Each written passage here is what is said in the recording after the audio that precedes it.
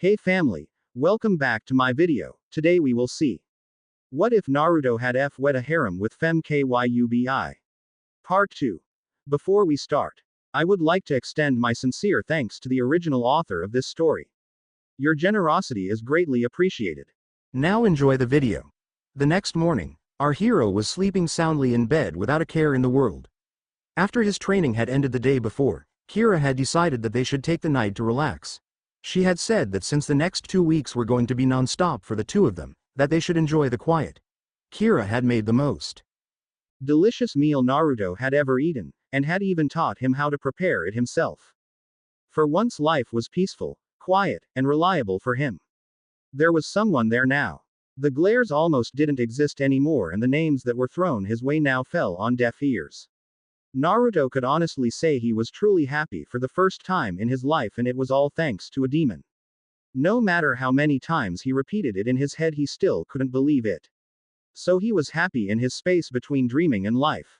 That is until his finely tuned body said it was time to wake up. For all the training and abilities Naruto had acquired recently, he could not win the battle of telling his new body to sleep in. Crap. Why is it that I can never win this? Well, time to get moving. Training doesn't do itself. As he began to leave the comfort of his bed, until he noticed something heavy was on his arm. Huh? My pillow isn't this heavy. In his dazed state of mind, he moved his finger to return the feeling to his hand and heard a slight moan. He also felt something soft and round in his hand. When he looked down, he saw the beautiful vision of Kira laying on his arm. Her beautiful hair fanned out beneath her, a slight blush on her flawless skin, and her left breast snugly in the warmth of his hand. Naruto's mind shut down for a moment at this revelation.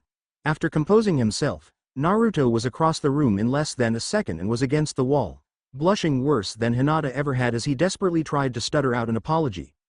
Kira for her part was just confused.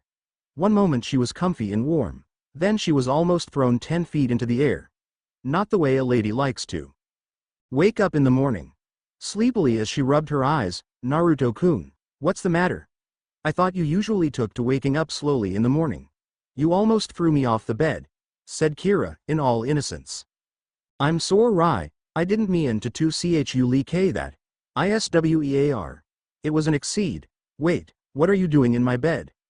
Kira, blushing slightly, said, well, after we returned from the compound last night, you went to bed while I took a shower. 13 years in a sewer can make you feel a little grimy. When I was done, you were already asleep. And since we weren't doing the cage Bunshin training last night, I didn't need to return to the seal, so I just decided to lay down next to you. Naruto was still sweating bullets, and Kira knew exactly why. That damned, bitchy, pink-haired little, she has him thinking all girls are foaming at the mouth over these kinds of things. Next chance I get, I'm going to knock her oversized forehead right through the ceiling. In a kind and placating voice one would use to soothe a child, Kira said, it's all right, Naruto-kun. I'm not like the pink-haired banshee. I won't hit you unless you meant to be a pervert. Remember what I told Hinata, even I have thoughts like that, so it's no big thing as long as it wasn't intentional, said Kira, trying not to giggle the whole time. Naruto had a sad smile on his face as he watched Kira laugh. Is this really my life now? Can I really be this happy? Will the village let me? Or is it just some trick of fate, bring me up just to let me fall again?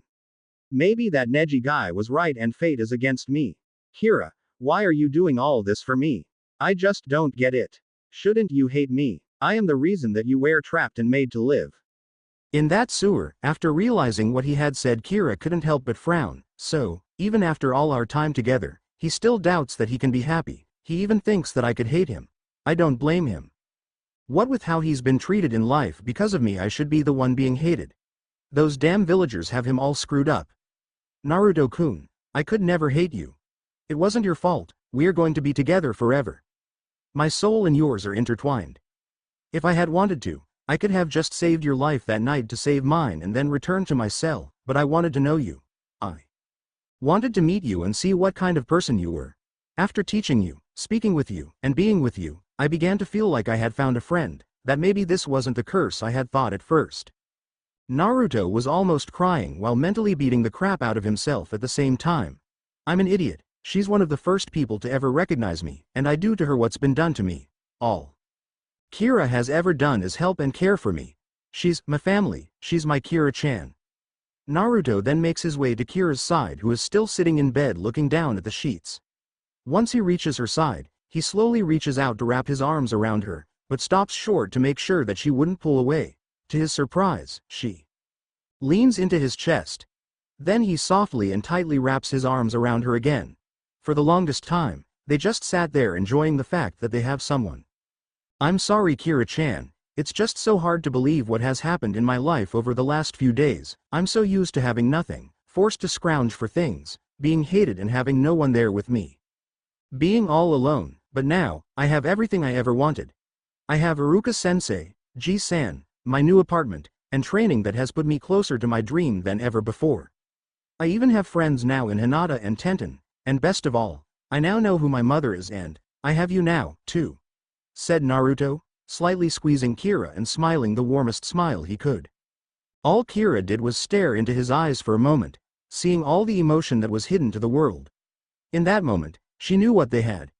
No one had ever seen his real eyes, the eyes of a boy-turned-man before his time that had seen more than they should have ever seen.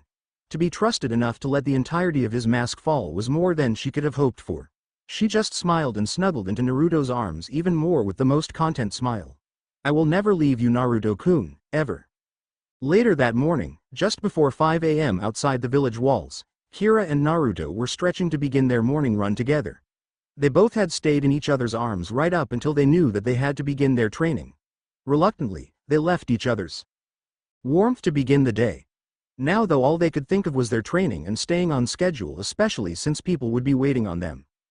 "Kira-chan, why are you going to run with me? I thought since your body was originally one of my cage bunshin that it couldn't get anything from exercise?" asked Naruto. "You're right, Naruto-kun, I can't improve the physique of this body. Not that it needs it," said Kira, while taking a pose that made Naruto blush. "I'm not doing this for the exercise. Every time this body is dispelled and resummoned, I will become just as physically trained as you, but my mind didn't receive any of the benefits yours did. In essence, I'm the exact opposite of you for the cage bunshin training." "What is that supposed to mean, Kira-chan? Remember that the training is only a shortcut to help you learn things faster and that you still need to do the training exercises yourself to finish it. That way you get the physical benefits of the work." "Yes," said Naruto, obviously confused. "Well, I'm the opposite. I get all the benefits of the physical training you do, but I don't get the knowledge you do. That means that every night while I'm sorting the knowledge from the cage bunshin, I will be studying it to see what I can use myself and what I can't. So the reason I'm running with you is that I need to do everything you do, but for different reasons. You train to improve your body. I train to get my mind used to working a human body, and we both will be learning from the cage bunshin at night. Does that mean that we will know all the same things and techniques? That will be great, we will be unbeatable together." "No, because I use pure Yuki. There are some human techniques that I can't do, such as create medical chakra. I also won't be able to use elemental jutsu. Well, at least mostly, and eventually neither will you for that matter." "What do you mean by that? Why would you and I not be able to use elemental jutsu?" With a deep sigh, Kira says, "I know you won't like this. I wasn't planning on telling you this until later.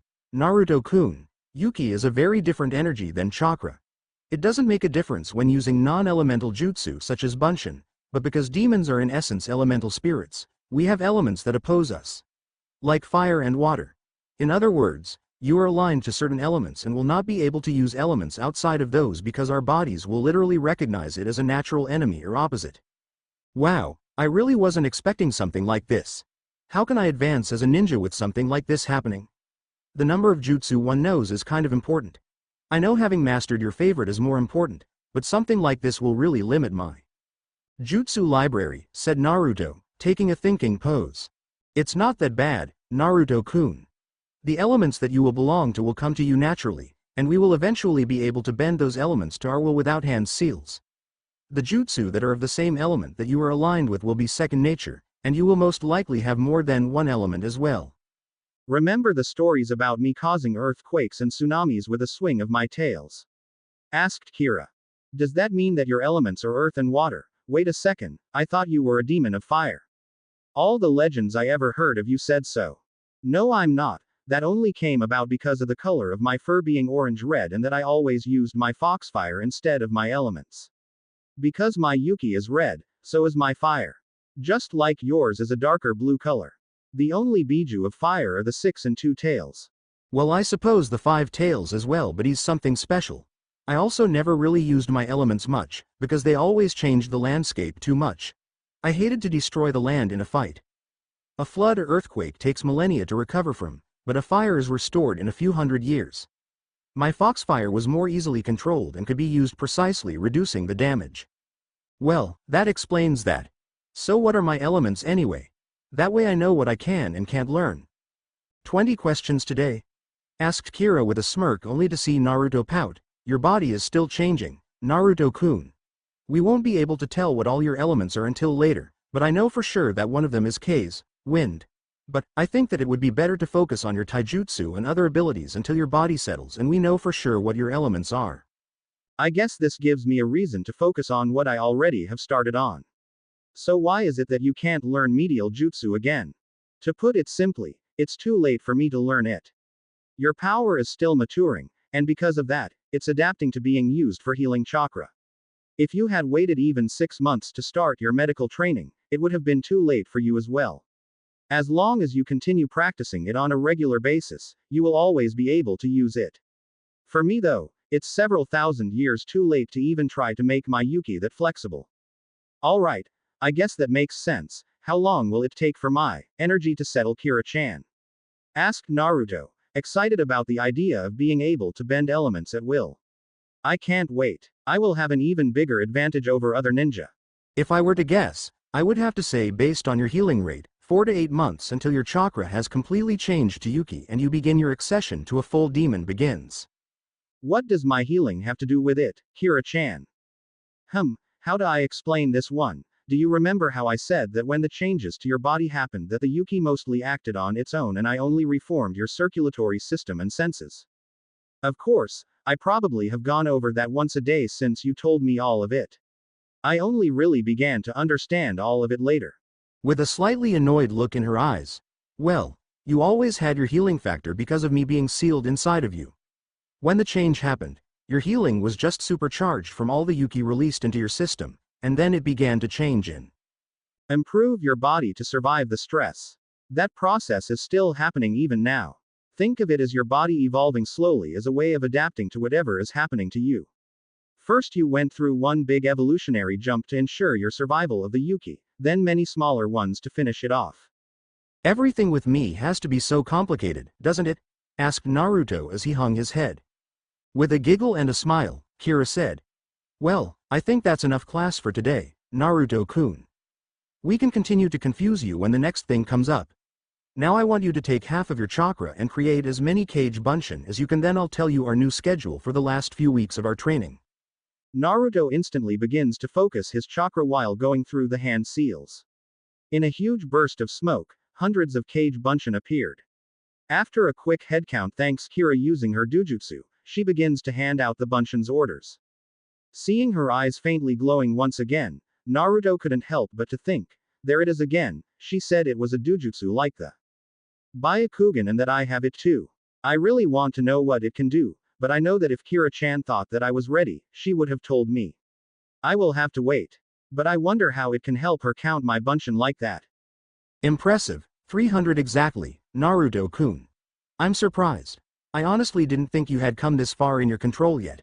When you pulled this on Mizuki Teme, you used 75% of your chakra and only created a little over 150 with how lousy your control was before. Said Kira, honestly surprised. Yeah, I know. I'm the best. Just wait, I'll be Hokage before you know it. Said Naruto while scratching the back of his neck.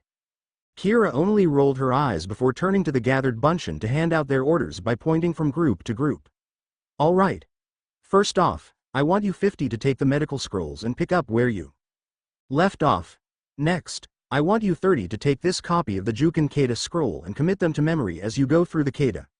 You 5 work on mastering bunshin, you 5 henge, you 5 kawarimi, you 20 shuriken kage bunshin no jutsu, you 20 bakuretsu kage bunshin no jutsu, you 5 kage shuriken no jutsu, and you 10 kokwangyu no jutsu. Now I know that each of you can only make 3 to 5 more cage bunshin each before you reach the limit of how many times your soul piece can split, but I want you 100 to practice creating Kage Bunshin and regular Bunshin at the same time while mixing them. It will be hard, but will be worth it. This will be a very effective strategy against anyone without significant experience or some kind of Dojutsu that can see Chakra.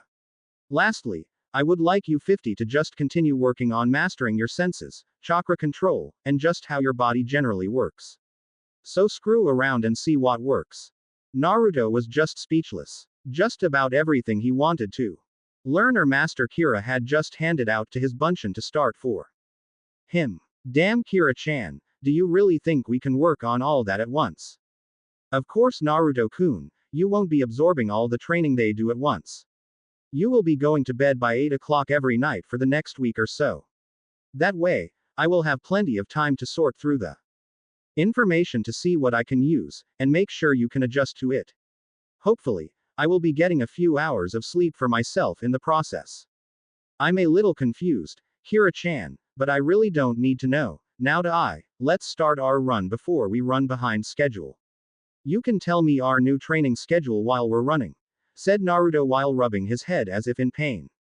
Sure Naruto-kun, and don't worry, the confusing stuff should be over for a while, as you already know. First off, 5 a.m. to 6 a.m. we run as many laps around the village as we can in this hour. We're doing this to improve our speed and just to understand our bodies better.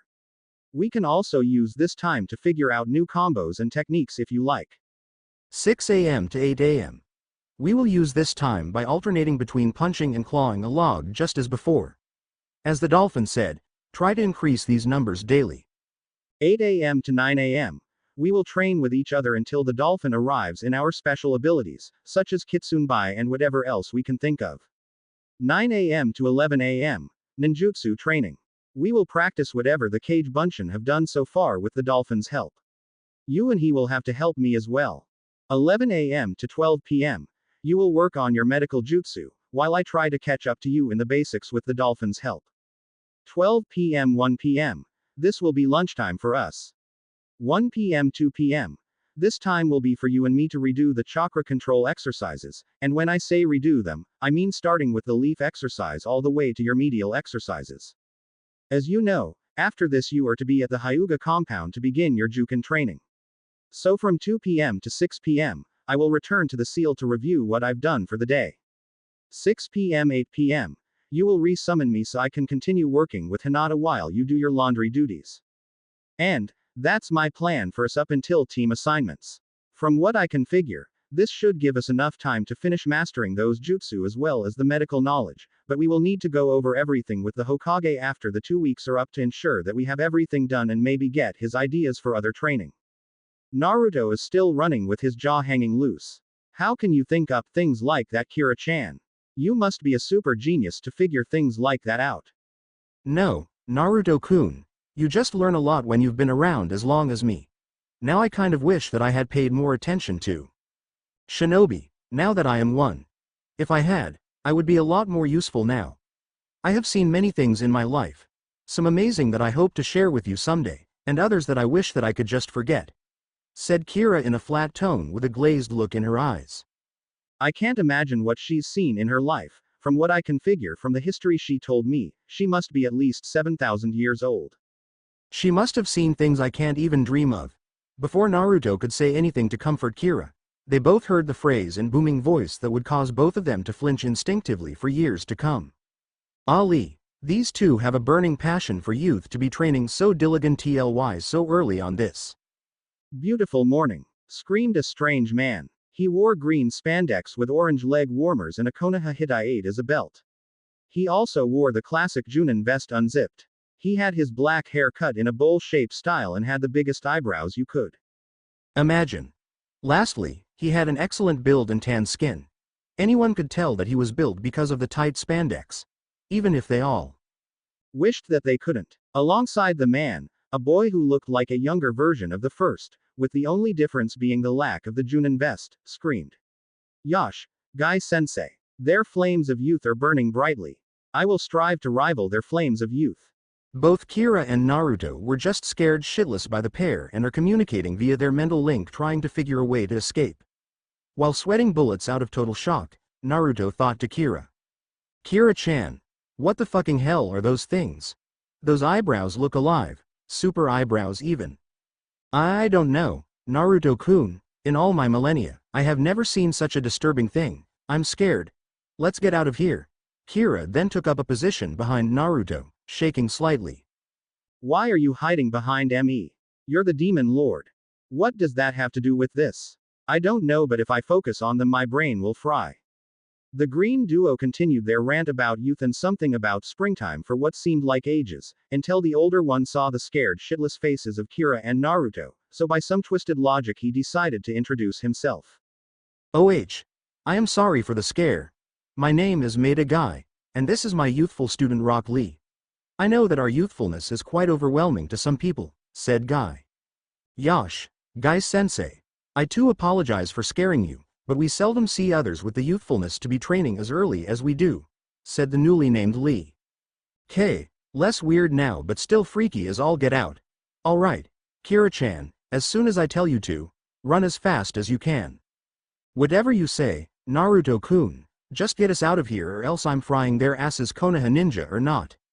Whether out of some village loyalty or the horrifying thought of a rampaging Kira, Naruto just knew this had to end. Well, thank you for the introduction and subsequent heart attack. My name is Uzumaki Naruto and this is Kira. I apologize for having to run, but if we are held up much longer, we will be thrown off our training schedule. I'm sure someone with your youthfulness will understand. Now let's go Kira, run. With that, both Kira and Naruto disappear in a kick-up of dust that even impresses both Lee and Guy. Guy-sensei, those two are as fast as I was last year, said Lee in awe. Correct, Lee. Those two must have been training hard to reach that level. If they continue, they could be at your level by next year or maybe sooner. I will prove that my flames of youth burn brighter and train even more. Yes, Lee. This is the springtime of youth. Now let us run into the sunset of youth to continue our pursuit of youthfulness. Lee and Guy then run slowly into the ocean sunset that has appeared on the horizon, completely ignoring that it's barely 6 a.m. Lemon here. See my other fix. A Midnight Dream is the name. In the real world, Hinata shot out of bed dripping with sweat. After scanning her room and figuring out what had happened, all she could do was let a bittersweet smile cross her face as she thought. So, it was another dream? At least I know that there's nothing wrong with me now. I always thought I was a bad person for thinking about Naruto-kun like that. If it wasn't for Naruto-kun asking Kira-chan to talk to me about it, I would still think like that, but now, I want to try these ideas. Hinata then climbed out of bed.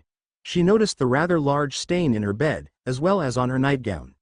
Not again. I wonder if that book Kira-chan had me look at with her is the reason for this? Before, it only happened every once in a while. I better sneak my sheets and gown down to the wash before the others are up, or else I will never live down the embarrassment. After changing her bed and dressing for the day, Hinata easily jumped into the tree outside her window and dropped her soiled laundry into the rest. I wonder if Kira-chan will come again today. Because of her and Naruto-kun, I've come closer to my dreams than ever before, and as soon as I can prove to Kira-chan that I'm good enough for Naruto-kun, she said that she would share him with me. As Hinata was walking through her family estate, she just couldn't help but to smile and think of her time with Naruto. I always dreamed of Naruto-kun being all mine, but with Kira-chan around, I have no chance at that, but maybe sharing him will be better. I doubt that I would ever have the strength to tell him how I feel myself, but with Kira-chan there, I will have Naruto-kun someday. I'll prove that I can be strong for him and won't be a burden, I swear I will. Thought Hinata, with passion burning in her eyes. Hinata finally arrived at her clan's training grounds and began to go through the first 7 kata of Jukin so she would be ready to help Naruto when he got there. Unknown to her, Hiyashi was watching her from his top floor office. Uzumaki, you are already turning my daughter into the person I knew she could be. I can't wait to see what she will be like when you are done with your training in Jukin, said Hiyashi as he watched his thought-weakling daughter attack the poor stump as if she were possessed by the Kyubi itself. If only he knew. Later the same day in Ichiraku Ramen, Naruto, Kira, and Iruka were eating lunch while discussing their training. Well, I have to say, the two of you blew me away today. Naruto, you have everything for your basic training down. You just need experience and to master your jutsu a bit more. I don't know how you did it in only 3 days, but you did, said Iruka to a brightly smiling Naruto. As for you, Kira, when the two of you asked me to train you as a shinobi, I thought you were too old to begin training to use chakra. However, you managed to prove me wrong. As far as I can figure, if I focus on training you in your basics for the next week or so, you should be caught up with Naruto in no time. I still can't believe someone that knows as much as you do about chakra has never been trained as a shinobi. Most regular Jounin don't have the knowledge you do. I just train hard with Naruto-kun, Iruka-sensei, but thank you for the compliment, said Kira, gritting her teeth to not call him Dolphin. Yeah, Kira-chan is the best, isn't she? There's nothing she can't do, said Naruto with a big smile. Iruka, hearing this, hatches a plan for little revenge after all the Oiroke no Jutsu he's had to suffer through. So, Naruto, I guess that means that you and Kira are little more than just friends, huh? What are the two of you really? Naruto just freezes up, not sure how to respond. Shit, what do I say? I think we are more, but what does Kira-chan think? If I answer wrong, I could get her mad at me. What do I do? This is a no-win. God damn it, sensei. Hearing the question from Iruka, both Tuchi and Ayame came over to hear what the answer was.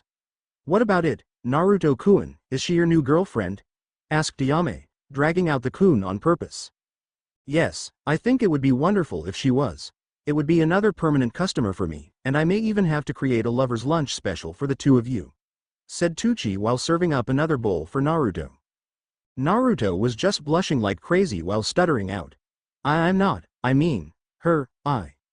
Kira was just having a slight giggle as she leaned on the counter because of Naruto's responses as she listened to his thought process.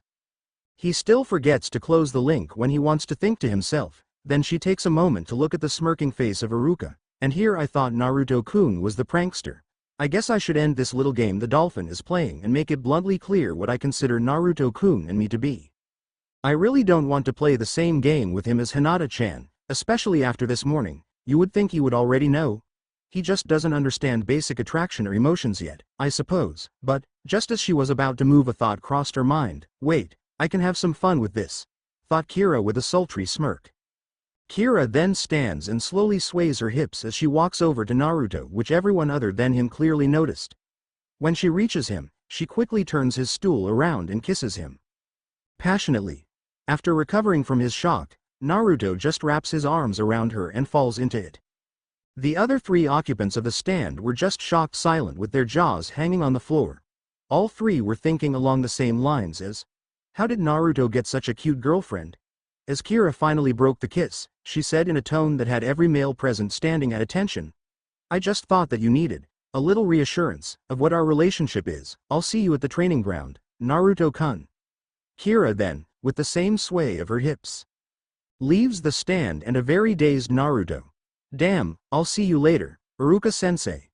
Naruto then leaves the stand in a blur of speed worthy of Lee. Naruto always keeps things interesting, doesn't he? Asked Iruka, earning him 2 nods. Later that day, just before 1 o'clock, we find Kira and Naruto finishing up their training for the day at the same training ground as earlier. So, Kira-chan, I was wondering, could you at least tell me what this Dojutsu is supposed to do? Or is it something that needs to wait until we begin training with it? Asked Naruto, while balancing a piece of grass on his hand on a precise flow of chakra. I suppose not, as long as you promise not to mess with it without me saying you're ready. We don't need you going blind, now do we? Asked Kira with a playful smirk. Of course, I'm just curious, that's all. If you say to wait, then of course I will. Alright then, you better sit down for this. It's going to take a while for you to understand all of this. Besides, you've earned a break. Naruto walks over to the nearest tree and sits against it under the shade. After fidgeting a little to get comfortable, he opens his arms wide. Kira just smirks and sits down, leaning the back of her head against his chest while he wraps his arms around her. If anyone could see Naruto right now, they would automatically notice the major smile on his face. First off, let me ask you, what do you know about the Byakugan's abilities, since it's the Dojutsu you have had the most contact with? Well, it can see chakra, 360 degrees around the user, through solid objects, the chakra circuit.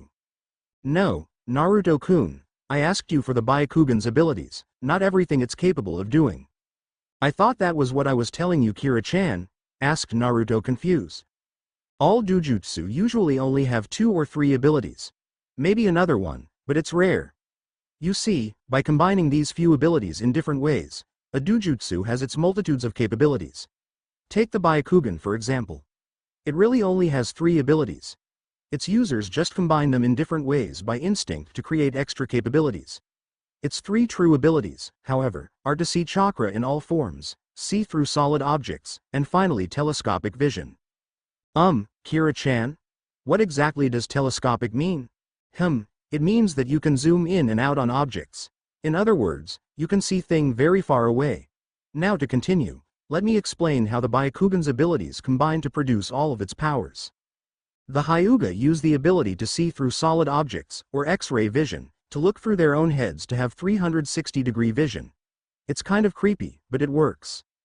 They see through genjutsu by seeing the chakra that makes it up. If you can see the chakra for the illusion, then it's basically useless since they know what's going on. Even though they can't dispel the genjutsu with their eyes, they can always tell when it's being used. The ability to see the chakra circulatory system is the combination of their X-ray vision and the ability to see chakra. They can see the tenketsu's points because of their telescopic vision while viewing the chakra circulatory system.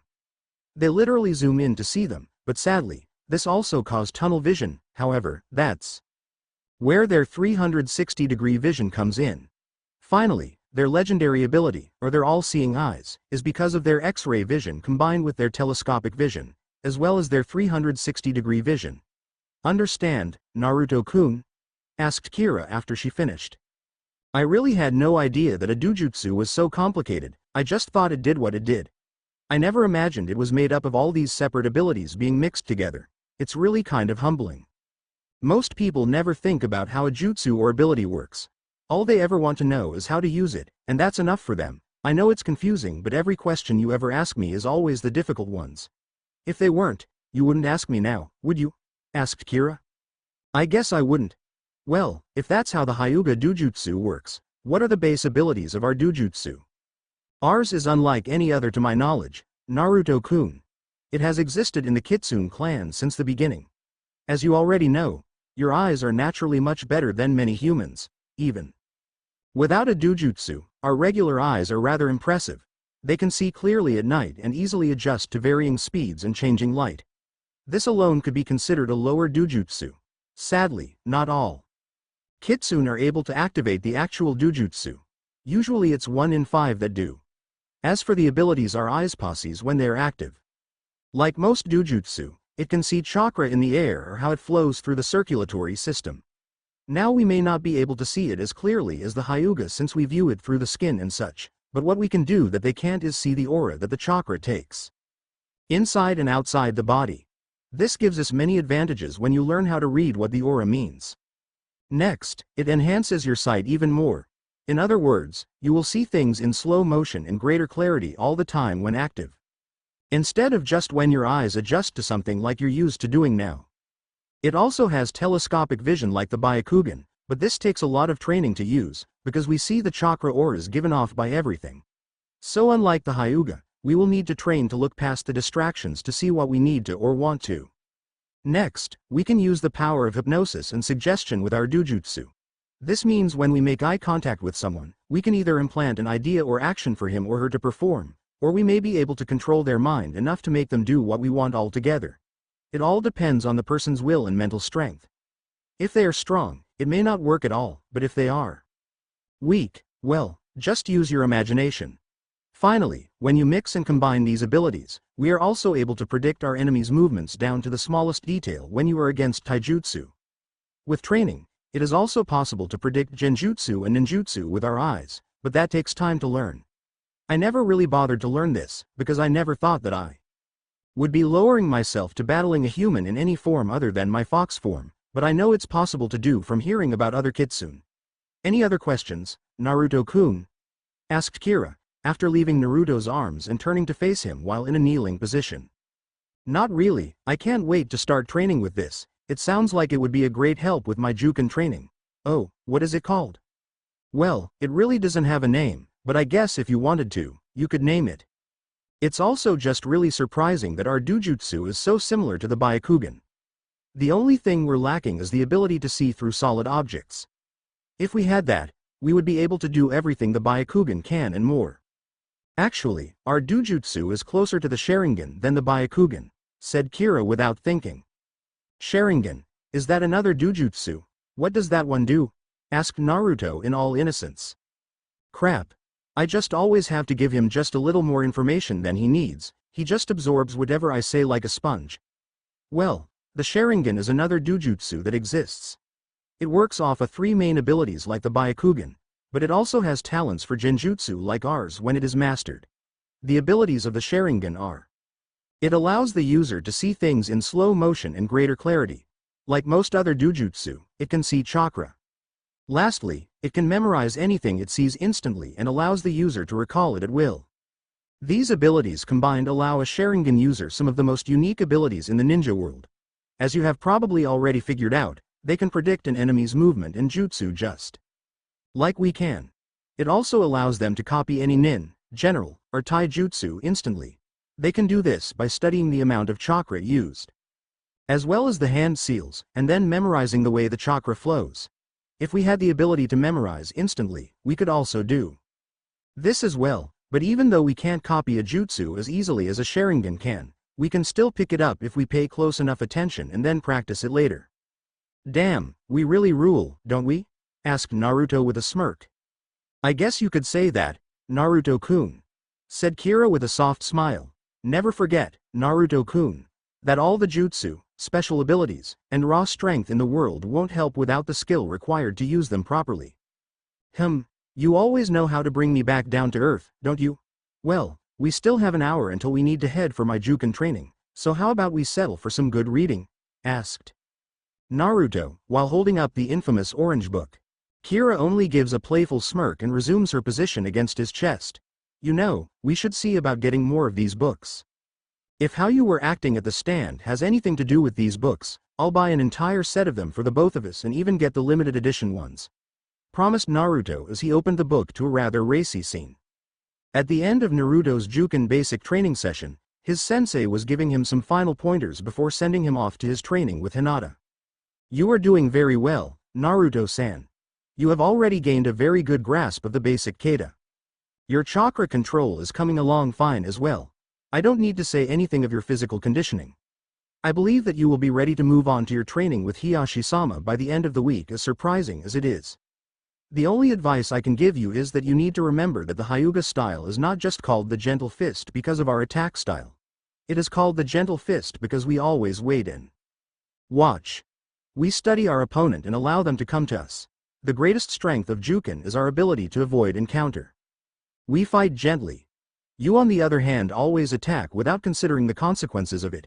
You may be a veritable tank when it comes to close quarters combat, but because of the way you are using our style, you are losing its true advantage.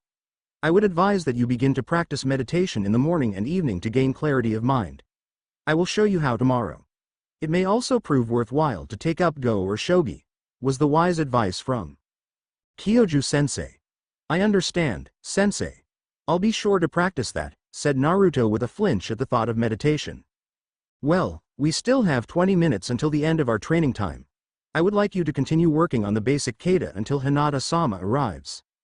Of course, Kyoju-sensei. I will see you tomorrow, said Naruto with a bow. For the rest of his time, Naruto continued to go through the kata, while Kira was commenting here and there or explaining what she and he needs to do to improve further. In a gentle voice just loud enough to be heard, "Good afternoon, Naruto-kun," said Hinata. Naruto, hearing Hinata, turns to her and says, "Hi Hinata, is it time for our training already? Time really flies when you're training." "Yes. Well, what would you like to begin today with, Naruto-kun?" asked Hinata in her ever-soft voice, but to Naruto's surprise, not a single stutter. "Wow, Kira-chan, what did you do last night? She's almost a different girl. She is still quiet and has the confidence problem, but this is much better than the blushing stutter machine she was before. All I did was give her someone to talk to about her personal thoughts, Naruto-kun. She just needed someone that she could confide in. I doubt that she's had anyone to confide in since her mother. I think she will get even better in time. We just need to be there for her." Smiling, Naruto said, "Well, Hinata, how about you help me with the 5th kata? I'm having some trouble with it and I could really use your help." "Of course, Naruto-kun, Whatever I can do to help. I'm really doing it, I'm helping Naruto-kun. I want more. I want to be stronger. Stronger for Naruto-kun, stronger for everyone so I don't have to be a burden. She's going to be just fine, isn't she? Someday she really is going to be something, thought Naruto. Yes, she is Naruto-kun. She always was something. It was just her own confidence that held her back. Someday she will be a great asset to Naruto-kun. It's horrible that I only see her as a resource for him, but until I can get her out of this hole she's in, that's all she really is. A possibility. Let's begin, Naruto-kun. We have a lot to do today, said Hinata, still in her gentle voice, but with just a slight bit more resolve in it. End. Click the review button. You cannot resist the urge to review, and to send me $1. You really want to send me $1. Trainings End. Demonic Nemesis by Dark Fate. Baited by You Know Who You Are. Ch.10 Trainings End. Talking. Demon talking. Thinking. Demon thinking. Jutsu being used. If you see this in between a break, that means there is a lemon there. It will be numbered so you can find it listed with my other fix under the name, A Midnight Dream. The lemons will really have nothing to do with the main storyline other than being a way to express the strength of the relationship between characters. It's up to you if you want to read them or not. Disclaimer: no. AFCK it you know already, last time. Smiling, Naruto said, "Well, Hinata, how about you help me with the 5th kata? I'm having some trouble with it and I could really use your help." Of course, Naruto-kun, whatever I can do to help. I'm really doing it, I'm helping Naruto-kun. I want more. I want to be stronger. Stronger for Naruto-kun, stronger for everyone so I don't have to be a burden. She's going to be just fine, isn't she? Someday she really is going to be something, thought Naruto. Yes, she is Naruto-kun. She always was something. It was just her own confidence that held her back. Someday she will be a great asset to Naruto-kun. It's horrible that I only see her as a resource for him, but until I can get her out of this hole she's in, that's all she really is. A possibility. Let's begin, Naruto-kun. We have a lot to do today, said Hinata, still in her gentle voice, but with just a slight bit more resolve in it. Later that evening in Naruto's apartment, he and Kira had just finished dinner. Kira had taught him how to cook different meats and season them for flavor already, so tonight she taught him how to cook using sauces. They had chicken in a spicy orange sauce on white rice. That was delicious, Kira-chan. I'm glad you liked it, Naruto-kun, said Kira with a smile. Now get to bed so we can dispel the cage bunshin. I'm not sure how long it will take me to sort through all of their memories, so I need all the time I can get. Alright Kira-chan, I'll see you in the morning and thank you for everything. I just can't think of any way to repay you for all you've done. You don't need to thank me, Naruto-kun. You already know why I'm doing this, so you should understand that I'm not doing this for thanks or for something in return, but if you insist, I always loved back rubs, said Kira with a soft smile. Naruto just continues on to bed with a smile plastered on his face. The next 2 weeks just seemed to fly by for the two of them. Every day flowed into the next, and with every passing day, the two become stronger and closer. For Naruto, it was the happiest time of his life. Every morning started the same for the two of them. Their run came first to begin their training for the day. Following the training schedule to master their special abilities was next. Then meeting Iruka to help with their basics and jutsu. Training with the Hyuga in the afternoon in Jukin and helping Hinata before his chores came last, and of course, Kira and Hinata always spent the next few hours just talking with each other. The cage bunshin were always working as well. This was exactly how Naruto and Kira spent their next 2 weeks of training, right up until the day of the team selections and their meeting with the Hokage to update him on their skills. What really surprised Naruto over the last 2 weeks was Kira's training in Kitsune by. Even though Kira had said that it was one of the 3 main abilities of a Kitsune, along with the Dojutsu and alter, Naruto had never thought of it as anything until she had taught him the first technique for it. The basic Kitsune Bai turned out to be an entire fighting style when used properly. A few days earlier, Naruto had just mastered forming a basic burst of Kitsune Bai, from not only Kira's Yuki, but by extracting the small amount of Yuki in his own chakra as well. He was rather disappointed though. When using Kira's Yuki, it took him less than a minute to form a burst, but out of his own energy, he was still over 6 minutes to gather. Enough. A few seconds was too long in the shinobi world, but minutes? You were just asking to get killed. Kira-chan. What good is Foxfire if it takes this much time to form a sphere? It would be rather useless as far as I can see, whined Naruto in a childlike voice. After a soft giggle from Kira, she said, well, I have to agree with you on that, Naruto-kun. 6 minutes to form a shot would be rather useless.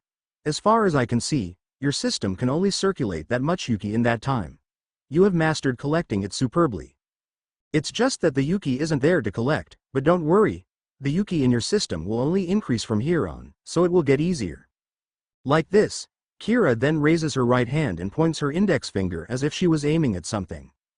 In an instant, her claw extended out and began to glow a fierce red before a sphere or crimson fire the size of a volleyball shot out and nearly destroyed a nearby tree. Naruto was just in awe of the display. When he went to check the tree, he noticed that the bark, as well as a large part of the tree itself, had been incinerated by the blast. The wood was a deep black and still hot to the touch, but nearly smooth with only a few rough spots. When he turned back to Kira, she said, this Naruto-kun is the first technique for Kitsune Bai, Fureya-tama. Flare shot. It works by focusing a burst of Kitsune Bai into your finger and then, by forcing it into your claw, it builds pressure. Then when you release your hold on it, well, you see the effect. Eventually, you can learn to do this from multiple spots on your body after enough time. Your fingers, fists, palms, feet, arms, legs, fur, mouth, whatever you can think of, as long as you can focus it there and force it out with enough force. Naruto, while still looking over the damage the tree received, had to just think, this would be very useful, but as it is now, 5 whole minutes minimum to create one shot. I guess I will have to wait. No, you won't, Naruto-kun, said Kira, which made Naruto jump. You forgot that I can hear your thoughts, didn't you? Asked Kira with a sigh.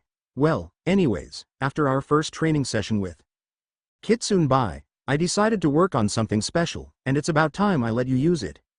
As Naruto looked on confused as to what Kira meant, she snapped her fingers, and to Naruto's surprise, his seals began to flare up as if on fire. At first, they began to glow a fierce red, then after a moment a shadowed blue, and then red again. As Naruto looked over his seals in interest, they began flashing faster and faster until they finally settled out in a light purple color. Kira-chan, what did you just do? Asked Naruto as his seals began to slowly fade. Well, I thought that an attack that took so long was rather useless, so I used a side effect of my seals being placed to an advantage. Side effect? What kind of advantage? Well, as you know, I said that the seals I placed are for me to send Yuki to you in emergencies, and then have your system absorb whatever was left so you could grow accustomed to it, correct? With Naruto's solid nod, she continued, well, it seems that ever since I placed them, they have constantly been taking small amounts of my Yuki and the Yuki your body has begun to produce and stored it. At first, I just thought it was doing this in order to reabsorb it once again, like a flood control on a canal, allowing it to overflow into another pool until the regular one was low enough, or in your case big enough to let it flow back. But after seeing the problem that you have been having, I decided to alter the seals to do that on purpose, and keep the extra pool full. Naruto had a confused look on his face as he scratched the back of his head and asked, and how is that an advantage again? I made you an artificial chakra pool. You now have a small orb of pure Yuki that has been gathered from the supply your body makes for yourself now instead of having to rely on mine. It isn't anywhere near as potent as mine, so there's no danger in using it as you like, but for now, you can only store enough for 3 shots with the Fureya-tama a day. I have also set it up that whenever you sleep, it will rejuvenate your reserves quicker. Cool. So I can actually use the Foxfire now. This is great. Wait, you said only 3 shots? How many can you fire in a day? Me? As long as I have Yuki, I can use them. Remember, the only reason you can't yet is because you have so little on hand. As the amount your body creates increases, so will your number of shots because your stored amount will build up along with it. That's cool. I guess I'll have to mess around with this some more. Will my seals always glow when I use Foxfire? No, only when they normally would. The seals only collect the Yuki. They have nothing to do with it when you use it. For right now, the Kitsune Bai and Fureya-tama are the only techniques you have enough stores for. When you build it up more, I'll teach you others. Looks like I have a new toy, finished Naruto as he formed a sphere of purple fire in his hand. He can already tell the difference between his chakra and the orb I created. Just how far can you go, Naruto? In the Sandaime Hokage's office. Well, Naruto-kun, It seems that the last 2 weeks has been very good to you and Kira. I have been getting very good reports from Iruka about your progress, but he could only comment on what he has seen. As the Hokage, I need to understand how far you have come with your Kage Bunshin helping the two of you train. I will promise you now that anything you tell me will remain with me unless it is absolutely necessary for me to disclose it to others," said the Sandaime using his Hokage voice. Both Naruto and Kira looked at each other for a moment, then looked at the Sandaime again and nodded that they agreed.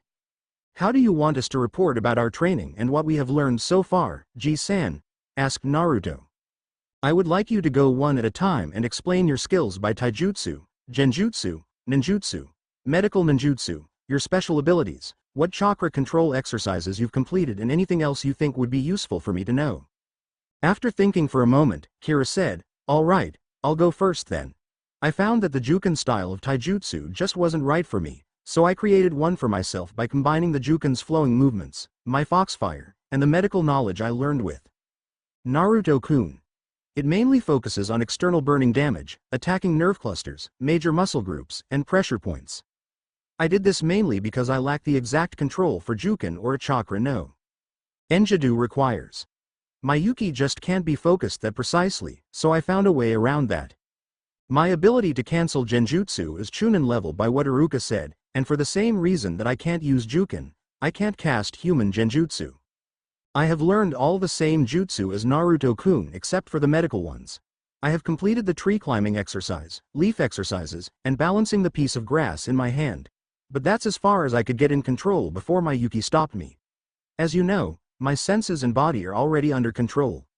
As for our dojutsu, I'll let Naruto-kun explain it to you," finished Kira. "That is very impressive, Kira. To create your own style, even with a basis on another, is very difficult. I would love to see a demonstration later. As for your control difficulties, there isn't much I can do about it. Yuki is an unknown in the ninja world, so I'm afraid that you are on your own for that, but if you need any help, just let me know," said the Sandaime. Kira had a thoughtful look for a moment before she asked, "Actually, Sandaime-sama, I wanted to know if you could provide me with some Suiden and Doden jutsu?" In the report I received last week on your progress, Iruka reported that the two of you refused to learn any elemental jutsu. The report said you couldn't because of the unique properties of Yuki being aligned to the elements?" asked the third. After taking a moment to think about how to word this, Kira said, "I declined then because I wanted to ensure that nothing about my aligned elements had changed. I am still a demon of earth and water, whether or not I'm in a human form. Naruto-kun still has a long way to go until his elements are decided. The only one we are sure of at the moment is wind. So we decided it would be better for him to wait until later to learn any elemental jutsu. It would be rather pointless to spend the time learning a jutsu, just to find out it's useless a few months later." Wind, just like his father. All right Kira, here is a scroll of Doden jutsu and here is one on Suiden jutsu. I don't believe I need to tell you to master the lower level jutsu in those scrolls before moving on to the higher level ones?" asked the Sandaime. "Of course not, Sandaime-sama, and thank you for the jutsu," said Kira. "Oh, before I forget, here is your leaf Hite 8, Kira," said the third as he handed her a forehead protector. "You're giving me a symbol of the leaf? Don't you think that's a little off?" asked a confused Kira. "You are living in the Hidden Leaf Village, being trained by 2 leaf shinobi, or living with the child of a village hero and are answering to the Hokage. If you are not a member of the leaf, then I really must be getting senile," stated the third with a smirk. "That may be true, but I have no intention of leaving Naruto-kun's side, so I must decline your offer. The chances of me having to leave him for a mission are just too high to risk.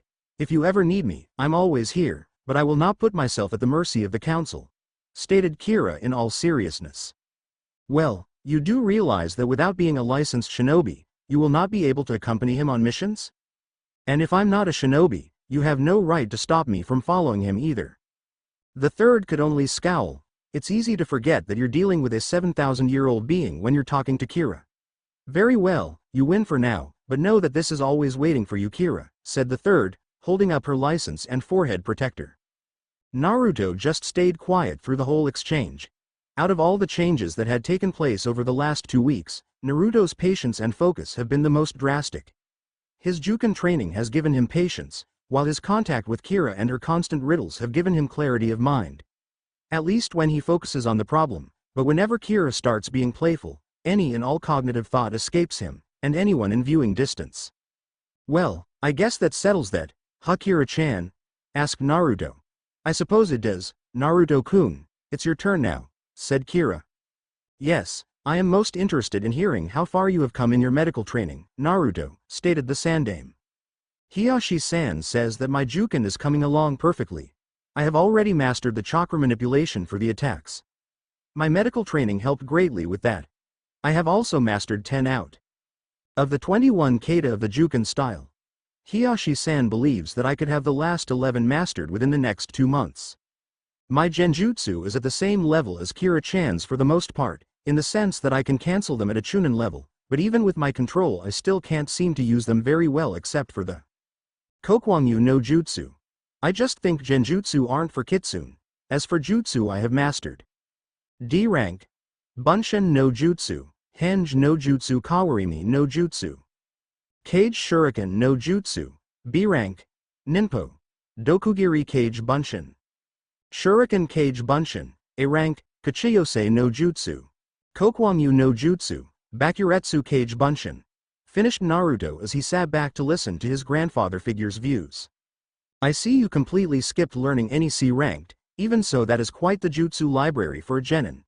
4D ranked jutsu, 1B ranked, 2B ranked kenjutsu, 1A ranked kenjutsu, and 2A ranked jutsu, 1 of which most Jounin can't even perform correctly. I would say you are doing fine. Especially considering that you didn't mention any of the jutsu from the medical scrolls, commented the Sandame with a glint in his eye. This morning, I also applied for my medic license, and now I'm waiting to hear back if I passed or not, said Naruto. Actually, Naruto, I just received the paperwork on that a moment ago, replied the third. Really? How did he do? Asked Kira, obviously worried. Naruto just listened on carefully, seeming to be the calmest he could be, but on the inside he was screaming to know if he had passed. I won't disgrace my mother's memory by making a scene over this, but I still want to pass. Well Naruto, you passed, said the third. I really passed? I passed my license exam, yes. Hearing this, Naruto and Kira couldn't help but to jump into each other's arms and share in a deep kiss that caught the elderly man by surprise and nearly had him on the floor. Composing himself, the Sandame said, yes, you did Naruto. The examiners were very impressed with you. You passed and were awarded a third-class field license. Your knowledge and the practical skills you displayed warranted a first-class license, but because of your young age and lack of experience in the field of being a medic or a shinobi, you were restricted to a third class. They also said that your knowledge of diseases and more serious operations was limited. You will be required to work in the hospital for 5 hours a day, 4 days a week when not out of the village to maintain your license. You will receive pay for this, of course. I hope it was okay. But I scheduled you to start the day after tomorrow on the bird shift. That shift is 9 p.m. to 2 a.m. I thought it would work well for you. That's just great, G-san. I can't wait to start, said Naruto with excitement and the old hyperness shining through. I'm glad that you're happy about it. Well, here is your medic license, as well as your shinobi license. Now, you need to finish your report. You need to be at the team assignments in an hour. Alright, I guess I can skip the medic report, so the special abilities I have mastered are my senses, the workings and needs of this new body. Well, I guess that really didn't need to be reported, but yeah. My Foxfire to a point, and I'm just starting to work on my Dojutsu. I don't want to explain it because it would take too long, so I just wrote down its abilities on this scroll for you, as well as all my other changes and even my history to this point. I just thought you would like a copy of everything. It also saves me from having to explain any of this again. Other than that, I'm done with my report, said Naruto with a fox grin in place. Well, I'm very impressed with the both of you. I can only say that I will be here for you when you need me, be it questions or help in your training. I have instructed my secretary to always let you in. Actually, Sandame-sama, I wanted to know if you know anyone who can teach me in Naruto-kun Kenjutsu? Asked Kira. Both Naruto and the third looked at her strangely for a moment. Why would the two of you need to learn Kenjutsu? Asked the Sandame. Well, it's always good to know other things. I also just wanted something to take up Naruto-kun's spare time, said Kira. What do you think, Naruto? Would you like to learn Kenjutsu also? Your schedule is going to be rather busy still. Most teams meet around 7 a.m. and are together until 2 o'clock or 3 p.m., and I'm sure Hiyashi is waiting to hear your new schedule so he can plan out your Juken training. Also, don't forget you still will be working in the hospital from 9 p.m. to 2 a.m. If Kira-chan thinks I should, then of course. So do you think you could get me a sensei once I get my time all straightened out? Asked Naruto. Of course, I have the perfect sensei in mind. He is a master of the Konoha Shadow sword style. It should be perfect for you. His name is Gecko Hayate. He is young for a Jounin, but is very skilled. I will be seeing him later today and will ask if he is willing to teach you.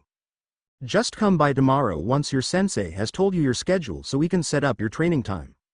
Both Naruto and Kira bow politely and say their goodbyes before leaving for the academy. Well, what do you think of them, Hayate? Asked the Sandame to the man hiding in the shadows of the room. He certainly reminds me of his father, Hokage-sama. His father may not have finished my training with the sword, but he was the one to begin it and give me the scrolls for it with this very sword. The least I can do to repay the man is to train his son, said a slightly sickly-looking man that emerged from the shadows. He wore the customary Jounin uniform, had mid-length brown hair, wore a bandana over his head with the leaf symbol and a sword on his back. That's good. I would have hated to have ordered you to do it. I will send you the training time tomorrow. You can leave now to prepare, said the Hokage. Hi, Hokage-sama. The Ninja Academy was just as busy as any other day, but today was just a little more tense. Every person here has been waiting for nearly 2 weeks to get their team, and today was the day. Iruka's class was full. 24 of the original graduates were there and waiting for the class to begin and their fate to be determined. As the door slid open, the boys in the room were privy to the entry of a goddess. Her hair was a beautiful silky orange-red color that went down to her mid-thigh. Her pale red eyes looked upon them silently as she walked in. She wore a fishnet shirt with a black cloth wrapped around her chest underneath that showed her smooth stomach well. Covering the shirt is a blood-red flank jacket with black trim. She also wore a pair of black short shorts with a red skirt around them. Her legs were covered with what looked like black stockings that disappeared into normal black shinobi sandals and wore the standard shinobi equipment. Lastly, she wore what almost looked like a black choker covered with kanji. She was just gorgeous.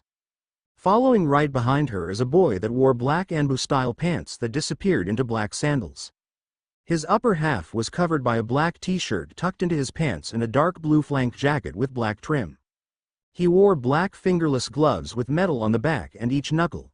His hair was a spiky dark blonde color with ebony roots and crimson tips that was tied into a loose ponytail that fell in between his shoulder blades. He had bright blue eyes and 3 thin whisker marks per cheek. Lastly, he wore a shuriken holster on his right thigh, an equipment pouch on his back right hip, a black scroll case on his left thigh, a Konoha Hite on his forehead and black bands on his wrists and ankles. Every boy and girl in the room was eyeing one of the two. Some of the more daring boys even shouted catcalls at Kira only to receive death glares from Naruto. Leaning in, Kira gives Naruto a quick peck on the cheek before saying, "I'll see you later, Naruto-kun. Don't do anything too rash now." "I'll see you later, Kira-chan," said Naruto as Kira disappeared in a cloud of smoke. Most assumed she left like most high-level shinobi. But she had actually just returned to the seal. Before, the world of the seal was a dirty, dark sewer. Now, with Kira by Naruto's side, it had become the inside of a well-furnished study and library. The walls were a dark polished wood and the floor was of an exquisite dark marble. The walls were covered in bookshelves that contained all of Naruto's knowledge. The books contained his training, jutsu, and even his memories of darker times. The room had a giant fireplace and exquisite armchairs and couches. It also had a giant window on one side to see through Naruto's eyes. Naruto had even created a door for Kira to summon herself if required, but that took nearly 10 times the normal amount of chakra needed because of the seal itself, which incidentally was enough for 120 kg. Bunshin, so it was really only for emergencies since even for Naruto. That was about a third of his chakra. If it's alright with you, Naruto-kun, I'm going to catch up on some sleep. Just wake me up if you need me, okay? Said Kira. I'll be fine, Kira-chan. Just enjoy yourself, now that the cage Bunshin training is over. Why don't you take the next 2 or 3 days off? We can get back to our training once I know what my sensei is like. That sounds great, Naruto-kun, said Kira just before she passed out on the couch in the mindscape. The training was really hard on you, wasn't it? I'll take it from here, Kira-chan, thought Naruto as he began to head for his seat. What are you doing here, Naruto? You do know that this is for graduates only, right? Asked the ever-lazy Shikamaru. Yeah, Dobi, and how did you land such a babe? Bark, was the comment from the brash Kiba and his dog Akamaru. In a flat tone that surprises everyone, if you are that inattentive to detail, maybe you are the ones that should have failed, said Naruto, while tapping his Hite 8 with his finger. Also, who and how I meet Kira-chan is none of your business. Kiba just growled and Shikamaru said, you're just two Mendokus, troublesome, Naruto. Naruto just gave a smirk and headed for a seat next to Sasuke. On his way, he noticed Hinata sitting a few levels up, so he called up to her. Morning Hinata, how was your training with Hiyashi-san yesterday? In the same soft and gentle voice Naruto had come to know, Hinata said, it was fine, Naruto-kun. Father said that I should be ready for advanced training in a month or so.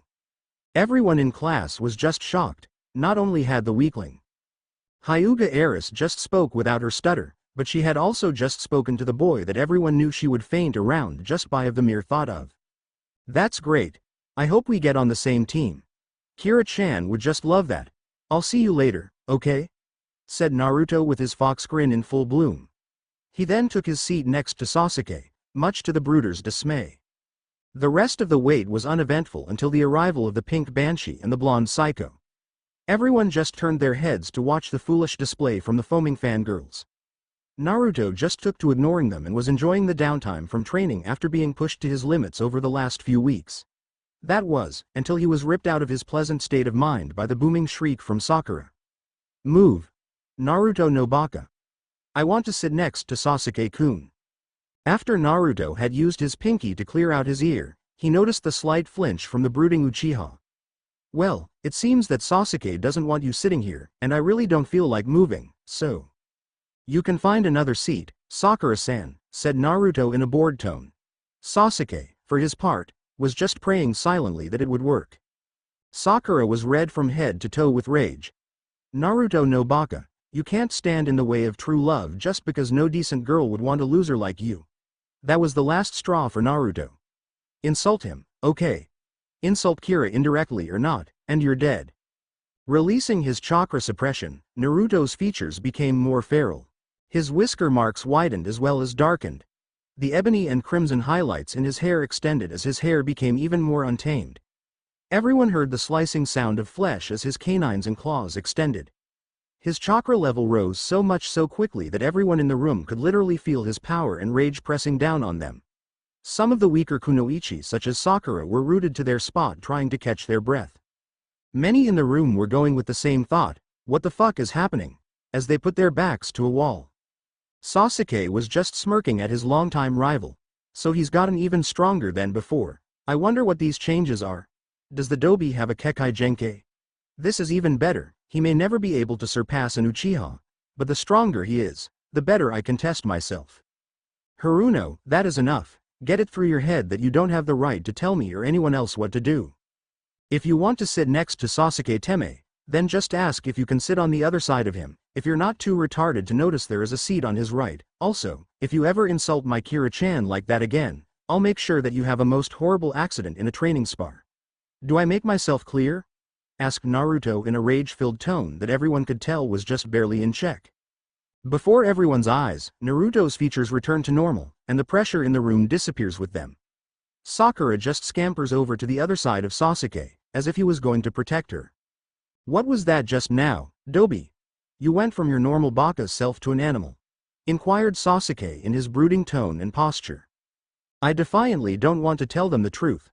I guess a half-truth is better. I hope they believe this horseshit. It's a Kekai Genkai that I recently activated. It changed my chakra into a denser and more powerful form. The cosmetic changes and a few other abilities are just bonuses, said Naruto with a smirk. Most of the class took this pretty easily enough, since no one really knew anything about Naruto, so they couldn't argue. The only ones that thought more to it were Kiba, Shino, Hinata, Sasuke, and Shikamaru. Akamaru, what did you get from the chakra he let out? Asked Kiba, It was strong and he smells like a fox, but I don't know what these other scents are. Barked Akamaru. Shino only knew that his insects were uneasy being near Naruto. Hinata already knew the extent of Naruto's powers from Kira. The only thing that Naruto and Kira wouldn't tell her is how he had them. She was hurt that they wouldn't tell her, but she knew she still had a ways to go yet. I will get there, Naruto-kun. I'll prove to Kira Nichan that I'm strong enough soon. This guy is just too mendokus for his own good. I have never heard of a bloodline like that, and the pressure from that chakra. The last time I felt something like that was when Dad used killing intent in one of our spars.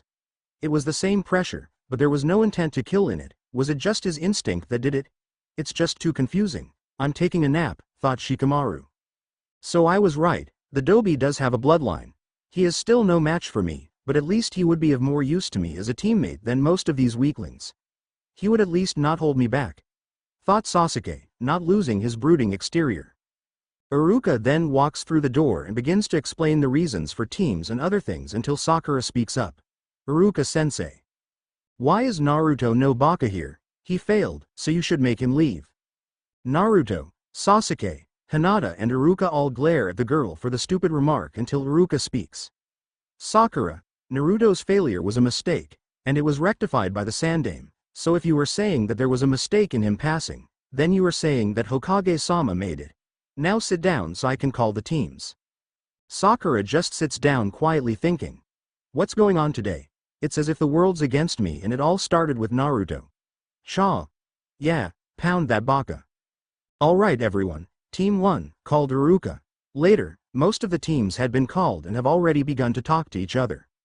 Next Team 7, Uzumaki Naruto. Haruno Sakura. Hearing this, both Naruto and Sakura slam their heads on the desk saying, why him, her? And, Uchiha Sasuke. Your instructor is Hitaki Kakashi. Naruto and Sasuke smirk at each other as if saying, better than anyone else. Sakura just made a victory sign at all the girls in class until she stood and asked. Sensei. Why is Naruto no Baka being paired with me and Sasuke-kun? Sasuke-kun is the rookie of the year, and I received the highest academic scores, so why? With a deep sigh from several in the class, Iruka says, all the teams are made to balance skills and abilities so every member covers for the other's shortcomings. You see, in your team's case, Sasuke has all-around level skills and is only lacking experience to become an excellent shinobi, while you, Sakura, are lacking in physical power and just about everything other than having ample mental faculties. Naruto, on the other hand, has the highest stamina, speed, and chakra capacity of the class, but lacks the skills gained from extensive training. In other words, Sasuke is the fighter, you're the brains, and Naruto is the muscle. Or at least that is what the idea originally was when the teams were decided. Now that Naruto has activated his bloodline and received other training, we aren't sure where he's best suited, so we just decided to leave him where he is. Now that another interruption is done, let's finish the team assignments so I can dismiss you for lunch. Team 8. Inuzuka Kiba, Hyuga Hinata, and Aburame Shino. Your instructor is Yuki Kurenai. Team 9 is still in circulation from last year. In the Sandaime's office, the Jounin sensei have been watching their prospective students with the crystal ball since they had entered the classroom. Many were comparing their teams and trying to figure out the best way to test them. So that is the last Uchiha. Most promising new shinobi of this year. He seems rather interesting, said Kakashi. Just then, Naruto and Kira walk through the door and catch the eye of every male Jounin. One nameless Jounin just commented, a genin should not look that good, he said, referring to Kira. This earned him multiple death glares from the kunoichi in the room. That boy she's with is the Kyubi's container, is he not? Asked Kurenai. It looks like it, but he sure has changed, and who would have thought that the gorgeous kunoichi was his girl? Said the smoking Jounin when Kira kissed Naruto, just before leaving in a puff of smoke. That she is, and I would advise that you all keep your opinions about her to yourself. If there is one way to get on Naruto's bad side, it's through Kira, said the Sandaime. All the Jounin in the room just nod at the Hokage's advice. Any Jinchuriki, even a genin one, is a lot more than anyone wants mad at them. Just then, Kurenai sees the interaction between Naruto and Hinata and raises an eyebrow. That can't be the same girl I saw a few weeks ago. She just spoke without a stutter. Her voice was even heard that far away. What happened in the last few weeks, and what was that about her father training her again? That must be it. That Teme finally realized how foolish he has been. Good for you, Hinata. Thought the red-eyed Jounin. If only Kurenai knew the true reason for the girl's change. DF. Porn rules all. Rock. Was that really necessary? DF. Yes. A fangirl huh, don't those ever die? Asked Kakashi, after seeing Sakura begin to yell at Naruto. Just then, they all hear what she says and the third just says, oh no, well, you are all about to see why Kira is off limits. The occupants of the room are just dumbstruck by the power Naruto unleashed. They all paid close attention to his changes and the way he returned to normal. That was interesting, I'll have to remember that the girl is off limits if I ever run into the kid, said Asuma while taking another drag off his cigarette. The Sandame then shuts off the ball and turns to his Jounin. As you all know, you have a little over an hour before you meet your teams. I suggest you get ready. Hi, Hokage-sama, was the unanimous cry from the assembled Jounin. Back in the classroom, Iruka was just finishing up calling the teams. Finally, Team 10 is Nara Shikamaru, Yamanaka Ino, and Akamichi Choji. Your Jounin instructor is Sarutobi Asuma. I advise you all to use this time to get to know each other better, because these teams are going to be together for some time. You are all dismissed. As the teams were leaving, Naruto walked up to Sasuke and simply said, let's talk. Lunch is on me at the stand around the corner. Sasuke just grunted in reply and headed out the door. Sakura was still sitting in her seat, so Naruto called, Haruno, are you coming or what? Sakura just looks up confused, but when she saw the annoyed look in Naruto's eye, she just stood and ran out the door. At the tea stand across from the academy, Naruto, Sasuke and Sakura were just sitting in silence. Damn, this sucks. I guess I'll have to begin. Look, said Naruto, gaining his teammates' attention, I know that we have some problems with each other and we have never really been the best of friends. But until we become Chunin, get killed, or quit, we are stuck together, so we may as well try to get along and learn from each other like Iruka-sensei said. Naruto paused for a moment to let this sink in. I need skills and strategy, Sasuke need experience, and Sakura needs physical training. We all have something to learn from each other, so we may as well try. I don't think that Sasuke-kun can learn anything from you, Baka, but I do need training and Kami knows you need a brain, was Sakura's stinging remark. I understand what you're saying, Dobi, but it sounds like you have an idea floating around in that head of yours, so why not just spit it out already? Said Sasuke. Nothing gets past you, Sasuke. We don't have to be friends or even like each other to be a team. All we have to do is work together to attain our goals and grow stronger. So I suggest that we each pick something to focus on like nin, general, or taijutsu. We all focus on learning one jutsu or move to teach each other every couple weeks. I thought that Sasuke could focus on ninjutsu, Sakura genjutsu. I could learn taijutsu and anything that I find interesting or useful. This way we all get balanced skills and don't have to strain too much to learn. What do you guys think? That actually sounds good, Dobi. I can't believe that you came up with the idea, but what if one of us learns a jutsu they don't want to share? I am learning the Uchiha secret jutsu, after all, and I have no intention of sharing them with a Dobi or fangirl, commented Sasuke. Sakura could only look down, thinking, is that all Sasuke sees me as? Well, every ninja has their secrets and we're no different. If there's something you don't want to share, then don't. All I ask is that when the 2 weeks come around, that you have something to share. That way we all advance at a steady pace, and to prove that I mean it, here is a scroll with a jutsu for the both of you. It's only a D rank, but it's very useful Kage Shuriken no Jutsu. Well, that's all I wanted to say to you two. I'll see you back in class. Naruto then pays for their meals and leaves. Maybe this team won't be the burden I thought it would be, said Sasuke while pocketing the scroll. While looking down at the scroll in her hand, Sakura couldn't help but to think, what happened to the Baka? He isn't anything like he used to be. Even Sasuke-kun seems to like him now. Maybe I should be nicer to him. Later that day Naruto, Sasuke, and Sakura were still in the room, waiting for their sensei to arrive. At first, the three remained quiet, but eventually the boys had taken to practicing the new jutsu with each other, with Sakura trying every once in a while as well. After working at that for a while, Naruto had pulled out a travel shogi board and had challenged his teammates to a game. Surprisingly, Sasuke and Naruto were evenly matched at the game, just as with many other things. Sakura, on the other hand, was whipping the floor with the boys. 2 hours later, all three were nearly clawing their eyes out from the boredom. "I can't believe this guy is this late. Maybe we should play a little prank to teach him a lesson?" asked Naruto. Before either of his teammates could answer, they hear the sound of someone coming down the hall. All three turn their attention to the door as it slid open to reveal a man that was the classic definition of a Jounin shinobi. The only distinguishing features about the man is his spiky gray hair that stood straight up, his hite covering his left eye and a mask covering his neck and face. The man took a moment to scan the room before asking, "Is this Team 7? After getting a nod, he continued, "Well, my first impression of you is, you're all very interesting, but not in a good way. Meet me on the roof in 10 minutes. All three of the kids just sweat drop from the man's comment. On the roof, not even 5 minutes later. Kakashi was leaning on the railing, legs crossed and hands stuffed into his pockets. He was very relaxed. "All right, you three. Let's start with some basic introductions. You know your likes, dislikes, Hobbies, dreams for the future, and anything else you want to add." Naruto shrugged, throwing Kakashi an evil grin, borderline smirk. "You first, sensei. You're the unknown here after all." In a perfect imitation of Naruto, Kakashi shrugged. "My name is Hitaki Kakashi. My likes and dislikes are none of your business. Dreams for the future?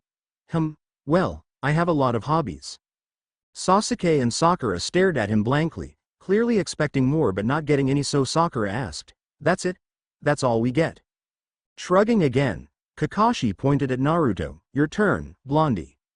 Naruto rolled his shoulders back and heard a satisfying crack. "Name's Uzumaki Naruto. I love my Kira-chan, like ramen, and learning new things. I dislike pompous asses that have a stick shoved up their asses." Here he threw a glance at Sasuke with a smirk. Sakura glared and Sasuke only smirked in return. "I also dislike the majority of the Hyuga clan and the 3 minutes it takes to cook ramen. My dreams are to become the strongest ninja in the world, gain the title of Hokage, and follow in my mother's footsteps to become a medic nin. I also." Naruto's mood noticeably takes a darker turn, and everyone gives a slight shiver because when he begins to speak again, it sounds nothing short of demonic. "I also have another, I guess you couldn't call it a dream. There is a man that took my family from me the day I was born by tricking another. I will kill him in the most painful way I can imagine, and ensure that he can't ever do it to anyone else." Sasuke shot him a confused glare while thinking. So that's why he's so strong. He too is an Avenger, but if that's true, how can he be the way he is? He is always happy and almost always looks to others. I will see. Naruto just ignored the glare and looked at the clouds. Sakura just thought. Naruto just got way too creepy. Well, that was unexpected. Who was his mother, and who is this person he blames for the Kyubi's attack? I need to look into this. Kakashi pointed to the female of the group. Your turn now, Pinky. Sakura beamed. My name is Haruno Sakura. She tossed a glance at Sasuke, then giggled and blushed. I dislike Naruto and Ino Pig. My dream for the future, she shot another glance at. Sasuke, blushed then squealed. Kakashi took this as the sign to move on. Your turn, brooding one, he said, pointing to the resident Uchiha. Sasuke gave his patented death glare, and then sighed exasperatedly. My name is Uchiha Sasuke. I have few likes, and very many dislikes, too many to list, one of which is all my fangirls. Training, if you can consider that a hobby, and, he paused. I don't want to call it a dream, it's more of an ambition. To restore my clan and, like Naruto, to kill a certain man for ruining my life. Sasuke-kun is so cool, thought Sakura. I should have expected as much, an Avenger. So I have a fangirl, a brooding Avenger, and a Jinchuriki that is possible unstable. Kakashi stood still for a moment, then seeing they were done, stood from the railing. All right, we'll begin our duties tomorrow with some survival training, just the four of us. But, Sensei, Sakura said, looking unsure of herself. We already did plenty of that at the academy. Kakashi leaned against the railing again while chuckling. His voice had an, I know something you don't know, tone to it. You guys are gonna flip when you hear this. You see, the academy graduation test is just to see if you have what it takes to be genin. The real test is administered by us Jounin sensei. Kakashi leered at the newly formed Team 7 with an evil gleam in his visible eye. and that test has a failure rate of 66.6%. He turned, taking a small moment to joy from the looks of shock, anger, and fear on their faces. Meet me at training field 7 tomorrow at 5 a.m. Bring your ninja gear. He then began to leave, but just before he disappeared into smoke, he turned and said, "And don't eat breakfast. You'll just puke it up anyway." With that, the Cyclops was gone. After the three just sat there for a moment processing what they had just heard, Naruto tuned and asked, "What do you think, Sasuke?" "I'm not sure, but all we can do is show up tomorrow and find out." "What about the not eating breakfast part?" asked Sakura in an annoyed tone. "A fool goes into battle on a full stomach, but a complete idiot goes in starving. I say we meet Sensei halfway and eat something small." "Besides, he didn't order us, he only suggested it," said Naruto. "That actually makes sense, Dobi. What do you think this test is going to be on?" asked Sasuke. "He said survival, so I would say carry whatever you would on a mission. I just hope this is testing our skills and not putting us up against a Jounin," said Naruto, looking down. Sakura just looked confused for a moment. "Why would you say something like that? With Sasuke-kun here, we can't fail. The gap of power between the shinobi ranks is almost ridiculous. Even all three of us against a Jounin are unlikely to prevail. I'm just brainstorming here. We won't know until tomorrow." Sasuke just gives his classic grunt and heads off saying nothing, Sakura right behind him. "Well, this sucks." "Yes it does, Naruto-kun. All you can do now is wait for tomorrow to come and do your best." "There you are. Also, I will repost a list of the jutsu and what they do every few chapters just so you all know and don't lose track. Chakra no Enjadu is basically the chakra scalpel. It is a small 2-inch blade of chakra meant to be used for surgery without breaking the skin. Very precise control is needed for this. Rank Med Jutsu. Bunshin no Jutsu, clone, D rank. Creates an exact illusionary copy of the user. Henge no Jutsu, transformation, D rank. Transforms the user into the shape of another organism or object. The user's basic physical functions still remain the same, and they do not gain the inborn abilities of the new form X. A bird form will not allow the user to fly. Kawarimi no Jutsu, replacement, D rank.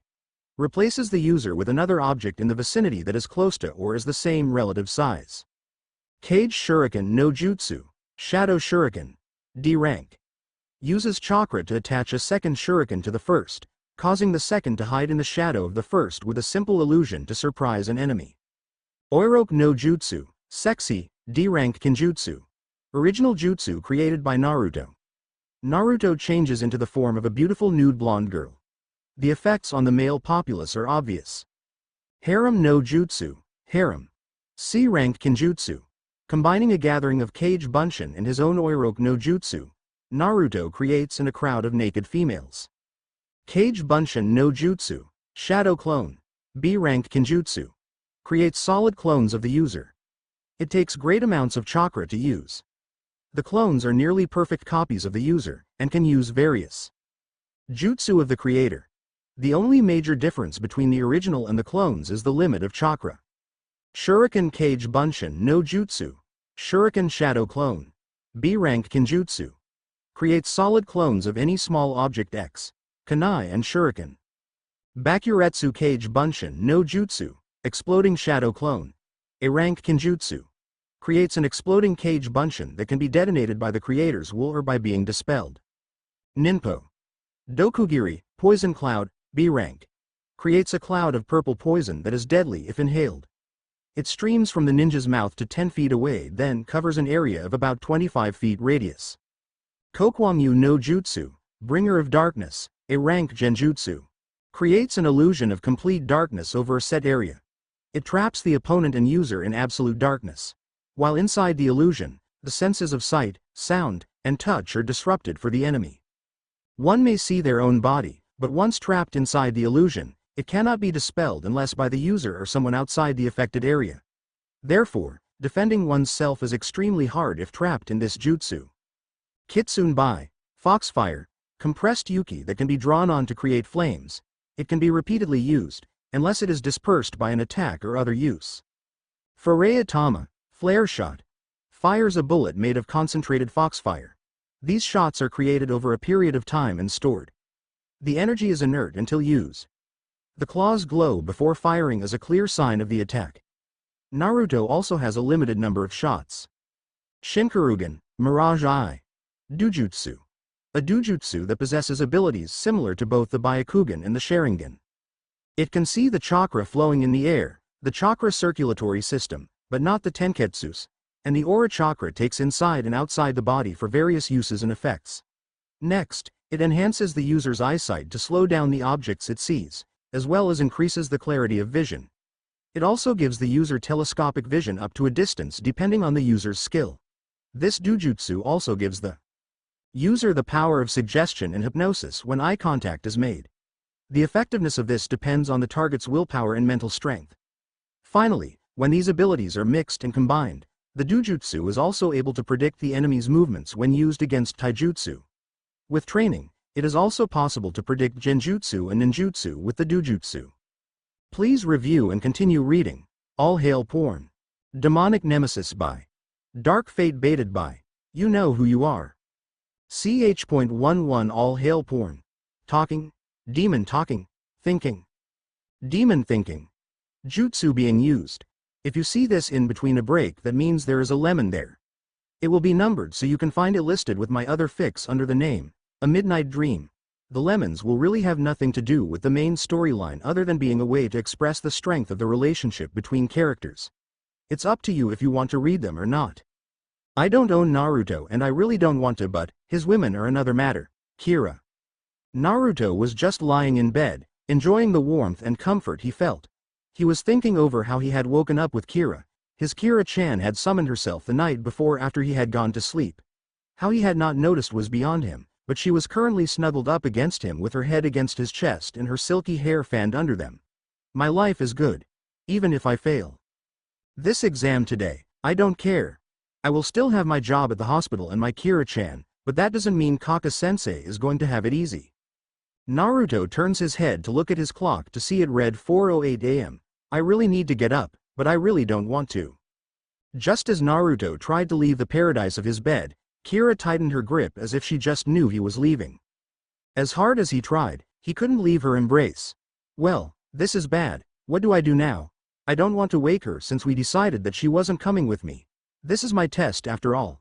As Naruto searches the room trying to think of a way to escape, his eyes land on the large stuffed teddy bear he had bought for Kira when they had gone to have her clothes made and buy her ninja gear. There we go. With a quick kawarimi, he was free and Kira just snuggled up against the bear. Lucky bastard of a bear. Wait, I'm jealous of a stuffed bear. I really need to watch that, it could cause some problems. Naruto just took a moment to look at Kira. She was lying in bed covered in a thin sheet, arms wrapped around her bear. She was just too cute with her fox features out like they were. Naruto had always prided himself about keeping his pervert side in check, but Kira stressed his hold to the limit on a daily basis. She was just able to get to him. Any porn, girl, or just perverted thoughts in general he could just brush off, but Kira just got to him. Naruto shook himself out of his thoughts and headed out of the room to get ready for the day. Naruto first wraps his lower legs and forearms with bandages, then dresses in blue Anbu-style pants and wraps his thighs in the same bandages. He then slips on black sandals, and after that he puts on one of his tight black shirts while rolling up the sleeves to just before his elbow. He leaves his flank jacket on the side for now. Naruto then unhooked his equipment belt and removes all his pouches. Next, he sets all his pouches on the table in front of him. His sealing scroll, equipment pouch, medical equipment, leg holster, and finally his scrolls were placed in front of him. Then he goes over his supplies as if a checklist was in his hand. Let's see, first off, I have my shuriken holster, it's fine. Next is my supply pouch, kunai, smoke bombs, blank scrolls, exploding and flash notes, ink and brush, wire, pills. I don't use shuriken enough to have them in there, so I'll put some food bars there, and of course I can't forget my current copy of Ichi Ichi Paradise. Next, he sets down his med nin supplies and checks them over. Let's see, my salves are stocked, tools clean, bandages, sterilizers, all check. I need to stop and pick up some more supplies though. It will be nice to see Tenten again. I still can't believe how she reacted to Kira-chan when they met a few days ago. A few days earlier outside of Koseki weaponry. Naruto and Kira had just left Kachiru clothes, leaving a rather happy owner and an off-balance Naruto.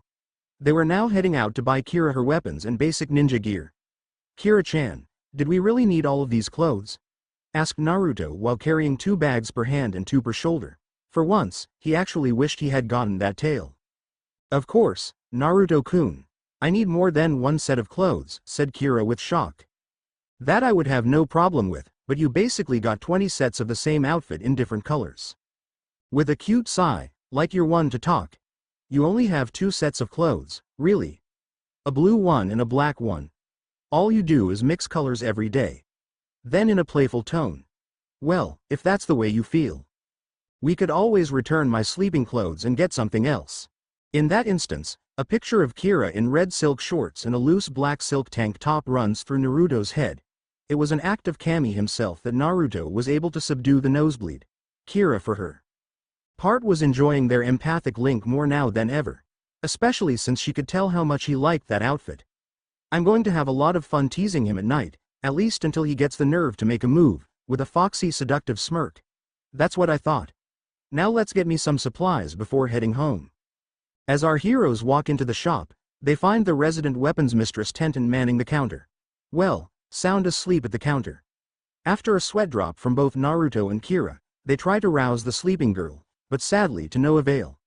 Naruto had even gone the distance by grabbing a shield and a hammer off the wall to use as a noisemaker, but still nothing but a slight groan from the girl. After Kira had taken her hands away from her ears and made a very disapproving glare at Naruto, she said, "That's going a little too far, Naruto-kun. The girl just seems exhausted. Maybe we should come back later." Naruto turned a curious eye to Kira as he said, "You may be right, but I wonder what could have worn her out like this. Her clothes are clean, and she doesn't look like she's been training." "Today is her day off, Naruto-san," said Higurashi Koseki as he emerged from the back room. "Her sensei drives his team into the ground, and then gives them, or at least Tenten, the next day or 2 off." Naruto and Kira both smile at the sleeping girl, knowing all too well what it was like to be exhausted after training, but unlike them, a night's sleep and a meal does not heal all wounds. "That I can understand, Koseki-san. I guess we'll come back later for Kira-chan's equipment." Koseki almost looks as if he had a heart attack. "No need, Naruto-san. I am very capable of running my own store. What is it that you need, young lady? Naruto is talking about a pretty thing like you, isn't he?" Kira just giggles at the man's obvious attempt to flirt his way to a sale. The next few hours were spent by Kira picking out weapons and Naruto browsing the shelves and grabbing supplies to replace what he'd used over the past week. After they had everything set and paid for, Koseki said while scratching his head, "I really need to work with this girl more. If she fell asleep on a mission like this, she could really get into trouble, especially since she won't wake up." Kira then got a devious smirk and a gleam to her eye as she said, "Naruto-kun, I think that this would be the perfect time to test out your hypnosis skill. We can also practice your anti-fainting technique that you used on Hinata those few times." "I agree, Kira-chan, but what should we do? I don't really want to do anything mean to Tenten." Koseki just raised an eyebrow at their conversation and just said, "Whatever you do, don't hurt my daughter or mess up my shop, but a good joke, and something to tease her with, is something I'm always up for. Since your skill with using the Dojutsu on others is so limited, you need to get right in front of her and be sure to make eye contact quickly when she wakes up. Also, if you use the Kokwangyu no Jutsu, Bringer of Darkness, first, it will make your Dojutsu much more effective, since all the stimulants of the outside world will be cut out and the only influence will be your Dojutsu. Then make her think as if the store has been stripped clean. Be sure to hide yourself and only let her hear me. I think it's time for the girl to learn not to sleep on the job." Koseki was already trying to stifle his laughter at the idea of what his daughter's reaction would be. This is the perfect punishment for her taking weapons off the shelf without paying. She's always doing that and then trying to put them back before I notice and claims that she was testing the merchandise. This is perfect. Do you think it would be a little too far to have me play a part? Kira only smirks her way as a sure sign of yes, and then motions for him to stand in the middle, right next to her, and says to Naruto, "Go ahead, Naruto-kun. A little prank isn't anything to worry about, and we can make up for it later." Naruto doesn't even hesitate to do as he was told and cast the genjutsu. In an instant, his eyes became bloody crimson with black slits and, for just a moment, what appears to be a ring of blue fire. Ignites around the inside of the iris, overlapping with the crimson before disappearing again. Kira of course catches this before his eyes begin to faintly glow as a sign of him preparing. Does Naruto-kun ever stop surprising people? I thought it would be months until level 2 began to awaken. He still has a ways to go, but I didn't expect to see a sign like that for a while. Naruto-kun, you really are amazing. As Naruto focuses, the glowing of his eyes flickers and brightens as he prepares. Well, Kira-chan, are you ready? Asked Naruto. Of course I am, Naruto-kun. Kira then exits the store, only to re-enter a moment later and slam the door as Naruto used a small shock to wake the girl, sending poor Tenten towards the ceiling. After landing again, Tenten works on automatic. Welcome to Koseki Weaponry, where we serve you with an edge. How can I help you? She asked, as her father begins to crack up on the girl's left. Even if the genjutsu was affecting his senses of sight and hearing, he could still reduce its effects enough to partially see and hear since he wasn't the target. Well, I was hoping to buy a few bakken, but it seems you're out of stock, said Kira with a straight face. Naruto himself was thanking the fact he could pull this off, because he was cracking up and if he blinked, he was screwed. Oh, I assure you that we have plenty of above. Before Tenten could finish her sentence, she finally saw the illusion of her bare family shop and was having a mental meltdown as her father stepped into the picture with a rage-filled face. Where are all the weapons? How could this happen? I was right here and how would I have not seen everything taken? How could I have not heard anything? Dad is going to kill me? With that as her final thought, for the first time in her life, Tenten dead fainted. Both Naruto and Kira just said, maybe that was too much, as Koseki was fanning his daughter. About an hour later, Kira was sitting on Tenten's stool with her legs crossed while tossing a knife up and down. Naruto was next to Tenten, checking on her every now and then while waiting for her to wake up. Koseki had placed her on a futon behind the counter just to be safe before returning to his forge in the back, still cracking up. Naruto-kun, why is it that you can't just shock her awake like you did to Hinata-chan? Just waiting here is pretty boring, asked Kira, after letting the knife hit the counter. I can't because she passed out because of shock in her mind not being able to handle what she was seeing. I'm no expert on the workings of the brain yet, but I do know what not to do. Right now her mind is working through what she saw while she's unconscious. If I shocked her awake, who knows what could happen? Her mind would probably break down. Hinata, on the other hand, faints because of mental faculties, said Naruto.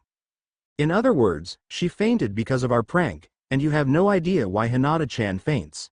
Correct? With a slight blush, well, you can put it that way, but if you had studied the rest of the medical scrolls, you would know that too. What's the point of learning something I can't use, Naruto-kun? The anatomy was very useful, but I can't become a medic like you, so what's the point in studying any further in it? I may as well study how birds fly for all the good it will do me, stated Kira, pointing the knife at Naruto. I suppose you're right. Well, it seems she's going to take a while to wake up.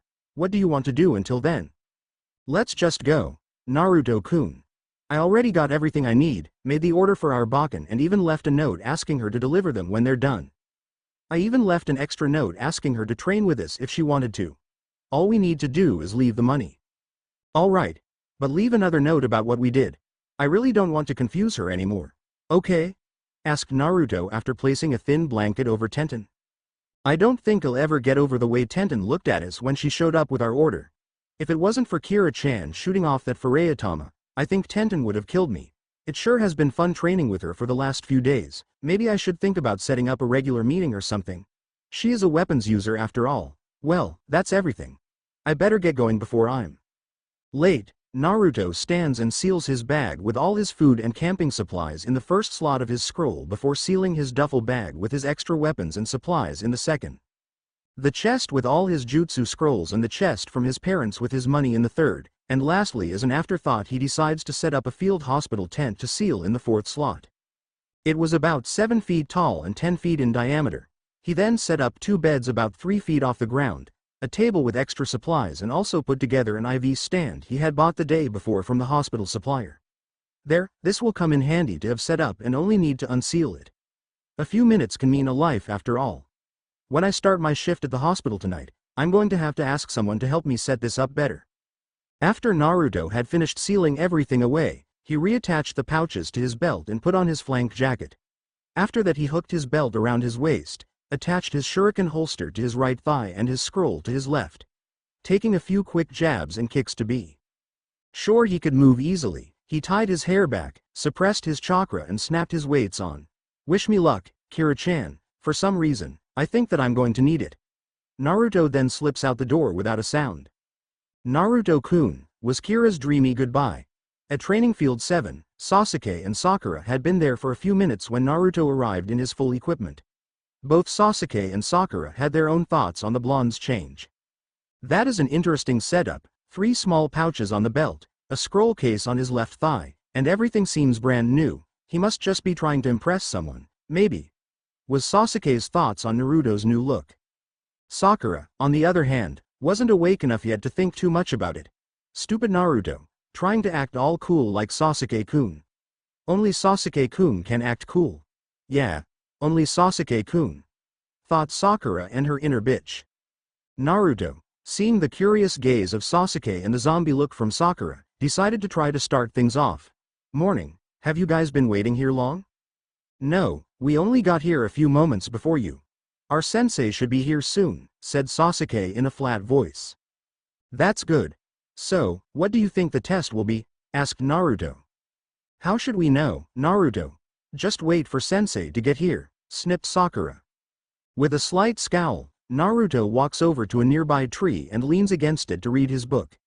After a couple of minutes, Sasuke's curiosity got the better of him and he walked over to see the book. As Sasuke read over Naruto's shoulder, he couldn't help but blush. Sakura was too out of it to notice any of this. Why do you read stuff like that, Dobi? Asked Sasuke. With a raised eyebrow. Just because you have no interest in girls, Sasuke, doesn't mean I don't, said Naruto, making his shot at Sasuke's manhood bluntly obvious. Seeing Sasuke seethe over his comment, Naruto snapped his book shut and said, why don't we do some light sparring to pass the time until sensei gets here? If this turns out to be something that we have to face the Jounin in, teamwork will be our only chance at it, said Naruto in all seriousness. Humph, I don't need help from the two of you to pass this test, was Sasuke's sharp comment. Naruto, hearing this, just grabs Sasuke by his collar and speaks right into his ear. Listen to me, you little brat, I will not fail this because of your baka pride. The difference between us and that man is too great. Just think about how he moved yesterday, the feeling of being around him, and the way he studied us. Giving Sasuke a moment to process, this Naruto continued. Every move he made was smooth and precise, his chakra was controlled perfectly, and everything the man did was meticulous. The only shinobi I've seen act like that were Anbu and the Hokage himself. If I was to guess, I would say that our sensei is Anbu level or better. More likely retired Anbu. Sasuke just thought over everything he saw the day before and what Naruto had just said, and found it very convincing to say the least. He has a point. If I fail this test, I get sent back. No, that's not an option. The Dobi is right, that man is strong, but I still want to test myself. Alright, Naruto, I get what you're saying, but I still want to face that man alone if the test is against him. I want to test myself and see my capacity, said Sasuke, a little darkly at the end. I knew he wasn't a complete teme. I have to admit, I want to see how far I've come too. No problem, I actually wanted that myself. If it is that kind of test, we will try separately at first, and then team up if we fail. Agreed? Agreed. Shouldn't we tell the fangirl about this too? Asked Sasuke as he jabbed a thumb in Sakura's direction. No need. As soon as she sees you working with me, she'll follow you like the fan she is. Even if she decided not to work with me, all we need to do is say it was your idea, said Naruto with a smirk to the scowling Sasuke. Why did I have to get a fangirl? Anyone else other than one of them, said Sasuke looking down. Hey, don't worry. She'll grow out of it soon enough when she realizes you're gay. Sasuke instantly took a swipe at the blonde for the second jab at his manhood. Your whole fan club is only after your looks and Uchiha name. Once she gets it that you're not interested, or when she finally realizes that we won't protect her all the time, she'll shape up, and if not, we could always play the Sasuke only likes strong girls card. Now let's get to work at comparing our styles until Kaka-sensei gets here. Sasuke just took a loose stance in response. Sakura for her part was still just sitting on the ground thinking. I really should have listened to Naruto and ate something. I've been on a diet, so I didn't even eat last night. Over 3 hours later, it was nearing 9 a.m. and 3 pissed-off genin hopefuls were still waiting for their tardy sensei to arrive. Naruto and Sasuke had used the first hour to compare their jutsu and fighting styles with each other. To say Sasuke was shocked was an understatement. Not only did Naruto know more jutsu than he did, but they were all high-level or kinjutsu. At first, Sasuke was pissed that Naruto knew so many powerful jutsu, but when Naruto offered to teach them to him, he was even more shocked. Why is the Dobi so willing to share his power with me? Is this what a team is for? To help each other grow? After trying the Kage Bunshin jutsu for another hour, Sasuke was very disappointed that he wasn't able to learn any of them yet. He knew them inside and out from the hand seals to the uses, but not only did he not have the reserves to use Kage Bunshin effectively, he didn't have the chakra control for the others either. Naruto, how is it that you have the power and control for these jutsu and I don't? We learned the same exercises in the academy, asked Sasuke, almost ready to attack. It's probably because of my medical training and Kekkei Genkai, replied Naruto, trying to keep his real reason to himself a while longer. What does your bloodline have to do with this? What does it do exactly, and what do you mean medical training? Asked Sasuke, obviously not happy. My bloodline makes my chakra very potent, so high-level jutsu are easy, but at the same time low-level jutsu are hell on me. I also have larger reserves because of it. It has always been precise control and illusions that have always caused me problems. And I mean medial training because I'm a licensed med nin. A med nin needs the most precise control. This helped out a lot for the jutsu and illusions, said Naruto with a big smile while showing his license off. I never would have pegged you as a med nin, Naruto. I guess it makes sense for your control. How long did it take you? The Dobi just keeps getting more and more useful. Now he is a medic and has high-level jutsu to teach me. The only thing that could make him any more useful is for him to have the Sharingan. It took me years worth of training, not a lie. My Bunshin did almost 9 years worth of training for me in medical and basic training. Don't worry about it, I'm sure after we pass this little test, Kaka-sensei will give us some training, and as soon as you're ready, we can work on the jutsu again. If he doesn't, I'll show you some exercises you can do. I doubt that you need or want the kind of control a medic needs, but I do know others. Yeah, and when that freaky body of yours decides to settle on your elements, I can teach you a few fire jutsu as agreed. I still can't believe you will be able to use elements at your will, replied Sasuke with a smirk, thinking of the spars they would have. Just as the boys had finished speaking, there was a puff of smoke and Kakashi was standing there in his normal slouching pose. All 3 genin greeted their sensei with the same phrase. You're late, screeched Sakura as Sasuke and Naruto merely pointing at the tall Jounin and said, You're late again, sensei. The gray-haired man just ignored the irate kids and set up an alarm clock on one of the 3 posts in the training grounds. He then pressed a button and it dinged once. It started ticking and Kakashi turned to them and said, It's set for noon. He held up 2 bells next. You have until then to take one of these from me. That is your task for today. If you don't get a bell, then you don't get lunch, and I'll also tie you up to one of those logs and eat in front of you. Those who do not get a bell will fail and be sent back to the academy. That will be at least one of you. As the 3 ninja were imitating a fish, Kakashi tied the bells to his belt loop and said, You'll have to come at me with the intent to kill if you hope to pass.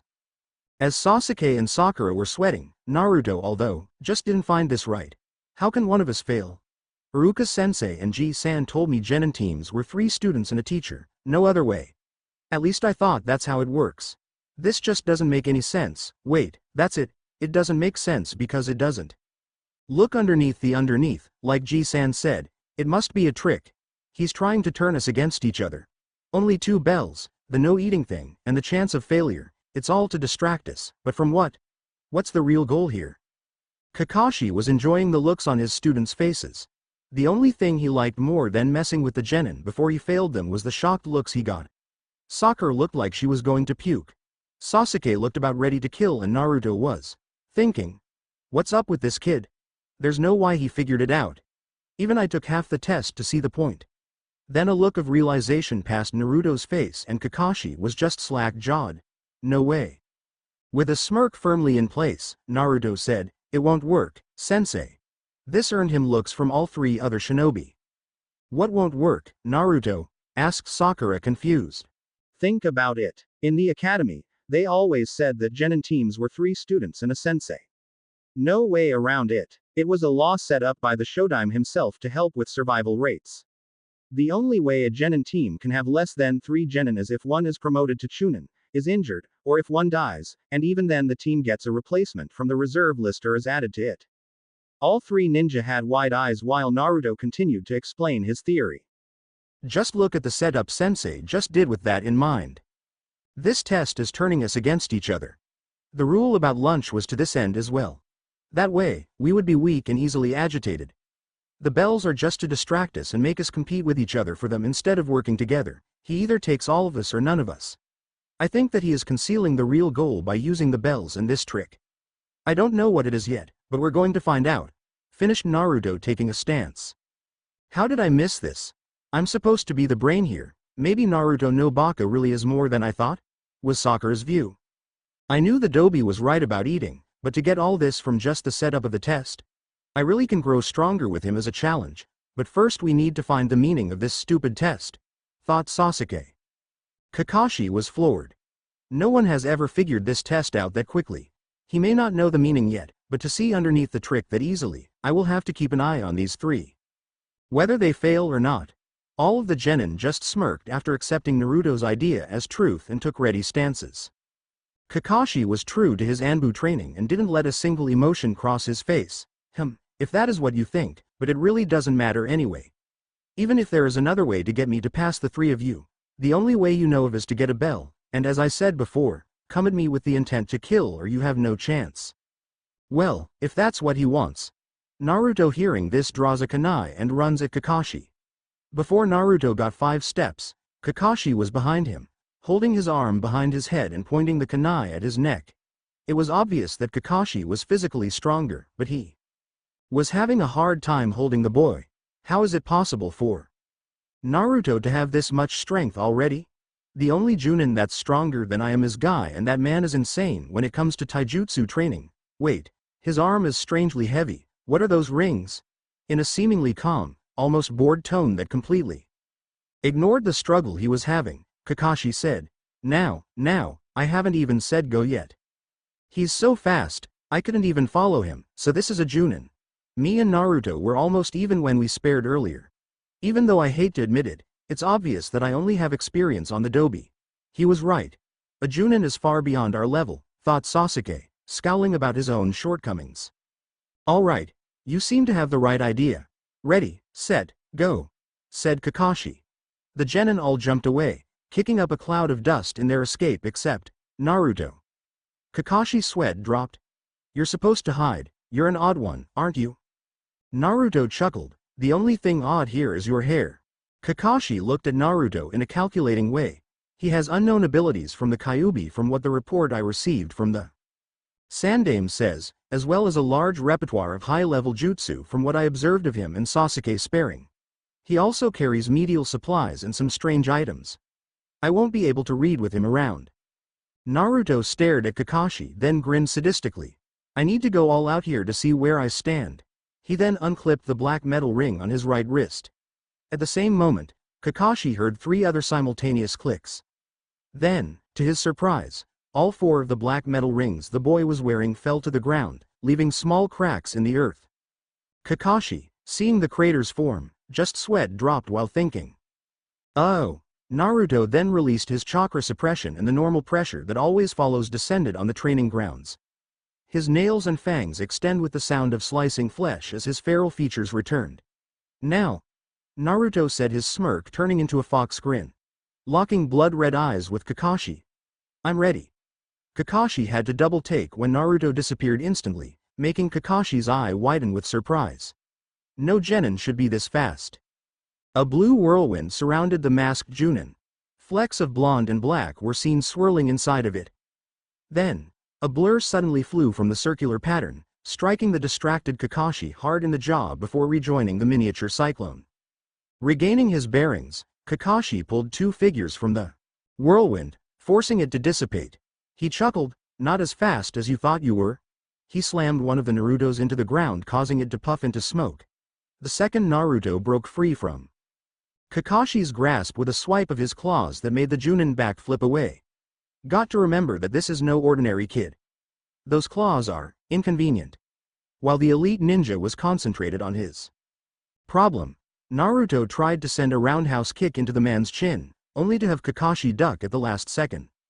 With Naruto's back was exposed to him, Kakashi set his hands into the tiger seal. An evil gleam in his eye, Kakashi thought.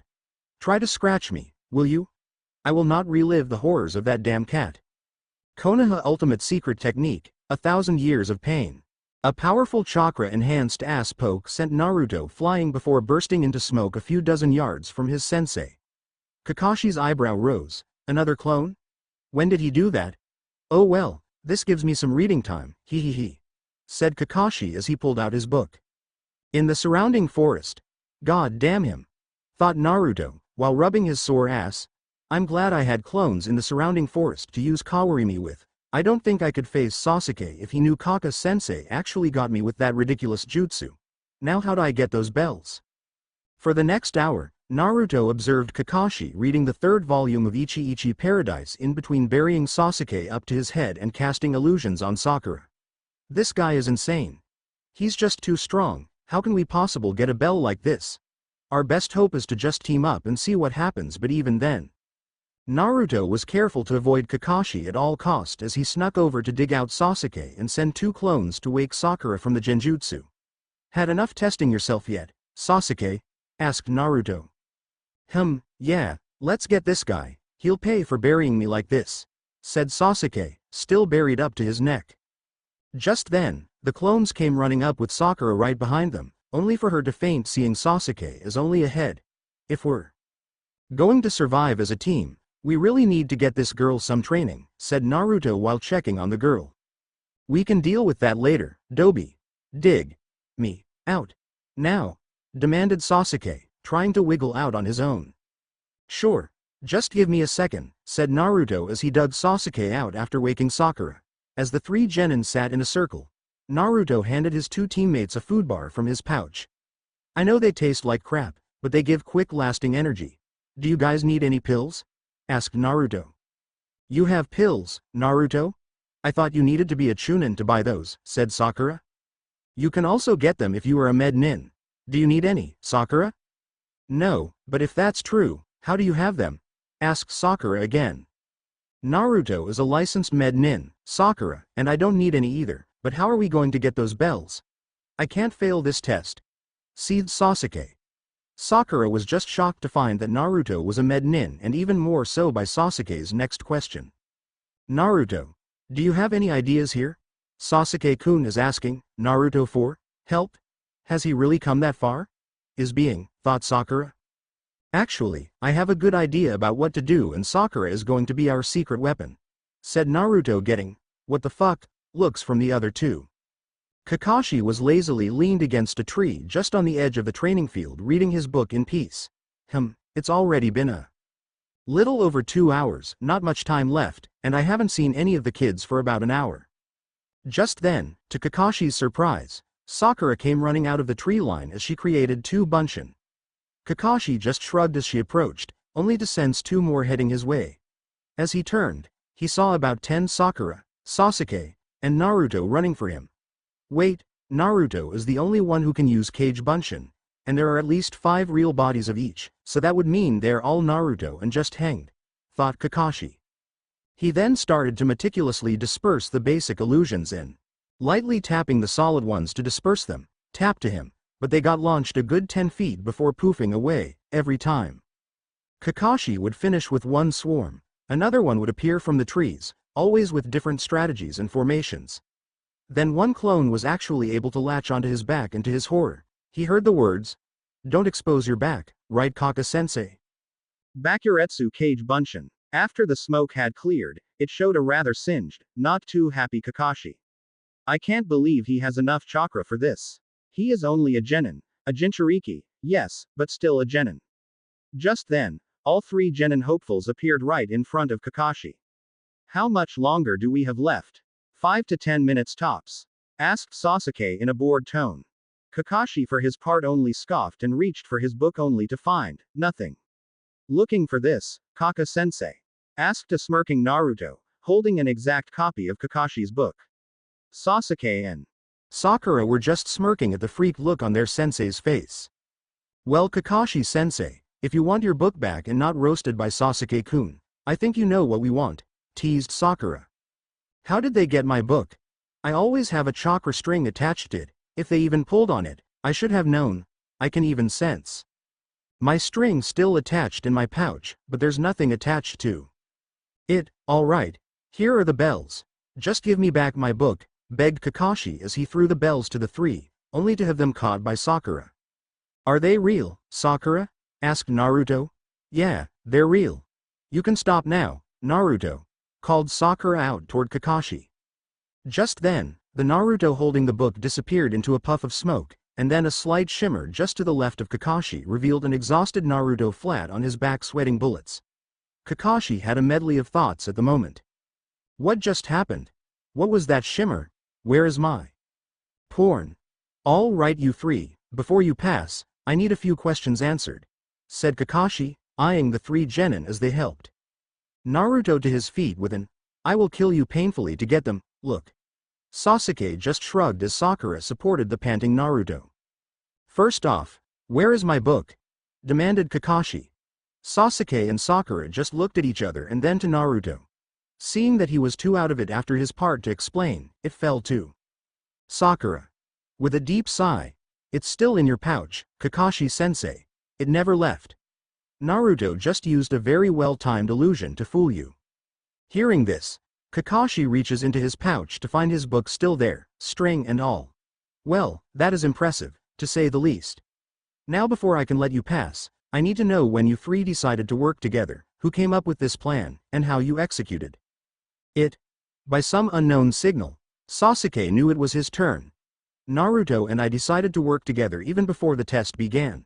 We just wanted to see where we stood against a Jounin by ourselves first. The three of us came together after Naruto woke Sakura from your genjutsu and dug me out. After that, Naruto gave us the basic plan of distract him with clones, use an illusion to fool him, get the bells by stealing the book. He isn't very good at details, so Sakura asked for our abilities and then filled in the holes.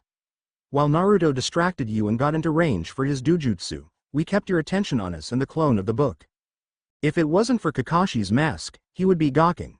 These kids are just a tactician in Sakura, a fighter and prospective leader in Sasuke, and it seems Naruto is a powerhouse on his own that keeps them together. I think I just got the perfect team. You see, Naruto used his Dojutsu to place suggestions in your mind that you couldn't see him or find your book. From what he said, the closer he is to you and the more you're distracted, the easier it is. But it seems to take a lot out of him. Finished Sasuke with his classic smirk. Actually, my Dojutsu depends on the strength of the mind. I almost wasn't able to affect Kaka-sensei at all. If it weren't for the clone with the book, it wouldn't have worked, period. I'm kind of disturbed actually, said Naruto as his right eye twitched at the idea of not being able to mess with his sensei. Sakura just had a small smile playing across her face as she helped Naruto walk over to Kakashi. One last question, you three, called Kakashi, which got all their attention. How did you know about my book? At this question, Sasuke just had an almost mistakable chuckle. Sakura just blushed a deep red and Naruto pulled out his copy of Ichi Ichi Paradise Volume 1, Super Gold Perverted Edition with special author vision sketches. Kakashi's eyes opened as round as dinner plates as Naruto said. Any man who can claim to read these books would fight an Anbu squad to keep them. End. Click next and you get a brain cookie to wave. Demonic Nemesis by Dark Fate baited by You Know Who You Are. Ch.12 to wave, talking, demon talking, thinking. Demon thinking. Jutsu being used. If you see this in between a break, that means there is a lemon there. It will be numbered so you can find it listed with my other fix under the name, A Midnight Dream. The lemons will really have nothing to do with the main storyline other than being a way to express the strength of the relationship between characters. It's up to you if you want to read them or not. I don't own Naruto, and if you even think of suing me over this, I will buy Naruto and cancel it out of spite. In Training Ground 7, after they all had a few laughs, the four new teammates sat around and discussed their jutsu, bloodlines, fighting styles and just got to know each other, even though Kakashi would only give up so much. Sasuke was skilled with, as expected, several Kaiden jutsu, the traditional Uchiha taijutsu style. and basic genjutsu skills. Overall, Sasuke had very well balanced skills and was easily trainable in Kakashi's eyes. Sakura on the other hand had no jutsu other than the academy. Her taijutsu was the basic academy style and her genjutsu was as expected but seemed like her best area to begin with, working from the ground up with this one. Was Kakashi's thoughts when Naruto began to list his skills and abilities, though all three were just amazed. Juken taijutsu style taught to him by Hyuga Hiyashi himself, receiving a C-class med nin license at the age of 12. Not to mention his special chakra, healing abilities, Dojutsu and this strange ability to bend certain elements Naruto had told them about. The Kage Bunshin Kinjutsu along with others high-level jutsu such as the Ninpo, Dokugiri, and the Kokwangyu no Jutsu, a rather high-level genjutsu that Naruto claims that he had no idea how he learned so easily. Right in front of Kakashi, Naruto attempted some of the easiest genjutsu there were and not a single one succeeded, but yet this A-rank jutsu that Kakashi himself believed would be difficult for him to maintain was almost natural for Naruto. Kakashi, after hearing where they all stood, decided that he would allow Naruto to have more training time on his own since he didn't need chakra control or taijutsu training, and until his elements were decided, there wasn't many jutsu he could teach him either. Sasuke was placed on a general training schedule for jutsu and sparring as well as team training. Sakura, on the other hand, was put on a grueling workout schedule. Now I know that this doesn't seem fair, but Naruto is ahead of you two in basics and with this strange bloodline of his. Other than his Dojutsu there isn't anything I can help him in other than being a sparring partner to give him experience and be here for him. Sasuke, on the other hand, I can begin to teach jutsu and help with taijutsu and his family techniques. And finally, Sakura, you need the most help with training. I have asked Naruto to help you with chakra control and to teach you what he knows of the medic nin taijutsu style after your workout since I think it will be perfect for you, said Kakashi with his little eye smile at the end. All three genin didn't really like where this was going, but they had to admit that their weird sensei was right. Sasuke was all set for taijutsu training as well as his family jutsu, perfect for Kakashi to train at the moment. Sakura needed taijutsu training and stamina as well. Naruto's skills were just too unknown for Kakashi to mess with. It was better to let the boy come to him for help for the time being. Well, you all pass. Tomorrow, Team 7 starts their duties, said Kakashi, giving them a thumb up. Meet me at the bridge at 7 a.m. tomorrow. He then disappeared into a cloud of smoke.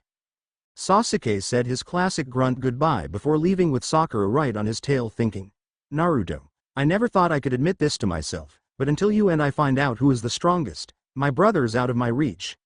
You will be my tool to reach my goal, I see that now. As his new teammates left, Naruto caught a scent that made all his aches melt away as a pair of slender arms wrap around his shoulders only to have him lay down in a soft lap. Hey Kira-chan, I passed. With a soft giggle, I can tell, Naruto-kun. You really went all out, didn't you? Asked Kira in a small voice. Nothing seemed to work. My speed, jutsu, and abilities, just about everything he had a counter for. For a while there, I really thought I was going to fail. Remember, Naruto-kun. The only time power outweighs skill is when you are a 10-story demon lord. At that point, skill doesn't really matter when you can just step on most things. Naruto looked down. You really miss your old powers, don't you, Kira-chan? With a deep sigh. I won't say that I don't, Naruto-kun. It just takes time to get used to being human-ish. Going from being nearly invincible to being a ghost of what I used to be takes some adjusting, but if you're asking if I would go back at the cost of losing you, I would rather get sent back to those green monsters, finished Kira with a horror-filled face. Well, that's nice to hear that you prefer me over the green beasts. I wouldn't wish that on anyone, but who knows? Maybe we just caught those two on a bad day. That may be true, Naruto-kun, but for now I think it's time I gave you your gift for passing your test. A gift, Kira-chan? Oh, that's right. You said I would get something if I passed. What is it? Asked an excited Naruto. While standing up, Kira said, First off, I need you to hold my hand and allow me to access my Yuki in a steady stream. This is going to take a lot of power, so it may be slightly painful. Naruto, hearing the words, slightly and painful, can't help but to remember the other times she said those words. The last time she said that I almost went insane from my senses, but every time she said those words, the pain was worth it. All right, take all you need, said Naruto. Kira only softly took his hand and slowly began to draw on the yuki deep inside the seal. At first, it only felt like a small tingling, and then a slight burning. I guess this is why Kira-chan doesn't allow me to use yuki yet. Just feeling it pass through my coils is overwhelming. It's just so much power, thought Naruto as he watched Kira focus the massive amounts of yuki into her raised hand. Right before his eyes, Naruto watched as an aura of red energy formed around her hand. It began to pulse, and with every pulse it became smaller and smaller until it was tightly packed around her hand. In that instance, her claws extended to a ridiculous length and began to glow a bright red. With one quick swipe of her glowing red claws, Kira seemed to slash a hole in the air, only to have what appears to be a small chest and a daisho set. A traditional samurai sword set of a katana and wakizashi or other small sword under 20 inches in length fall to the ground. As soon as the items hit the ground, Kira begins to fall limp too. Naruto's absolute horror. In a movement that would put the gods to shame, Naruto had Kira scooped up into his arms and was almost hysterical. Kira-chan, are you all right? What happened? What did you just do? It only took Kira a moment to clear her head. Remind me not to try that again for a while, okay? I thought you were hurt. What did you just do? At the end there, I thought my arm was going to melt. Sorry about that, Naruto-kun. When I first learned about summoning, I figured out a way to send things from this world to my hidden den in the demon realm. What I just did was use the same method to call them back, but I don't remember it hurting that much. With a scowl that makes Kira flinch, you're the one always telling me that my body doesn't work the same as it used to and that I need to try things out first before actually attempting them. What about you? You were getting used to a human body. Now you tell me that you just ripped a hole into another dimension when you're used to having a demon one. In a sheepish tone, only another realm, Naruto-kun, another dimension would be a little too much for now. Huh, well all right, as long as you're not hurt I guess. So what is it that you risked your life for? Asked Naruto, trying to get off the subject since he hated being mad at Kira. With a renewed pep, Kira said, first open the chest. These items are relics left over from the Great War, like your scroll and weights. With shock evident on his face, Naruto said, I thought you said that you and the other Biju destroyed all of them? No, I said we destroyed all of the ones in human hands, at least most of them. The existence of the ones you have could mean that there are more. I know that all the Biju kept at least one each for one reason or another. A trophy, tool, useful weapon or just for kicks. This chest and sword set are what I kept.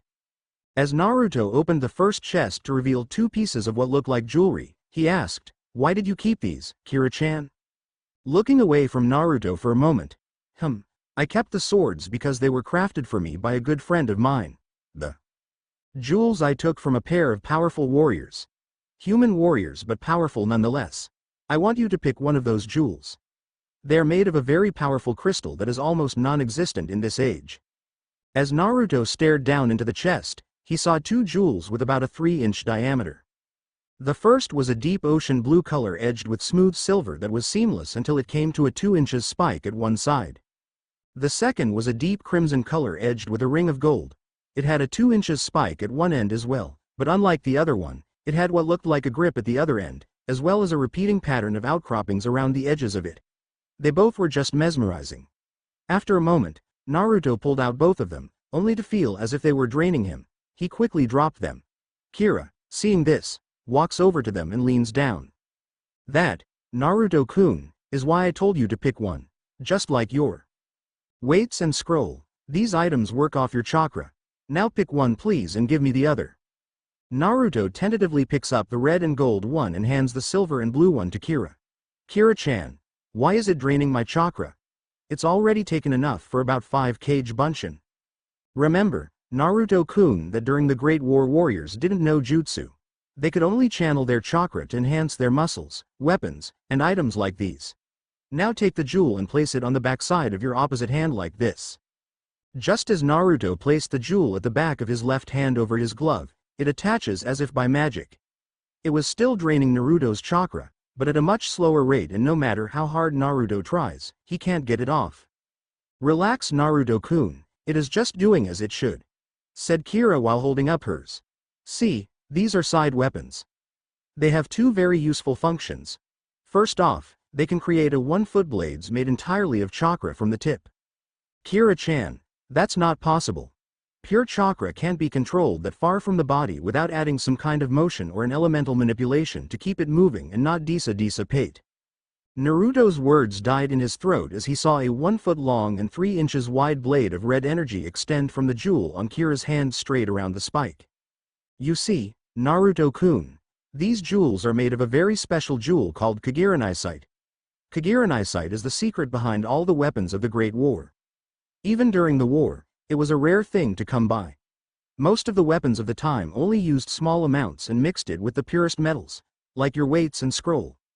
This jewel can store massive amounts of chakra and is always drawing on it, but the real amazing thing is that it circulates the energy back instead of wasting it. What you hold now is a pure stone of Kagiranisite. So I understand that this stone is rare and that it stores chakra, but how does it create a solid blade from it? Everything I was ever taught about chakra says that this shouldn't be possible. Normally when a jutsu is used, the chakra left over just dissipates and is wasted. That is why a solid form of chakra is thought to be impossible without manipulating a solid around it to hold it together, because the amount of chakra needed to compensate for the loss would be horrendous even for the old me. These stones constantly put out and reabsorb the same energy, only losing a minuet amount. Think of it as a big circle. The energy flows clockwise out of the stone then back in and so on. Naruto was just trying to wrap his mind around the idea of a stone that could ignore the laws of chakra. It sounded impossible, but he was staring right at it. It doesn't really flow like that, but you get the idea. This is how it is possible to make a solid blade of chakra as well as this. Just as Kira finishes her explanation of the blade, it retracts as a bubble starts to form from out of the top of the jewel instead of the tip until it forms a shield of red chakra with a 3 feet diameter. That works the same way? Asked an emotionless Naruto. Well, yes, but I thought you would be a little more impressed by this, Naruto-kun. After everything you have told me, shown me, or taught me, I'm starting to expect just about anything from you at this point, was Naruto's smirking reply. Asshole, well, yours does the same thing. The blade had a maximum length of 12 inches. The shield is powerful, but don't go trying to block any high-level jutsu with it. This was meant for weapon battles. I have no idea of how it would hold up otherwise. As for the blade, it works just like any other, except because it is solidified chakra, it can also cut through the chakra circulatory system. Other than that, it is a good surprise attack. The speed of the release is dependent on your experience in the charge. Lastly, if you want to take it off, just cut the flow of your chakra off to that hand. Doesn't that mean that I have to keep it off whenever I suppress my chakra? Naruto-kun, from now on I would rather you not try to hide yourself. I let you do as you liked before, but you will have to face this eventually. Besides, all the changes are as your hair, eyes, and whisker marks. Personally, I think it's rather attractive. Naruto was having a hard time dealing with the idea, even if Kira liked it, but Kira-chan, what if the villagers? If the villagers try anything, they will be the ones in trouble, Naruto-kun. Kira then takes a softer tone as she holds Naruto's hand. If you really are still so unsure about this, then you could always use a henge in the village, or maybe you could try using the Dojutsu's power of planting suggestions in people's minds that they see you as normal. The only way anyone will be able to tell the difference is if they look at your face, and by that time, you will have eye contact. I don't know, Kira-chan. I will give it a try your way, but if it doesn't work, I think I may go back to suppression. I wonder if he will ever give up on these damn villagers. I could say that before I was sealed, I had nothing against Konoha, but now, I don't think I will ever trust this village, but for Naruto-kun, I will wait to see what this village is really like. What about the swords, Kira-chan? Asked Naruto, trying to leave the subject behind. Kira suddenly got a glazed look in her eyes as she picked up the wrapped daisho set and handed it to Naruto. The swords were breathtaking. They were an exact match to each other. The only difference between the two was their size. The katana was 38 inches, from the tip of the handle to the end of the sheath. The handle was 7 inches in length with a 1-inch guard. The guard and handle was made of the same black metal as his weights and scroll. The handle was wrapped tightly in thick, smooth black leather that almost felt like silk. Just as all the other artifacts he had received, there were no seams, as if it was always this way. The guard had a strip of silver running the top and bottom edges of it, with red kanji on the top and bottom next to the blade and handle. The sheath looked just like any other, except when it was touched, it was as if it pulsed in response to your power. It seems to be made of the same shined metal as the rest. The wakizashi was 19 inches in length with a 6 inches handle, a 1-inch guard, and a 12 inches blade. It was a perfect replica to the katana, right down to the red kanji. Just as with the gems, Naruto could feel small amounts of his chakra being drawn into the blades, and he was curious about them. In an awe-filled voice, Naruto said, "Kira-chan, these swords are magnificent. I want to know where they came from, but if you don't want to say, I understand." Naruto may still not be able to understand his empathic link with Kira very easily yet, but familiar emotions are something he could understand, and right now, he could understand confusion. "No, it's alright Naruto-kun, it's just my first real betrayal came from these." Back in the days of the war, very few humans were respectable, to say the least.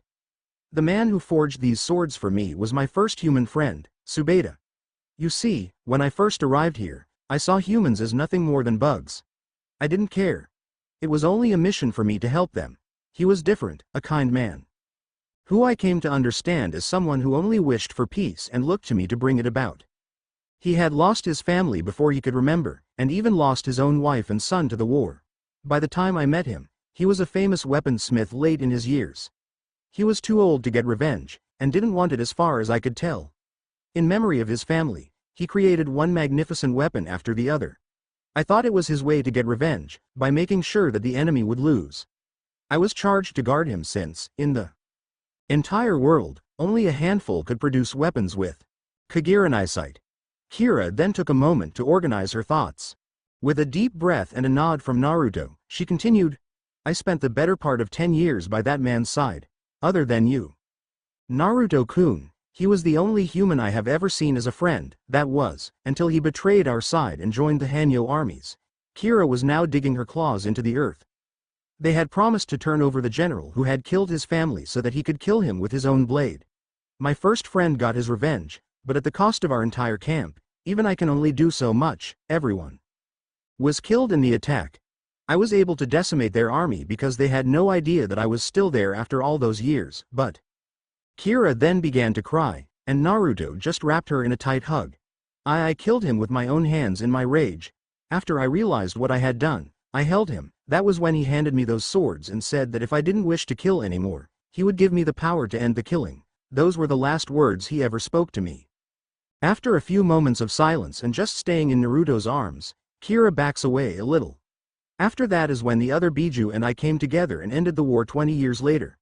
After that, I never trusted humans and began to sleep for long periods until I sensed something that needed my attention. My distrust of humans only increased when I found out about the other Biju being sealed millennia later. Naruto could only pull her into a hug and say, "It's alright, Kira-chan. I can't say that I can know how you're feeling, but if you want, you can always forget. If you do, maybe you can start over. You're not the Kyubi that people called a monster. You're my Kira-chan, and that's what I want you to be if you want." After pulling away to look into his eyes, Kira could only slowly lean in for a soft kiss. "Maybe I can start over, just forget. Forget it all and really be Kira. Be Kira for Naruto-kun. I want to be Kira, and only Kira. Just forget." It had been 2 weeks since the bell test, and Naruto could have sworn that someone was trying to drive him insane. Every day, Kakashi was late by 2 hours almost exactly. After the first 2 days, he and Kira took to training with Hayate in Kenjutsu until around 8:30 a.m. instead of showing up at 7 a.m. like the others. Eventually though, Sasuke and Sakura got the idea as well, and began training or sleeping in depending on the day. Kira would return to the seal when Naruto met up with his team so he could spend the next 5 or 6 hours experiencing the hell of D-rank missions. After that, Naruto would head to the Hyuga compound to continue his training with Hiashi in Juken. Hiashi said that he was doing very well in his Juken training. He had already mastered 13 out of the 21 kata and was progressing quickly. He said it should only take him another month or 2 to finish with the kata and begin with the intermediate training. Next was his training with Hinata. Naruto was just amazed by her progress ever since Kira joined their spars. Every day, Hinata got just a little better, a little bolder. He was sure it was those conversations with Kira while he did the laundry, poker, that was causing the impressive change. She was still a shy, quiet, and likable girl, so he didn't mind. He actually found it rather attractive. Naruto hadn't heard a stutter in weeks, and she never lowered her voice to anyone anymore. If anything, she would raise it to get his attention. After Naruto was done with the laundry, he and Kira would head home so she could go to bed to rest and Naruto could go to his shift at the hospital. It turned out that Kira's summoned body could last longer if she rested.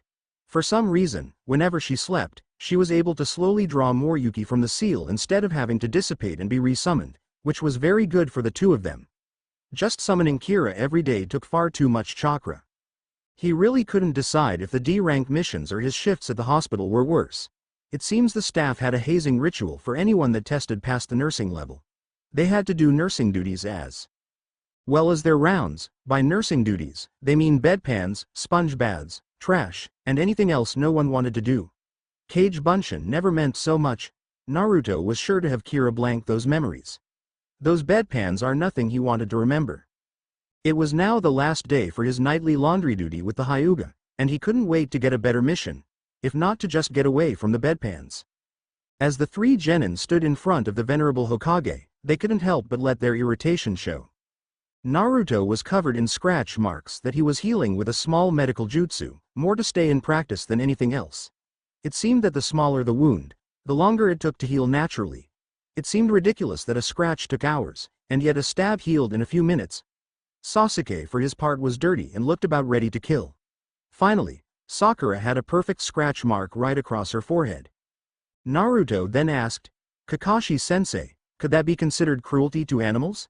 As they watched the demon cat named Tora being crushed against his owner Madame Shijimi's chest, Kakashi only looked bored and said, "Be careful about what you say, Naruto.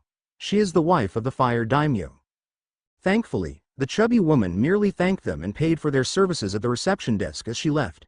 Sasuke, who was looking as emo as ever, just shrugged off another of Sakura's advances and took to looking around the office. Naruto looked up at the elderly village leader and said, "Hey, Oji-san? When can our team get a higher class mission?" Sasuke couldn't help but to silently agree as Sakura was just lightly touching the scratch on her forehead and hissing from the pain. Naruto, seeing this, moves to her and places his magic hands, as his team and Kira had named them after many healings from spars and other injuries, to the scratch on Sakura's forehead. The look on her face was almost euphoric as the pain ebbed away. "Can we have a mission with a little excitement this time? I'm sure we've done more than enough D ranks to qualify for at least one C rank. All we're learning now is that Kakashi-sensei likes to read his porn while we chase cats. At least he could wait until we're done," said Naruto, getting a nod of approval from Sasuke and a content sigh from Sakura. Iruka then stood up and began yelling at his former student, "Don't be a fool. The three of you are still rookie genin. Very skilled genin, but everyone had to deal with missions of this caliber. It builds the skills and character necessary for the higher ranked ones." Naruto snorted. "Gomen, Iruka-sensei," he began smirking at the Chunin foxily, "but I fail to see how planting potatoes and pulling weeds can have anything to do with being a shinobi. Farmers, yes, but not shinobi." Sighing in exasperation, Kakashi said, "That's enough, Naruto, knock it off. You need to learn that a part of being a shinobi is having tact." The Hokage puffed on his pipe, frowning slightly. "I understand your frustration, Naruto-kun, but missions of a higher caliber demand an equal level of skill and experience that only higher-ranked shinobi can supply. You and your team are skilled, but not ready for higher-ranked missions." He took a deep drag of his pipe before pointing at Iruka and Kakashi. Shinobi such as Iruka and Kakashi, whose ranks are Chunin and Jounin. Not only do they have the skill required, but they have the experience to work with any shinobi I assign to their team. You three have barely been a team for 2 weeks. Kakashi has given me shining reports of your team work thus far, but I would prefer at least another month before I assign you a C rank. He exhaled while sighing sagely. Mission ranks are carefully evaluated by the council and range from A to D in descending order of difficulty. He waved his pipe at the group. Having only attained the rank of genin, do you really expect to receive missions that outrank your capabilities? The Sandaime asked, looking at Naruto, who was reading from his copy of Ichi Paradise Volume 2, Silver Anniversary Edition. "Are you even listening?" yelled the Hokage, angry at being ignored. Kakashi rubbed the back of his head, embarrassed, thinking he was going to be blamed for the book. "I am sorry, Hokage-sama." "No need to apologize for me, Kakashi-sensei," said Naruto, turning the page without a care in the world. I heard every word. He then looked at the Hokage out of the corner of his crimson eyes, making the people at the desk flinch. I understand what you are saying, Oji-san, but I don't really agree. He pointed to his Hite aide while tapping the metal. This marks me as an adult shinobi of Konohagakure, and as an adult, I can't grow in skill by doing these D-rank missions. Now can I? He smirked, causing the old man to shiver at the fox-like expression on his face, combined with those eyes. How am I supposed to gain experience required for the big stuff if all I do are missions that are only missions because the villagers are too lazy to do them themselves? Or should Kira-chan and I find other ways to entertain ourselves? Iruka looked at his special student before smiling in a knowing way and then blushing, thinking of what Naruto could mean when holding that book. A look that was mirrored by the Hokage because they both understood the threat. Better mission or else, the old man chuckled. Very well, Naruto-kun, since you put it that way. Iruka, how many D-rank missions have Team 7 completed? Do they qualify for a C rank or not? Sakura and Kakashi stared at the elder Hokage while Sasuke just looked excited while smirking at Naruto. Hokage-sama, Team 7 has completed 43 D-rank missions in the last 2 weeks, said a shocked Iruka. The average team only completes 30 in a month. Very well, I shall permit you all to attempt a C-rank mission normally reserved for Chunin-rank shinobi. He smiled around his pipe with a merry twinkle in his eyes after reading over his missions list. I am actually going to ask your team to take 2 C-rank missions since they are in the same direction. The first is to escort a gentleman named Hoedo to a village just inside of Raiko no Kuni. It should be rather easy. The second is the protection of a certain individual for an extended time. Naruto at this point closed his book and looked straight at the Hokage with his normal blue eyes. A C-rank bodyguard mission? Then I doubt it's some daimyo or princess we're being assigned to. Probably a businessman or caravan, I would think. The Hokage smirked and lightly chuckled. I agree. The second one certainly isn't some great lord, but the first is a respectable businessman and both of them are definitely no princess. The elderly shinobi thought weakly. The door then opened and an old man walked in with a sake bottle in hand and carrying a travel sack.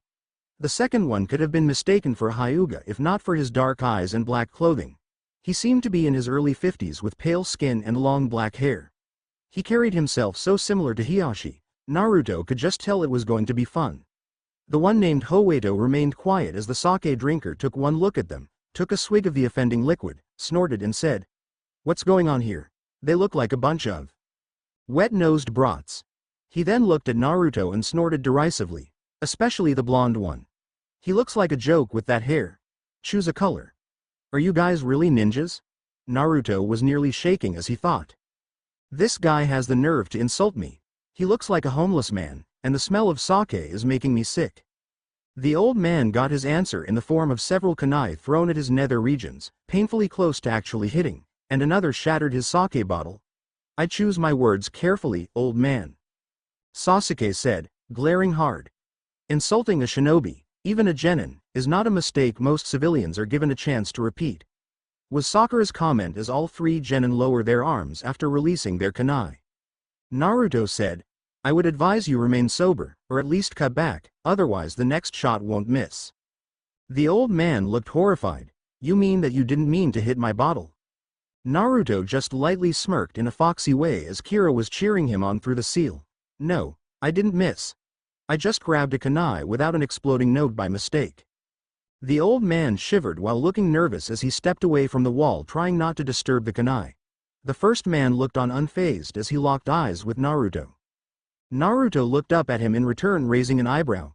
And our employer would be you? This guy, he seems familiar. The man nodded. Yes, I would like your assistance in returning safely to my home country. The 3 genin, hearing the respect as a change from the old man, just smile and nod. Very well, I will thank you now for your help. Looking at the Hokage. If we are done, I will return to my hotel until we leave tomorrow morning. With that, the well-mannered man left and all 4 ninja turned to the sake drinker to await his response. Seeming to grow more confident after the other man had left, he puffed his chest out and said, I am Tazuna, a bridge builder of ultimate renown. He then looked over the group carefully, until I'm safely back in my home country of Nami no Kuni, where my current project is underway. I'll expect you to protect me with your lives. After saying that, The newly named Tazuna looked to the Hokage and said, "Are you sure they can handle this?" Actually, Kakashi is a very experienced and high-level shinobi, but now that I think of it, I have a few other spare shinobi I can assign to the team since it is a double mission. The aged leader then pressed a button and asked for someone to be sent in. A moment later, Aburame Shino and Hyuga Hinata walked through the doors of the mission room. At the questioning looks from Team 7, the Hokage decides to explain. You see, Kurenai is currently on an extended mission with other Jounin, and Inuzuka Kiba is on an extended tracking mission with other members of his clan. These two were going to be alone for about 3 weeks doing D-rank missions, but I think they could be a help to you," said the Hokage. Iruka then spoke up. Actually, Hokage-sama, we received a request from Aburame Shibi asking for Shino to be released for clan training. The Hokage sighed. If that is so, I can't deny it since his team is on reserve right now. It would also keep him up to date with his clan. Kakashi just sighed, thinking it was just another head to watch. Sasuke didn't care and Sakura was too into Sasuke at the moment to care. Naruto, on the other hand, walked right up to Hinata and asked, "So, you ready for a mission with me and Kira-chan?" Her response was to just smile softly and say, "Of course, Naruto-kun, is Kira-ni-chan really coming with us?" "Of course. Actually, this will be my team's first time meeting her too," said Naruto, getting looks from his team as they all had their own thoughts. "So I finally get to meet the infamous Kira the Dobi has been talking about. I wonder if she really is all he makes her out to be?" was Sasuke's opinion. "Oh, great, another girl that will be after my Sasuke-kun. Hinata I know is too obsessed with Naruto to be a threat, but this Kira will drop him in a second after seeing Sasuke-kun. 3 girls, 2 boys, and one of the boys reads porn and has 2 of the girls after him, and the last pair is a foaming fangirl and her crush. I'm going to have to play chaperone like the teacher from Ichi Ichi Paradise. Prom night. This will be interesting," thought Kakashi. "This is my chance. Kira-ni-chan and Naruto-kun are going to be on a month-long mission with me. Not only can I prove to Kira-ni-chan that I'm strong enough to be by Naruto-kun's side, but I can get closer to him. Well, if that's all, you are all dismissed until 7 a.m. tomorrow, and I mean 7 a.m., Kakashi," insisted the venerable Hokage. The group of Naruto, Sakura, Sasuke, Hinata, Kira and the 3 adults watched as the giant gates closed, cutting off their view of Konoha. Naruto looked around very intrigued. "This is the first time I've been outside the village walls," he said, eyeing the dense forest surrounding them. "I see now why they call it the village hidden in the leaves." As Kira wraps her arms around Naruto's arm, everyone in the group looks down the road and begins their first mission with a sweating bridge builder. On the road to Rice Country, as the sun was rising above the trees, the group was moving steadily along the road. Naruto was wearing his normal outfit of blue Anbu-style pants, his black sandals with blue trim, a tight black long-sleeve shirt, blue flak jacket with black trim, and of course his equipment. Supply pouch, scroll, weights, shuriken holster on his right thigh, and as a new addition, his sword was tied securely to his back as any normal Anbu. Sasuke was the same with his white shorts and blue high-neck shirt, with the only addition being a small backpack. Sakura was still in her red dress with the white circle on the back, carrying a tan-colored side sack. Hinata, to everyone's surprise, was wearing tight black capri pants that ended just mid-calf and were split up to her knees. Her normal shinobi sandals were replaced with black ones that ended mid-calf for more support and seemed to have a small heel to them. Her baggy jacket was gone and replaced with a thinner dark purple and black one that had the Hyuga symbol on the bottom rim. This, of course, had Naruto's attention immediately, but he decided it was just her coming further out of her shell. "I hope I can get Naruto-kun to like me." Kira-ni-chan said she would share him, but that I had to get his attention myself. Can I really do this? Kira was wearing a tight black t-shirt, and black shorts that ended mid-thigh with a red skirt wrapped around them. Her sandals were the same, except she now had black leather-led guards instead of her stockings. She also still wore her crimson-red flak jacket with black trim, as well as the normal shinobi equipment, except for the addition of the wakizashi from the daisho set firmly attached to the back of her right hip. As the group of travelers moved down the road, Sakura and Hinata took to asking the older men questions about Nami no Kuni, Wave Country, Raiko no Kuni, Lightning Country, and the world in general to stave off the boredom of the trip. since both boys seemed to be more interested in talking to each other and the intruder, as Sakura called her. Sasuke, Kira, and Naruto took to talking among themselves about taijutsu styles, jutsu, and just things they could train in while on the extended mission, since everything they were hearing from the adults was either taught in the academy or was common knowledge anyway. So you are the infamous Kira Naruto has been talking about. Weren't you at the academy the day of team assignments? Asked Sasuke in his brooding tone laced in curiosity. Oh yes I was, but I was just walking with Naruto-kun. That's all, replied Kira nonchalantly. Naruto just decided to remain silent and see what the others thought of her. His team had recognized Kira from the academy the minute they arrived, but it seemed as if they were too busy with their own thoughts at the time to say anything. Who wouldn't remember Kira-chan? Thought Naruto with a smile, remembering his favorite way to wake up. At first, they all seemed surprised to see her except for Hinata. Naruto was completely content in letting her come up with her own background story. He really wasn't quite sure what to say if asked anyway. Besides, what better way to match background stories than by the mind link if they had to? Sakura decided to ask her own question after hearing Kira and noticing her lack of a Hite 8. If that's true, Kira-san, then where is your Hite 8? After thinking a moment, only ninja of Konoha can have one, Sakura-san, said Kira in a non-caring tone. Sasuke was now officially intrigued. If that's true, that you don't have a Hite 8, then that means you are not a shinobi of Konoha. Why are you on this mission if you are not as a shinobi? All the members of the group stopped dead in their tracks at hearing this, and turned their attention to Kira with questioning looks. I was wondering about that myself, but since you seem to know Naruto and the Sandaime so well, I decided to leave it for the time being. But since you've been asked, Kakashi nonchalantly said, peering over his book. Kira, seeing the book out in the open, couldn't help but think, what a pervert, at least Naruto-kun and I read them in private or with each other. I am here because Naruto-kun is here. We are a team and have been trained together. I was offered a genin rank, but I declined it because then I would have been placed away from Naruto-kun. This way, I go wherever he goes. The two older men being escorted just accepted the answer. It was just another guard for them. Hinata didn't care because it was Kira-ni-chan. But Sakura, Sasuke, and Kakashi had other ideas and concerns. If you're not a shinobi, then you shouldn't be here. Yeah, get rid of her. Get Sasuke-kun all to ourselves. Shouted Sakura and her inner bitch. I really don't care if you're an official shinobi or not, if Naruto says you can handle yourself, then you're at least useful, was Sasuke's brooding remark while glaring at Sakura. I'm afraid that I would have to agree with Sakura, young lady, you are not a member of my team, and Hinata was the only one joining the mission I was told of. I am afraid that, Naruto's friend or not, you will have to return to the village, said Kakashi, closing his book. Naruto at this point decides to step forward to stand next to Kira, but before he could speak, Kira continued, since I am neither a shinobi nor your student, you have no right to give me an order since this is a non-wartime mission.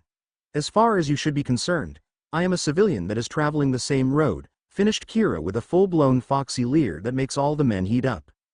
After coughing a few times to pass the mood, Kakashi said, that may be true, but you left the village without permission since you left with my team. I also have no idea about your abilities, so I have no idea if you can be relied on in a fight. Naruto, hearing Kakashi's concerns about Kira's skill, just tells her to handle things with their mental link as he leans against a tree reading his copy of the infamous Orange Book. My skills are none of your concern, but if you need to know, myself and Naruto-kun are evenly matched in just about everything, if that tells you anything about my skills. The members of Team 7 and Hinata were skeptical to say the least. The last month with the blonde powerhouse had easily told Kakashi that he had amazing potential. He wasn't even sure if Sasuke or Naruto was the greater prodigy, but for this girl to say she was as strong as Naruto meant that she was as strong as Sasuke. Sakura was no Naruto fan, but she had to admit from watching his spares with her Sasuke-kun that he was no one to take lightly, but was sure that, in a serious fight, Sasuke would make a fool of the dirty blonde. Hinata didn't want to doubt Kira, but her Naruto-kun was amazing. Sasuke for his part could only say, I doubt that very much. The Dobi may be lacking in skill, but he for sure is no weakling. I don't think someone who has never even attended the academy could be very strong. Naruto decides that it was time to end this. Kira-chan and I are almost evenly matched. I am only slightly stronger and faster than she is. Kira is a better strategist and overall fighter than me. Much like you are. Sasuke. This makes Kira-chan and me a perfect team because not only are we in sync with each other, but we balance each other, and before you ask, Kaka-sensei. Kira-chan has all the proper papers to travel with us. Hinata and Sakura accept Naruto's answer a little reluctantly, but accept it nonetheless. Sasuke couldn't help but to think, as strong as Naruto, the Dobi has already gotten far better since we started sparring. I have as well, but as it is now, I am only winning our spars because of my experience.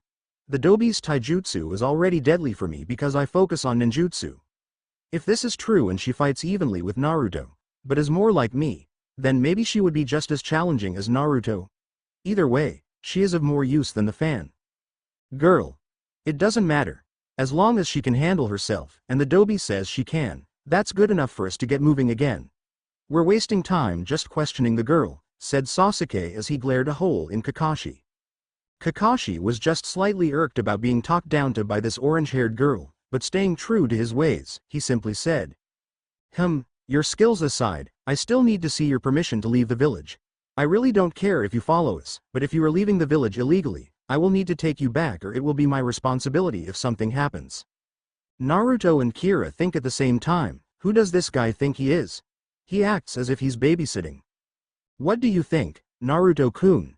The monkey did say not to flash those passports around much, said Kira through the mental link. Unless we show Kaka-sensei, we won't get going and he may even make us turn around, replied Naruto. Okay.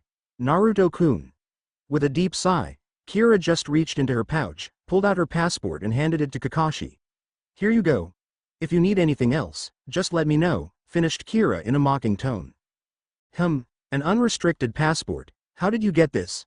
Only a Kage can approve one of these, then that means you are registered with every daimyo and village as an approved traveler, stated Kakashi in slight awe. Only diplomats, high-ranking citizens and hunter nins are given these to improve national relations and to track missing nin. Just who is this girl to have one? Kira only takes back her passport while saying, I am not here to interfere with your team or mission.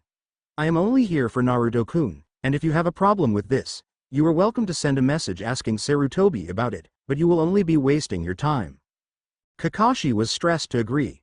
The trip was going to take them 3 days, heading north into Rice Country, then through Iron Country, and finally into Raiko no Kuni. Not to mention the fact that they were going to have to spend the night in Iron Country after dropping off Hoedo in Raiko no Kuni, and since another hidden village was in that country, it would be better to avoid being there for very long. I will be sending a message to the Hokage asking about you, but for now you are right. At this rate, it will be about a week before we head for Nami no Kuni to guard over the bridge. On our way there, we will be passing within a half-day's travel of Konoha, so we can drop you off if need be, said Kakashi. All 8 of the members in the group took this without question. Wanting to leave the serious air behind, Naruto and Kira fall back just behind the group for a moment to talk. I guess we need to stay on our toes more around Kakashi-sensei, huh Kira-chan? It's not just him, Naruto-kun. Pinky seems to have something against me too. Sakura? She's no angel, but I don't think she could hate you, could she? Maybe, I guess we will see, but this will be a long mission. Who knows, maybe I can make a friend, said Kira in a sappy voice that almost made Naruto laugh. Maybe, Kira-chan, but do you think what, Naruto-kun? Do you think we will be allowed to share the same tent? Dictionary time? Kagiran eyesight, eternal gem, stone. My own little invention for this FIC. Basically it's a crystal that acts as a chakra battery. It's a lot more than that, but for where the FIC is right now, that's the best description you're going to get. Now be sure to remember that, you will be seeing it a lot in this FIC. The Demon Brothers demonic nemesis by Dark Fate baited by You Know Who You Are. Ch.13 Demon Brothers. I have always been good at describing Naruto's training, but his medical and Juken training is a gray area. On both, the series has given very little detail. For Juken, we know techniques and how it works, but the actual forms and training have never been stated or shown very well. The medical training is the same. They have actually never explained it at all. I will do my best, but please remember I am not a doctor, so please give me some slack. I will do my best for these, but I can't promise you any more than an explanation of what he is doing and how he is doing it in MY. Narutoverse, not practical reality, talking, demon talking, thinking, demon thinking. Jutsu being used. If you see this in between a break, that means there is a lemon there. It will be numbered so you can find it listed with my other fix under the name, A Midnight Dream. The lemons will really have nothing to do with the main storyline other than being a way to express the strength of the relationship between characters. It's up to you if you want to read them or not. I don't own Naruto but I'm working on it, last time on Demonic Nemesis. The group of Team 7, Kira, Hinata, and the two clients watched as the giant gates closed, cutting off the view of Konoha. Naruto looked around very intrigued. This is the first time I've been outside the village walls, he said, eyeing the dense forest surrounding them. I see now why they call it the village hidden in the leaves. As Kira wraps her arms around Naruto's arm, everyone in the group looks down the road and begins their first C-rank mission with a sweating bridge builder. The better part of the day was spent traveling in silence after the discussion between Kakashi and Kira, since both Naruto and Kira avoided answering any questions thrown their way. Naruto, Hinata, and Kira took to staying together while Sasuke and Sakura stayed by Howedo, as Tazuna, the renowned bridge builder, was staying so close to Kakashi it was making the masked man uncomfortable.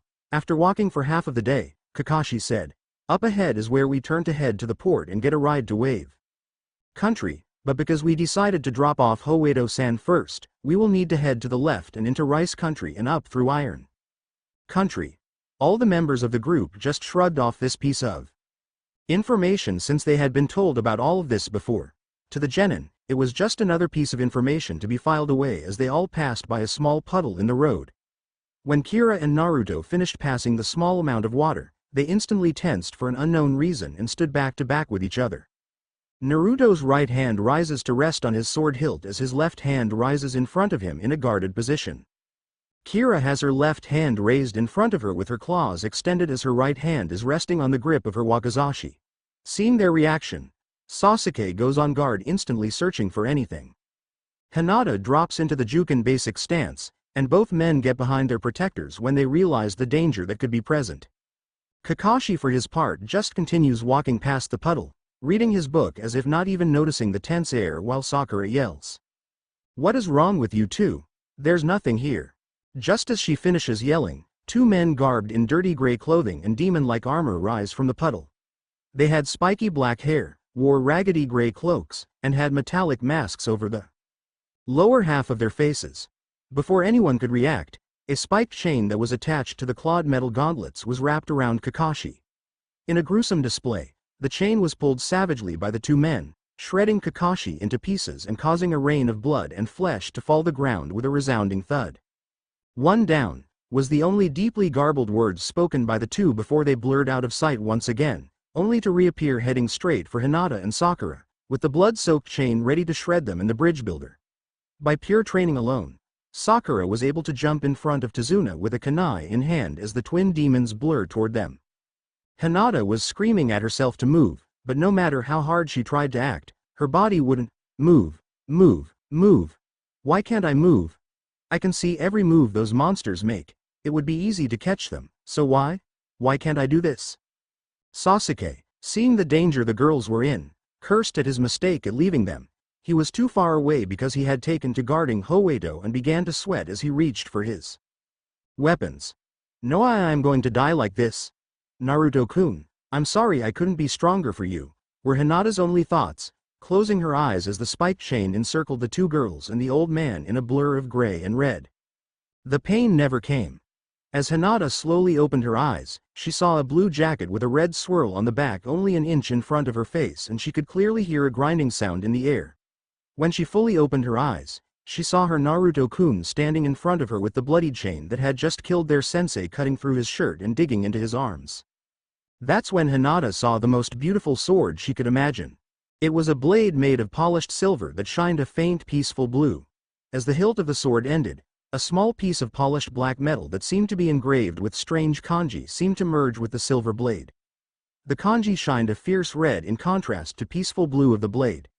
As she turned her head, she saw Kira had a blade that seemed a twin of Naruto's, except instead of a blue energy it seemed to pulse a light orange red with a blue glow to the kanji. Kira held her blade reversed in her hand and had it supported against her crossed forearms as she blocked the chain in the opposite direction. When Hinata turned again, she saw a shuriken. with a kunai through the center pinning another section of the deadly chain to a tree. The entire gruesome chain was being held back in a perfect triangle by Kira's wakizashi, Naruto's katana, and Sasuke's throwing weapons. The two demon-like shinobi struggled to free themselves as everyone else seemed to have the same reaction to the strange new weapons that Hinata did. Even though it was a deadly situation, Naruto couldn't help but to think back to the first day he had drawn the blade during his training. A few weeks earlier, for the last few days, Naruto and Kira had been meeting up with Gecko Hayate, an experienced Jounin, to begin training in Kenjutsu. The man was sadistic with training, to put it lightly, and would never play around with them in any sense of the word. The moment he arrived to the moment he left was a non-stop strain of their skills. He always said that Kenjutsu was based in skill and experience. Talent had very little to nothing to do with it. Jutsu would come in time. Hayate would always say, when two Kenjutsu users meet, the only thing that matters is skill and experience. All I will teach you is the resolve to fight, the way to create your own style, and I will give you the experience. And the sadistic bastard did just that. For 2 weeks straight, he had Kira and Naruto train with weighted training swords. While one was sparring with Hayate, the other was always going through the basic kata for one common style or another. Both Naruto and Kira had never been as sore in their lives as they had been for the last week. Every time they would leave the smallest opening, Hayate would make sure they would never forget it, and every time they complained, he would only say, if this was a real sword, you would not be able to complain, just be sure to remember the pain, because a taijutsu strike is much easier to survive the sword wound. This is how Naruto and Kira learned their lessons in Kenjutsu. Through pain, no matter how much they asked Hayate to teach them a jutsu or finish their training in a style they had started, he would only again humiliate them in a spar and tell them that until they could cut him, there was no point in teaching the two of them more. That was how he finally got around to telling Naruto and Kira of the laws of the sword that they should never forget. There are 3 rules you must always follow as a Kenjutsu user if you wish for me to continue teaching you. First, never teach your style to another, not completely. It is yours and yours alone, and to teach your style to another is a disgrace to all your own work and to the promise of the student. I'm not teaching you a style of combat. I'm helping you forge your own, and because of that your style is your own and could never be truly used by another to its full promise. A technique or jutsu can be easily passed on and worked into any style, but to truly master Kenjutsu or anything for that matter, you must make it your own. Just because someone has said you have mastered something does not mean you have. It only means you have mastered it in their eyes. How far you can truly take something is truly up to you. Second, never use your sword unless you are prepared to do so. The art of the sword is the art to kill. Unless you are prepared to go through with that, do not draw your blade because it will only disgrace your steel to break your resolve in the heat of battle. Third, and lastly, avoid drawing your blade against unarmed opponents. A blade is meant to meet with another in battle. As shinobi, we are assassins, hired killers. That is a fate we accepted when we put on these Hite 8, but as Kenjutsu users, we are held to a conduct to fight with our all when we meet each other. To do any less would be a disgrace to your spirit as a swordsman. Then Hayate let out a deep sigh as his shoulders slumped and he seemed to have aged 10 years in that instant. What it finally comes down to is your own pride and what you're willing to sacrifice for it, and for your village. Naruto and Kira at this point are trying to understand what any of these rules have to do with pride. A defeated enemy is a defeated enemy, isn't it? Hayate-sensei, what do you mean, our pride? How are any of these rules important for Kenjutsu? Asked Naruto. As a shinobi, your pride is the accomplished mission, your respected and feared reputation, and the prosperity of your village. This is true for any shinobi. Your reputation as a powerful shinobi brings missions not only for yourself, but also for your village. That in turn means the prosperity and wealth of the village grows. That is why a shinobi trains so hard. Our skill is the village's income and future. But, as a Kenjutsu practitioner, your pride is your own skill and the opponents you hold in the highest regard, because they alone can show that your skill has truly increased. To a shinobi, a defeated opponent just means you were the stronger, more skilled, and the better, but to a Kenjutsu user, a defeated opponent means one more rise in skill, one more piece of proof that your art is the better, and most of all, that they died with honor after giving their all. These are the words my first sensei in Kenjutsu taught me. He and I only trained for a week before he left me.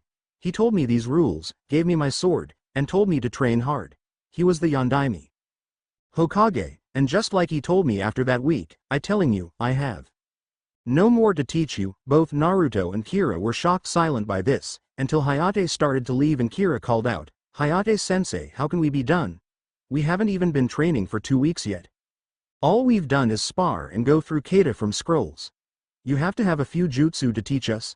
asked Naruto, trying to get at least something out of it. Hayate only looked on with bored eyes until he coughed and threw a kunai at both Naruto and Kira. In an instant, Naruto was able to catch the kunai heading for him while Kira was able to easily sidestep hers. "See, 2 weeks ago those kunai would have pierced your necks. When we began training, the two of you couldn't even see my sword strikes unless you used those red eyes of yours, and even then it was barely. Now you can actually dodge me. Your skills have greatly improved in the last 2 weeks, and you have learned the basic kata for over 4 styles. The same 4 styles I began with. Now it is time to go and create your own style with them. Find your own jutsu, and become a true kenjutsu user. When you can return to me and are able to cut me, I will be more than willing to teach you my jutsu, but until then, find your own way, your own style, your own strength," and with that, he disappeared in a swirl of leaves. "Damn, he talks as if a sword was some holy relic or something," said Kira with a frown as she crossed her arms. "But I can really see where he's coming from. I mean, if you created something that's all your own, wouldn't you be careful about not only how you used it, but who you taught it to as well?" asked Naruto. As Kira took a pouting look, "I guess so, but he seemed just so serious about it, like those rules were law." Well, those were the rules told to him by his sensei. If the Yondaime believed them, then it must be true. But in all the history I've heard, I don't remember anything about the Yondaime using swords. Plus, from what Hayate sensei told us, he trained with us for another whole week than what he got. Yeah, that Yondaime was something else. I don't think I will ever find another human that could challenge me at that level, but with the swords we have, his rules don't apply, Naruto-kun. How's that, Kira-chan? I would think, from how you just spoke of the Yondaime, that his rules would seem at least a little important. Well, all the rules Hayate told us were based on the idea of a sword being able to kill. Unlike regular swords, we can use ours without the worry of killing someone if we chose not to. Naruto could only look on with his normal confused face as if saying, "What the fuck are you saying now?" Kira could only smile and say, "Just unseal the daisho set and I will explain." Without another word, Naruto opens his scroll, unseals the blades and handed them to Kira with a calculating look in his eyes. When she drew the katana, Naruto was just amazed by the beauty of the weapon, but he noticed something right away that threw him off. "Kira-chan, it looks like a normal sword, it even has an edge to it. How are we not supposed to kill with this?" "This, Naruto-kun, is the reason I said that the rules don't apply to us." With that, Kira takes a smooth swing at a nearby tree with the blade, and with a slight pulse of red-orange energy, an indent of almost half an inch deep was made in the trunk of the tree. As Naruto looks over the damage, he notices that the indent was smooth, as if it was just pressed down. No splinters or cut marks, just a smooth indent. As he looked at Kira, she began to explain. "Just as with everything else that I have given you, from your abilities to the Kaguranisite stone, this blade works by drawing on your energy to work. This blade is made of purified Kaguranisite and silver. As you just saw, unlike your stone, this blade is simply a focusing point for energy. The focusing point is this metal plate at the base of the blade. The kanji you see here will change depending on the ability it is using. As far as I know, there should be 5 total. The first, as you can see, is the Shindo Degeki, Impact Strike. When you focus chakra into this blade, it releases a burst of stored energy along the blade when it connects with another surface. This makes it so you do not need to kill to use this weapon unless you want to." As Naruto stood in awe of the blade, he watched in fascination as Kira seemed to push more energy into the blade, until it turned a fiery red and the kanji that were once glowing red turned blue as the kanji changed to say, "Yoko Kiwa, Crimson Edge." This, Naruto-kun, is the second ability of the sword. It takes the stored energy in the Kaguranisite and compresses it around the blade to give it a razor's edge made of chakra. This lets it cut through things a normal blade could not, such as other swords and armors, to name a few. Unfortunately, it cannot cut through chakra when at this stage. Also, in this state it loses the ability to impact, but if you're at the point where you need to cut through something, I doubt you would need it. After thinking for a moment on the blade, Naruto couldn't help but ask, You said that the kanji stood for the 5 powers of the sword, but you only told me 2, what are the others? You really are getting sharper, aren't you? To tell you the truth, the first 2 abilities are all I know of, Naruto-kun, said Kira as she pumped as much power into the blade as she could without scaring half of the village, only for nothing to change other than for it to glow brighter. How is that possible? I thought you said these swords were made for you. How could you not know? Asked Naruto as he took his confused pose. True, but the fact is that this Kagirani sight blade was not forged for a specific purpose, like the jewel's abilities to create its shield and blade. You need to understand that Kagirani sight is an element created by Kami-sama himself, and it was never intended to be used by anyone for anything. Kira took a moment to gather her thoughts as she returned the blade to normal. Kagirani sight was originally a way for the world and universe itself to collect and recycle its energies, drawing it in quickly and then releasing it again over millennia. When it is exposed to energy, it adapts itself to work with, store, and release that energy in a purified form to continue the cycle of life in the universe. This stone, in essence, is alive and meant to be a carrier of energy in all forms. The first 2 abilities were created when I first drew the blades and exposed them to my Yuki, but I never kept them with me long enough to find what kind of powers the last 3 were, or even if there were only 3 more. Since the kanji don't appear until the power is used, we have no way of knowing what they are or even if they have been decided yet. Now that the sword is in your hands, who knows what the last 3 will be? All we can do is to wait and see what effects your unique energy has on the Kagirani sight. With a slight smile, Naruto stands and picks up the wakizashi and hands it to Kira as he raised the katana. Well, if using them is the only way to find out, then, let's, as Kira smirks, she draws her blade and the 2 of them knew they had found a new morning workout. Blocking the chain, so, it seems the old man has better protection than we were told of, said one of the 2 attacking shinobi as they struggled to free the chain. Naruto and Kira smirk as they began to feed more energy into their blades, and watched as both of the blades ignited a fiery red and slid right through the chain as if it wasn't even there. Then, with a smooth kick from Naruto and Kira, both of the strange shinobi were sent in different directions. Both blades pulsed once again before returning to the peaceful blue and orange-red as Naruto and Kira began to chase the shinobi. After being separated, both of the demonic shinobi circle around to the other side of the girls and Tazuna, brandishing their claws, but before they could land a strike on Sakura or the frozen Hinata, Naruto dropped his blade and appeared right in front of them to catch both of the metallic claws with his own. Damn, I really need to learn how to raise that shield faster. If I had tried to block with my sword, one of their attacks would have gotten through, and the shield takes too long to raise. Damn, those claws really hurt. As blood slowly drips from Naruto's hands, the grungy shinobi said, "Well, we did not intend to kill you this way, but it is satisfactory," was the garbled comment from one of the attackers as they both had an evil look to their eyes. "Kill me? You really are far too confident, but I would have preferred to stop you without impaling myself," was Naruto's smirking reply as he dug his own claws into the metal ones, to the horror of the demon-like shinobi. Then, with a primal roar, Naruto swings them around and threw them in different directions once again, tearing their gauntlets apart as they dragged across his own claws. The first of the shinobi slams right into a tree, slightly splintering it, to only be met by Sasuke's Fuma shuriken circling around him, binding him with wire. "You need to pay attention to everyone in this fight and not just the dobi," said Sasuke, after securing the shinobi and placing Hoedo behind a tree. As the last shinobi sprinted toward Hinata and Sakura, Naruto began moving as fast as he could to help them, until a horrible burning in his hands brought him to his knees. As Naruto gazed at his hands, he saw to his horror the shallow gashes in his hands from the shinobi's clawed gauntlets, which normally would have healed on their own, were now smoldering a bright red and yellow instead of the normal blue of his healing. Kira, seeing and feeling this completely, forgets about the other shinobi and rushes to his side. Just as Kakashi appears to catch the last shinobi in a headlock as if he were a mere child. Everyone seeing Kakashi alive responds in their own way. Sasuke, for his part, only huffs as he leads Hoedo out to the rest of the group. Sakura just sighs in relief as she falls on the ground. Hinata was still fazed at what had happened. Tazuna could only think, "I don't know how they did it, but they did. I'm safe, for now." After Kakashi secured the second shinobi next to the first against the tree, he turns and said, "I'm sorry that I didn't help you guys sooner, but I didn't expect them to be this strong, or for Hinata to freeze up like that. I would have thought a Hyuga would have been better trained." As Hinata was heading to Naruto's side, she saw a glare aimed at her from Kira. When she heard what Kakashi had said, Hinata realized it. If I hadn't frozen up, Naruto wouldn't have been hurt. Those words stung for Hinata worse than Kakashi could have imagined. Am I really still so weak?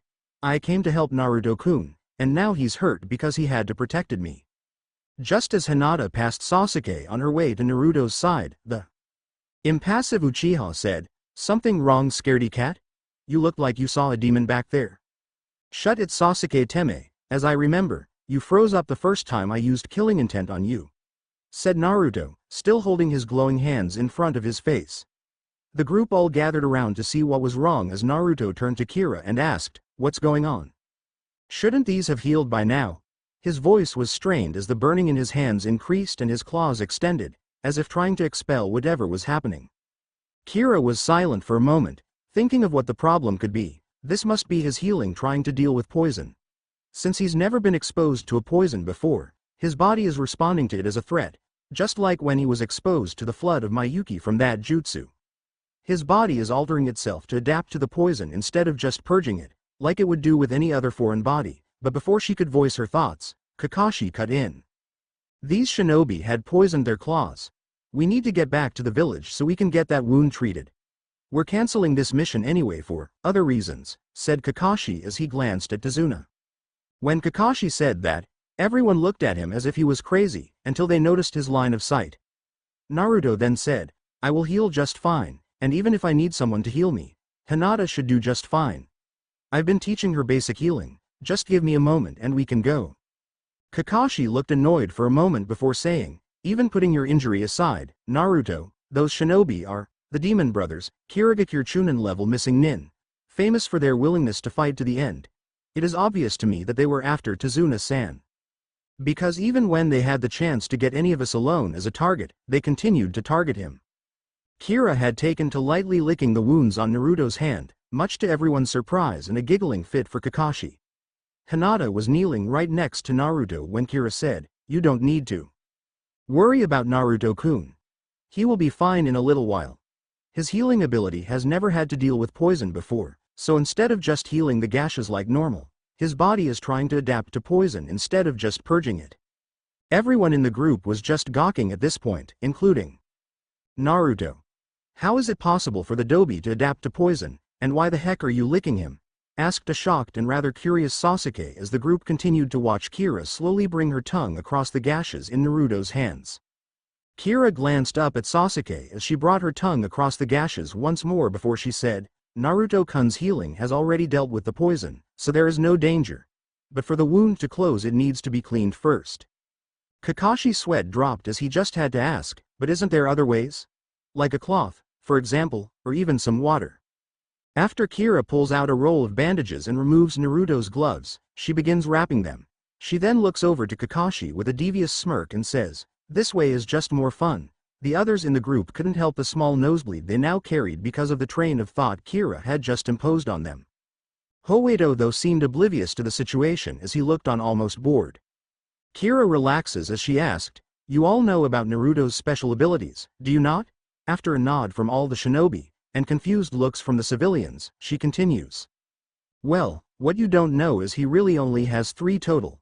All of the others are just side effects of the 3 intermixing. Just like with a Dojutsu, as I explained to you all before. The 3 abilities that Naruto has are his stronger denser chakra, his Dojutsu, and his healing factor," said Kira as she finished wrapping Naruto's hands. "Anyo, Kira Nichan, how is it that Naruto-kun can adapt to poison because of that? The ability to heal himself doesn't sound like it should be able to do that," asked Hinata, only to get a rather fierce glare from Kira that clearly said, "We talk later." Kira took a moment, then looked back at Naruto's hands. "Normally no, as far as I can tell, Naruto-kun's healing ability works with or without chakra. It is a natural function of his body just as much as breathing. His special chakra seems to strengthen it to a point of almost regeneration. This is how his body is doing it. A normal human body naturally identifies threats to itself and deals with them accordingly, from simply attacking them to trying to expel them, in other words, fevers to burn them out or well, other ways. Naruto's body, on the other hand, seems to determine threats by either classifying them as not being a concern and simply heals itself, or, in the case of something like poison, it tries to make itself immune or at least resistant to it, like a normal person does with a cold. Once Kira was done speaking, not only Naruto, but everyone was blinking from utter confusion, including the foreign shinobi.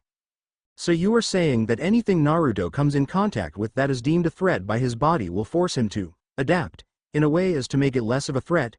Asked Kakashi in a worried tone, as the genin were trying to understand and the clients were just trying to ignore them so not as to get a headache. Kira-chan, this does sound a little far-fetched. I mean, my healing I can understand, but changing just because of a little poison?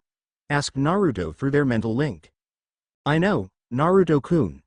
I will give you a better explanation later, but unless you want them to know that you are a true demon on the rise, I think it would be better to let me finish my bending of the truth since you know they won't drop the questions until they get an answer. No, only something truly unique could cause this to happen. The poison these nin used was very potent. Naruto-kun has never even been exposed to a poison before. I very much doubt that anything else would cause something like this, unless it was some other rare poison or disease. Just as Kira finished, she could see the stupefied and non-believing looks of the other shinobi, so she just decided to say, unless Naruto-kun starts turning green and choking, we have nothing to worry about, so why don't we turn to our resident, Cyclops, for why we should cancel the mission since we don't need to worry. As the entire group once again turns to Kakashi, the one-eyed Jounin couldn't help but think, this girl knows too much about Naruto. There must be something about her I am not seeing, but what? And how is it I am continuously being outsmarted, insulted, and outdone by a preteen girl with orange and red hair? Well, back to the reason I did not help you sooner is, because I noticed a puddle in the road on our way here. It has been hot and sunny for days, so there is no reason for there to be a puddle. This was a clear sign to me of shinobi in the area. If you saw this, then why did you allow us to come under attack? I am paying good money for protection, and do not appreciate being scared out of my wit and put in danger, said Hoedo, with a slight edge and a glare. As Kakashi raised his hands in a placating manner, he said, I realize my methods seem a little off, but I assure you, I needed to do that to find out the target of these two. Kakashi finished by pointing at the demon brothers. What is that supposed to mean, Kakashi? Asked Sasuke. Well, neither of our clients stated in their mission requests that they needed protection from shinobi, so these two were either here waiting to ambush someone else, or we were misinformed about the mission specifics. I needed to know if they were after one of our clients, one of us shinobi, or if they were just in the wrong place at the wrong time. As everyone's eyes go wide at the realization, Kira couldn't help but say, I guess he really is more than an open pervert. Kakashi couldn't do anything else but drop his head as he mumbled, attacking a man's reading material is just low. After snickering for a moment, both Naruto and Kira pull out their own copies of Ichi Ichi Paradise Volume 1, Super Gold Perverted Edition. As Kira says, it's not the reading material that makes you an open pervert. It's that you read it in the open in front of children, and I don't want to know what you do when you're alone with it. At the sight of the books, Sakura sputters, Sasuke broods with a smirk, Hinata blushes, and both of the clients look reserved as Kakashi says, how can you call me a pervert when you read them too? That's easy, Kaka-sensei, said Kira in a sultry voice. You read them in the open and alone. Then with a sly foxy grin, on the other hand, me and Naruto-kun read them together. Kira then slowly wraps her arms around Naruto and says, sometimes we even get Hinata-chan to join in. Hitaki Kakashi, son of Konoha's White Fang, former Anbu captain and one of the only students of the Yondaime Hokage, for the first time since he had walked in on his first female teammate changing, had totally fried his brain. Sakura was absolutely livid thinking, how am I supposed to compete with this slut for Sasuke-kun's attention? Once she drops Naruto and realizes Sasuke is the way to go, I'm done for. Sasuke, for the first time in his life, had a slight nosebleed not once in the same day, not twice, but 3 times, even for the stoic Uchiha. The thought of 2 girls reading porn was just too tempting to the imagination. The old bridge builder lost consciousness due to extreme blood loss to be caught by Hoedo much to the man's displeasure, and Hinata, to Naruto and Kira's surprise, was still conscious, though no better off than Kakashi. Well, Kira-chan, you successfully fried 2 brains, caused 1 cases of extreme blood loss, and finally got a humanoid reaction out of our resident emo, was Naruto's impressed reply. I do my best, Naruto-kun, If you think you can, why don't we make a few Kage Bunshin to set up camp for the night and get everyone settled, since it seems they will be out for a while. I would agree with that option because I would greatly appreciate getting this drunkard off me, commented Hoedo with irritation clearly in his voice. I think that would be for the best, replied Naruto as he started settling everyone down and treating the older men for blood loss. Several hours later, as Tazuna was stirring from his sleep, he couldn't help but think. How much did I drink last night? Then, as the happenings of a few hours before came back to him of when his severe nosebleed happened, he noticed he was laying in an open field on a sleeping mat with the stars above him, clearly showing it was nighttime.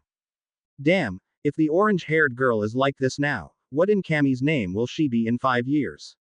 As he stood up, he noticed a mid-sized camp set up, with everyone else gathered around a fire a few feet away. Well, it looks like our bridge builder is finally up, said Kakashi, closing his book. Now we can decide on what to do after getting his explanation. Tazuna was very aware of what Kakashi wanted to know, and as he sat down, he was very aware that everyone wanted to know what he was going to say. He took a moment to look over everyone to see what his situation was. The black-haired boy was just sitting quietly as he stared. The loud pink and red one was still hanging close to the brooder. The one with the white eyes, though, looked as if she was in another world with a glazed look to her. The strange orange-haired one, Kira was her name, hard to forget that one, he thought as he remembered the book. She was still next to the blonde like always. The blonde still had his hands wrapped, and was working on turning a piece of meat that was on a spit that he had gotten from somewhere. Finally, Hoedo was next to the sensei. Tazuna-san, there is something I need to ask you before we move on with the mission. I need the identity of those that are after you. If you don't tell us, then our mission with you ends now. I will take you back to Konoha myself, and have my team protect Hoedo-san until I return, Kakashi said to the old bridge builder, adding the threat to the question. For a moment, Tazuna was quiet, and Kakashi and the group kept a close eye on him. After waiting for several seconds with everyone's eyes on him, Tazuna decided to speak. Looks like I have no choice but to tell you. No, I want you to know. You're right. This is probably beyond the mission I requested. It turns out a super dangerous man is after my life. A super dangerous man is after you? Asked Kira with interest, thinking that maybe this could be fun. Hi, replied Tazuna in a subdued voice. Who could be super dangerous? Asked Kakashi, with his book put away for a change. You've probably at least heard his name before. The wealthy shipping magnate, a man named Gatu. Kakashi's and Hoeto's eyes pop open. Huh, Gatu, you don't mean the Gatu from that Gatu company? He's said to be one of the world's few extremely wealthy people? Kakashi nearly gasped. Yes, officially he runs a large shipping company, but secretly he sells drugs and other illegal items, using ninja and gang members to take over businesses and countries. He's a very nasty businessman. It was about a year ago he set his eyes on the Wave country. Through financial and violent means, he quickly took control of the country's shipping industry. Since he controls the shipping routes, which are the life of a small island country, Gatu now has a monopoly on all business traffic. The only thing Gatu has to fear now is the completion of the bridge, Tazuna replied, telling the rest of the group of his painfully depressing home. I see, since you're building the bridge, you're in the way, Sakura stated aloud to clear it for herself.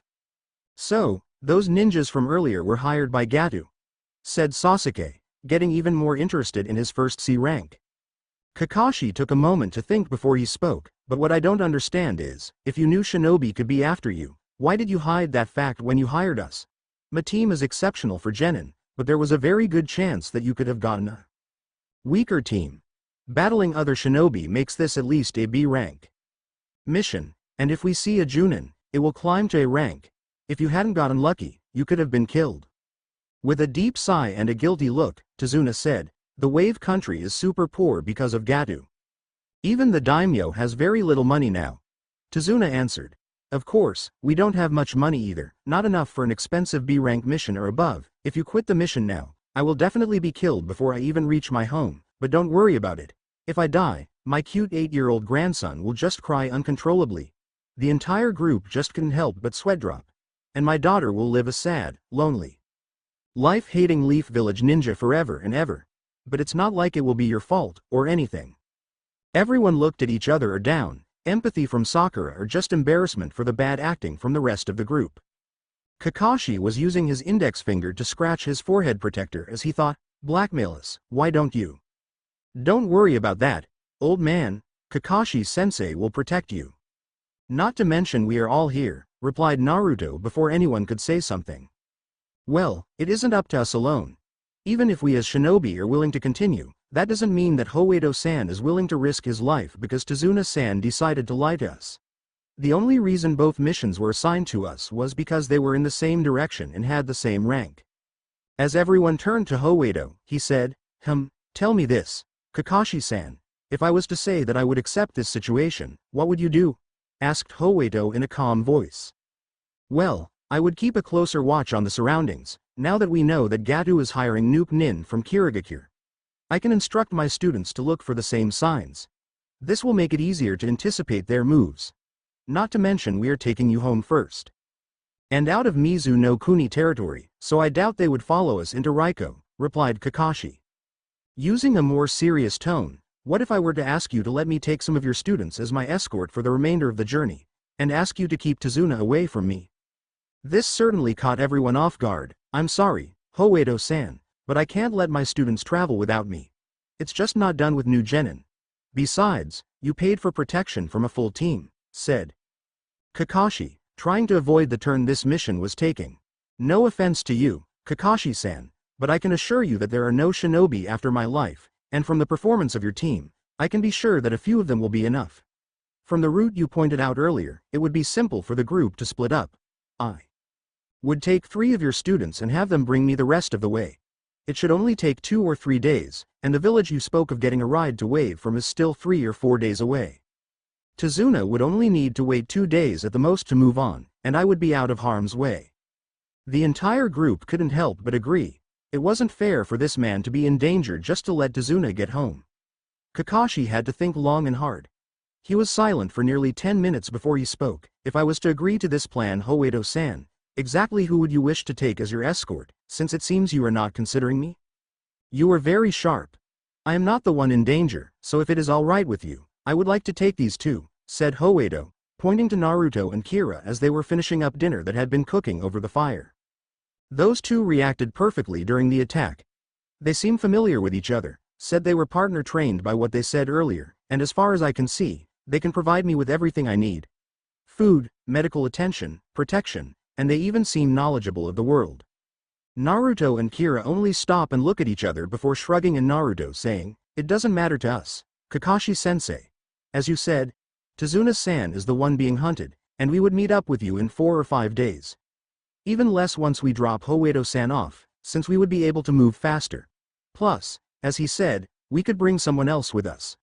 All the genins nod at the idea, Sakura only after Sasuke had.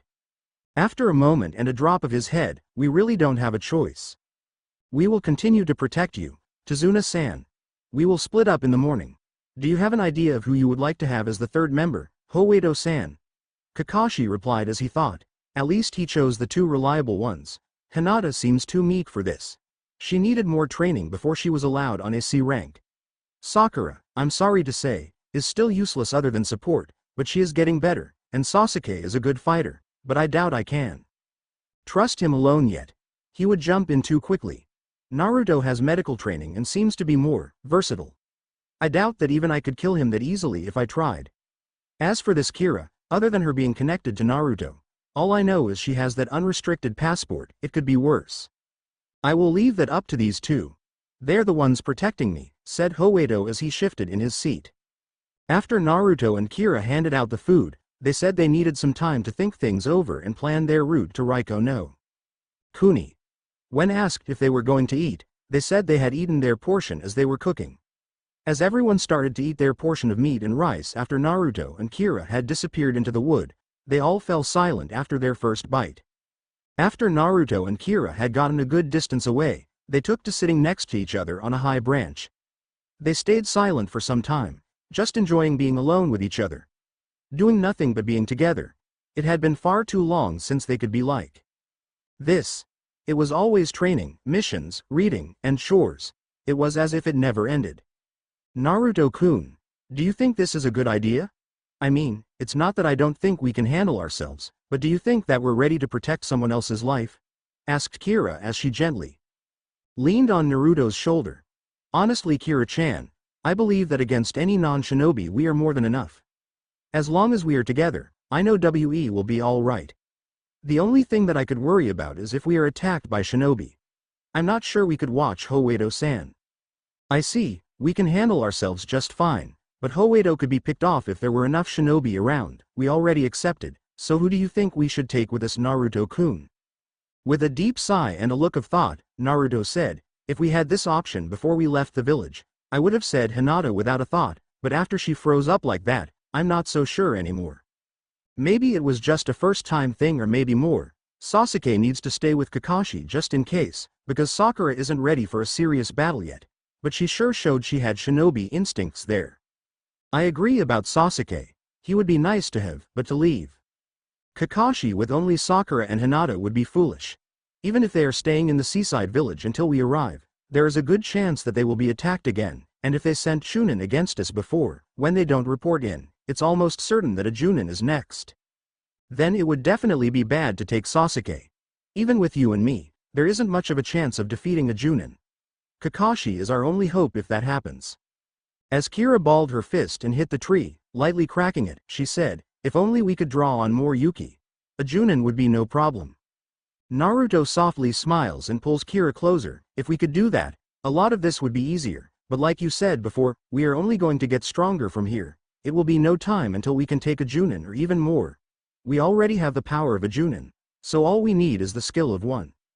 You're right, Naruto-kun, but this still doesn't solve the problem of who to take with us. Well, we already ruled out Sasuke. We could take Sakura so we could continue training her in medical ninjutsu basics, but the same is true for Hinata. Plus, she can work with us on taijutsu, but her freezing up like that, if Kakashi wouldn't have shown up when he did, I'm positive she would be dead, said Naruto as he looked down. I don't know what to say, Naruto-kun. I was so sure I could trust her to handle herself, but I just don't know now. If we do take her, we are going to have to watch her closely and find out what happened. I doubt it was just that pathetic killing intent. Well then, it's settled. We will take Hinata and try to find out what the malfunction is this time. Great, first the shyness, perverseness, no confidence, and now we need to find out why she froze up. I mean, the killing intent we used against her in training was more than that, and she barely blinked. Look at it this way, Kira-chan. We will never be bored around her, plus it's sinfully fun to make her blush. As Kira and Naruto shared a good laugh over the fun they will have with the poor Hyuga princess, a certain short of stature businessman was having a very bad experience. Elsewhere, as Gato stared down the tremendous sword blade, he couldn't help but think, what kind of monster is he that he can lift that hunk of metal as if it were nothing? Who do you think you are speaking to? Asked the man holding the giant sword. I mean no disrespect, sir, but the target has hired skilled ninja from the Leaf, and now that the Demon Brothers have failed, they will be looking for you or any other attack, said the scared assistant standing next to Gato. With a snort, do not forget, I am Momochi Zabuza, the demon of the hidden mist.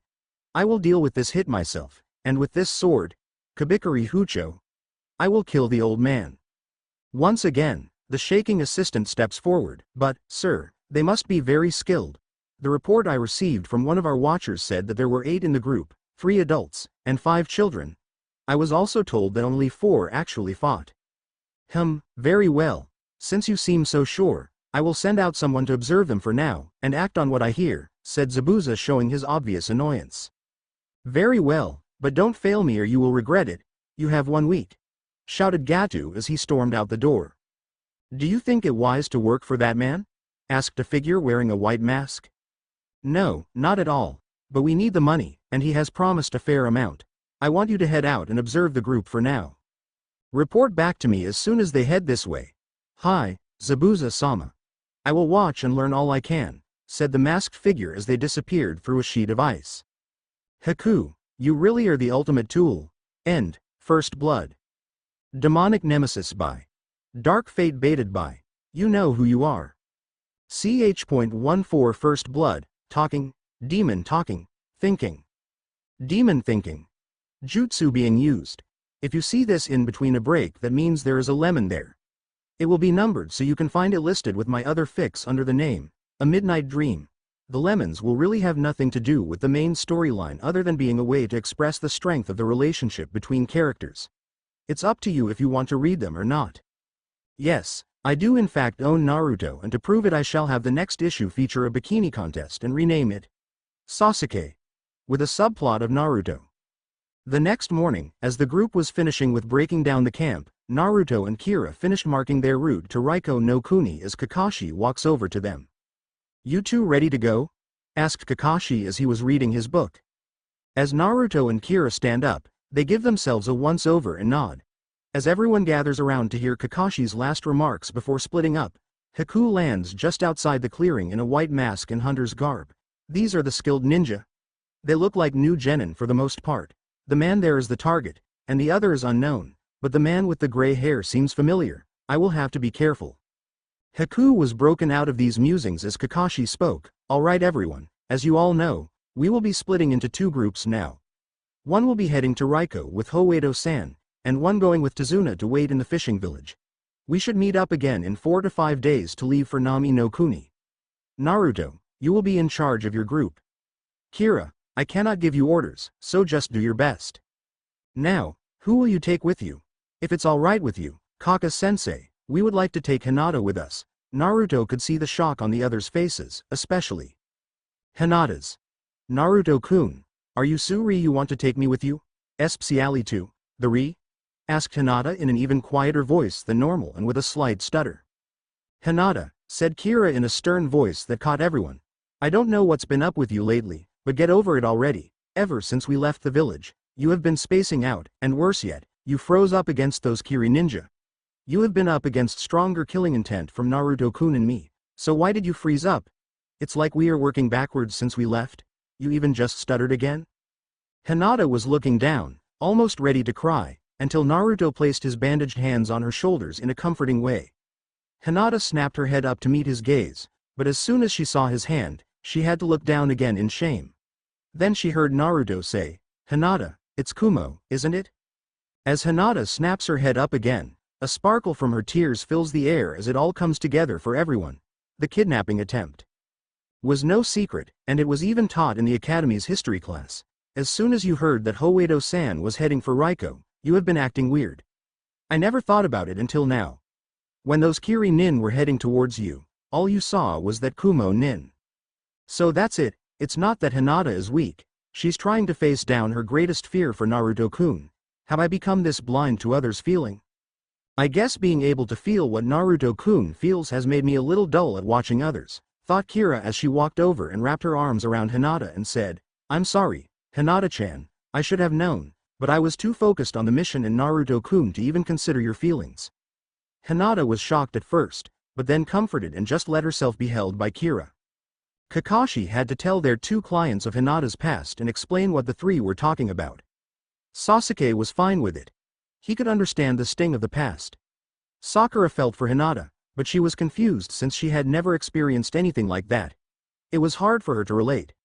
Tazuna could imagine the feeling, and Hoedo couldn't help but comment, "If the child is afraid, maybe it would be better to leave her here with the sensei." No, I want to go, I need to go," said Hinata with confidence at the end as she broke away from Kira and wiped her eyes. "Well, that settles it," said Naruto, "we will see you in 4 or 5 days. Kakashi-sensei, be sure to wait for us." After saying that, Naruto and his group of 4 starts off down the road into and through rice country as Kakashi headed to the seashore of Fire Country. Haku was at a dilemma. The group splitting up was not expected, so as the observations of the group continued, a decision had to be made about which to follow and observe. That one is not the target and seems to be heading for Kumo territory. He is also taking 3 of the genin with him. The target, on the other hand, is leaving. With the Jounin and the other 2, the target is the priority. They said they were going to be meeting back up in 4 to 5 days, so I can observe the others then. I will have to send a message to Zabuza-sama about this turn of events. The trip through Rice and Iron Country was eventless to say the least. Rice Country was exactly how it sounded. It was completely made up of farming villages and rice fields. It only took the group a little over a day to cross into Iron Country. Hoedo was actually rather nice to listen to. The man was very intelligent, and the way he spoke and explained things made it very apparent. He had told the genin that the entirety of Iron Country was basically a valley surrounded by rather large mountains, with a decent-sized plain at the center where the city was. The mountains were more than plentiful in iron and other metals. Because of this, Iron Country was independent from all other nations, since almost 70% of the elemental country's iron ore came from these mountains. During the last two shinobi wars, this country was torn apart in attempts to control it and the flow of ore. To prevent it from happening again after the end of the Second War, all 5 great shinobi nations signed a treaty that said from that day forward, Iron Country would be a separate but equal nation. Allied with all to sell ore, but also neutral as in they could not deny to supply and or sell to any nation. The treaty also stated that if any nation was to break this agreement, all other nations would declare a ceasefire to deal with the betrayer.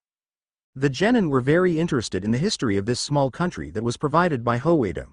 Never did they imagine that such a small and plain-looking country could be so important.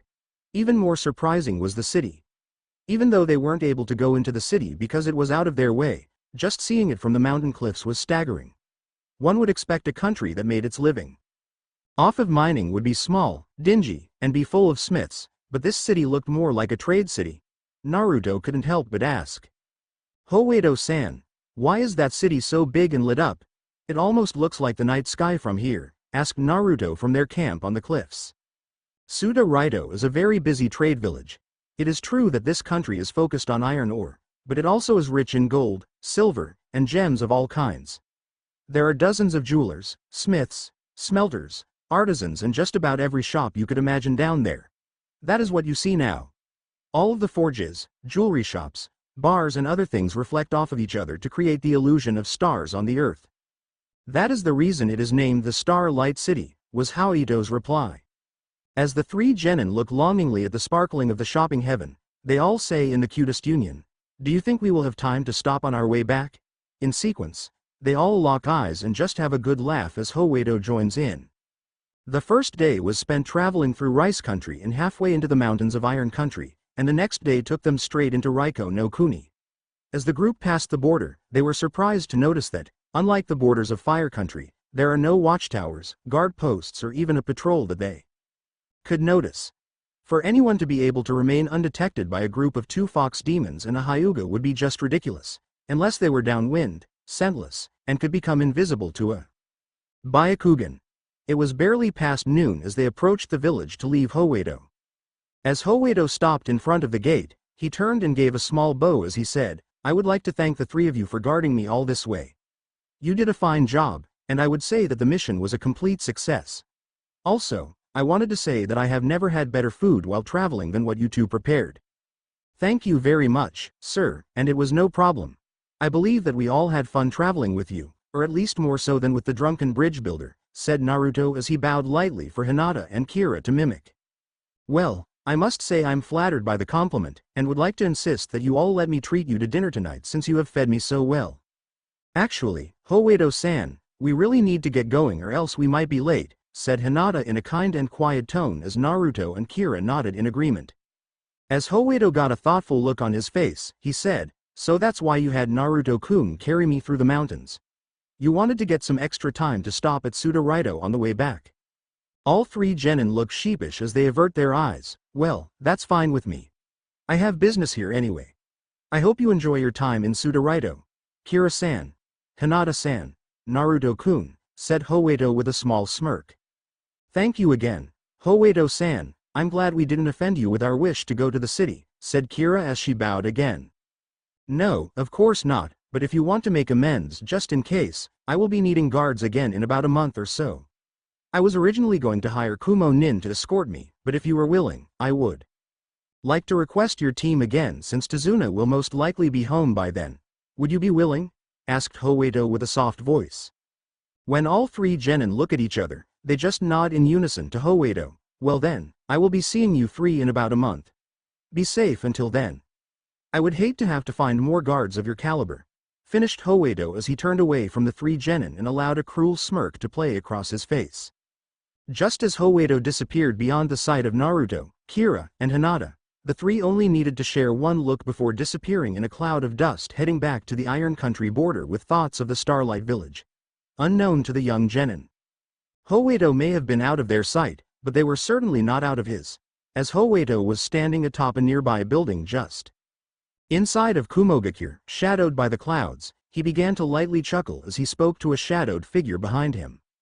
Hours later on the cliffs of Iron Country, Naruto, Kira, and Hinata had just arrived on the cliffs overlooking the city of Starlight, but to their disappointment, it was already after dark when they arrived, and even for a ninja, traveling these cliffs at night was just foolish. Even if Naruto and Kira could see perfectly fine at night, Dojutsu or not. Well, I guess we will have to wait until morning to see the city, right Naruto-kun? Asked Kira. As Naruto took an old lecture pose of Iruka's, that would be the responsible, adult thing to do, Kira-chan. Not that we are adults or anything. No, we're not Naruto-kun, but we are on a mission. We would be in enough trouble if Kakashi-sensei found out we were stopping at the city in the first place, so we need to be cautious, said Hinata in a soft but firm tone. With a deep sigh, you're right, Hinata, we do need to be careful, and we will only get the morning hours to explore the town before leaving to rendezvous with sensei. So we will need as much rest as possible to have fun. The three genin settled down for the night to dream of the fun they would have in the morning exploring the glittering city, but for some reason Naruto, even with his Kira-chan beside him, couldn't help but feel like there was something off. It wasn't a warning or even danger, it was just an unsettling in the back of his mind, as if he had overlooked something. The next day, Naruto, Kira and Hinata were having the most fun they had ever had. It was just so refreshing for Naruto to be in a place where no one glared at him. No one here knew him, yet they all greeted him with a smile. He could go into any store, eat at any restaurant, and he could even talk to people without them looking disgusted. For Hinata, it was a place with no expectations of her. She could speak freely, not be looked at as some kind of porcelain figure like how the people of Konoha treated her. It was as if she was on display as the pride of the Hyuga. Kira was just so happy. She had Naruto with her. Hinata was happy and smiling. It was just perfect for her. Naruto was feeling. Light was the word she would use to describe it, and she felt the same. She was with the two people she could call precious to her, and they were just having fun enjoying being together. No training, no watching the Hyuga around them, and best of all, they were together. Most of the day was spent going from one shop to the next looking to see what was there. Glittering stones and jewelry littered the streets, from small stands to large galleries. For the most part, Naruto found the jewelry shops to be a little boring, but Kira and Hinata dragged him to nearly every single one to browse the beautiful pieces. After about 3 hours of browsing the shops, the three decided to stop for some lunch at an outside cafe. Are you two girls having fun? Asked Naruto as he sat with a glass of tea in hand. Both girls just look at him with big smiles. I guess that's a yes, said Naruto with a soft look to him. Once we're done here, we can stop at one more shop before we have to leave. It's going to take us a little over a day to get back to Kaka-sensei if we don't stop tonight. If we have time to stop at one more shop, I say we do. Who knows when we will get a chance to come here again, said Kira as she ate some of her lunch. I agree, so Hinata, where do you think we should go? Kira picked the last gallery, and I got to go to the weaponsmiths, so it's your turn, said Naruto as he slurped some of his ramen. Hinata was caught a little off guard by the question, so she took a small thinking pose. Well, I did hear about a really famous shop at the center of town. The man I talked to said it was called Kinjin Rei, Gold, Silver Spirit. It's supposed to be the best store for jewelry and decorative weapons. It's even supposed to carry a very good selection of practical weapons. Naruto reaches up to the hilt of his sword and says, "Is little Hinata jealous of our weapons? I bet you just want to get one for yourself." Kira couldn't help but giggle at Hinata's slight blush. It's okay, Hinata-chan. It would be a very good idea for you to take up a weapon style. Only having taijutsu is a big weakness of the Hyuga. That's why Naruto-kun has been teaching you medical ninjutsu, and I have been teaching you Suidan jutsu. Speaking of that, Kira-chan, how far has Hinata come with her Suidan jutsu? Asked Naruto as he finished his third bowl of ramen. Both Kira and Hinata look at Naruto, and then Kira motions for Hinata to explain. I have learned the Mizu Bunshin, Suidan Suijin Heki, Water Wall, and a basic Mizuden, Water Bullet. That's quite the little library you have going.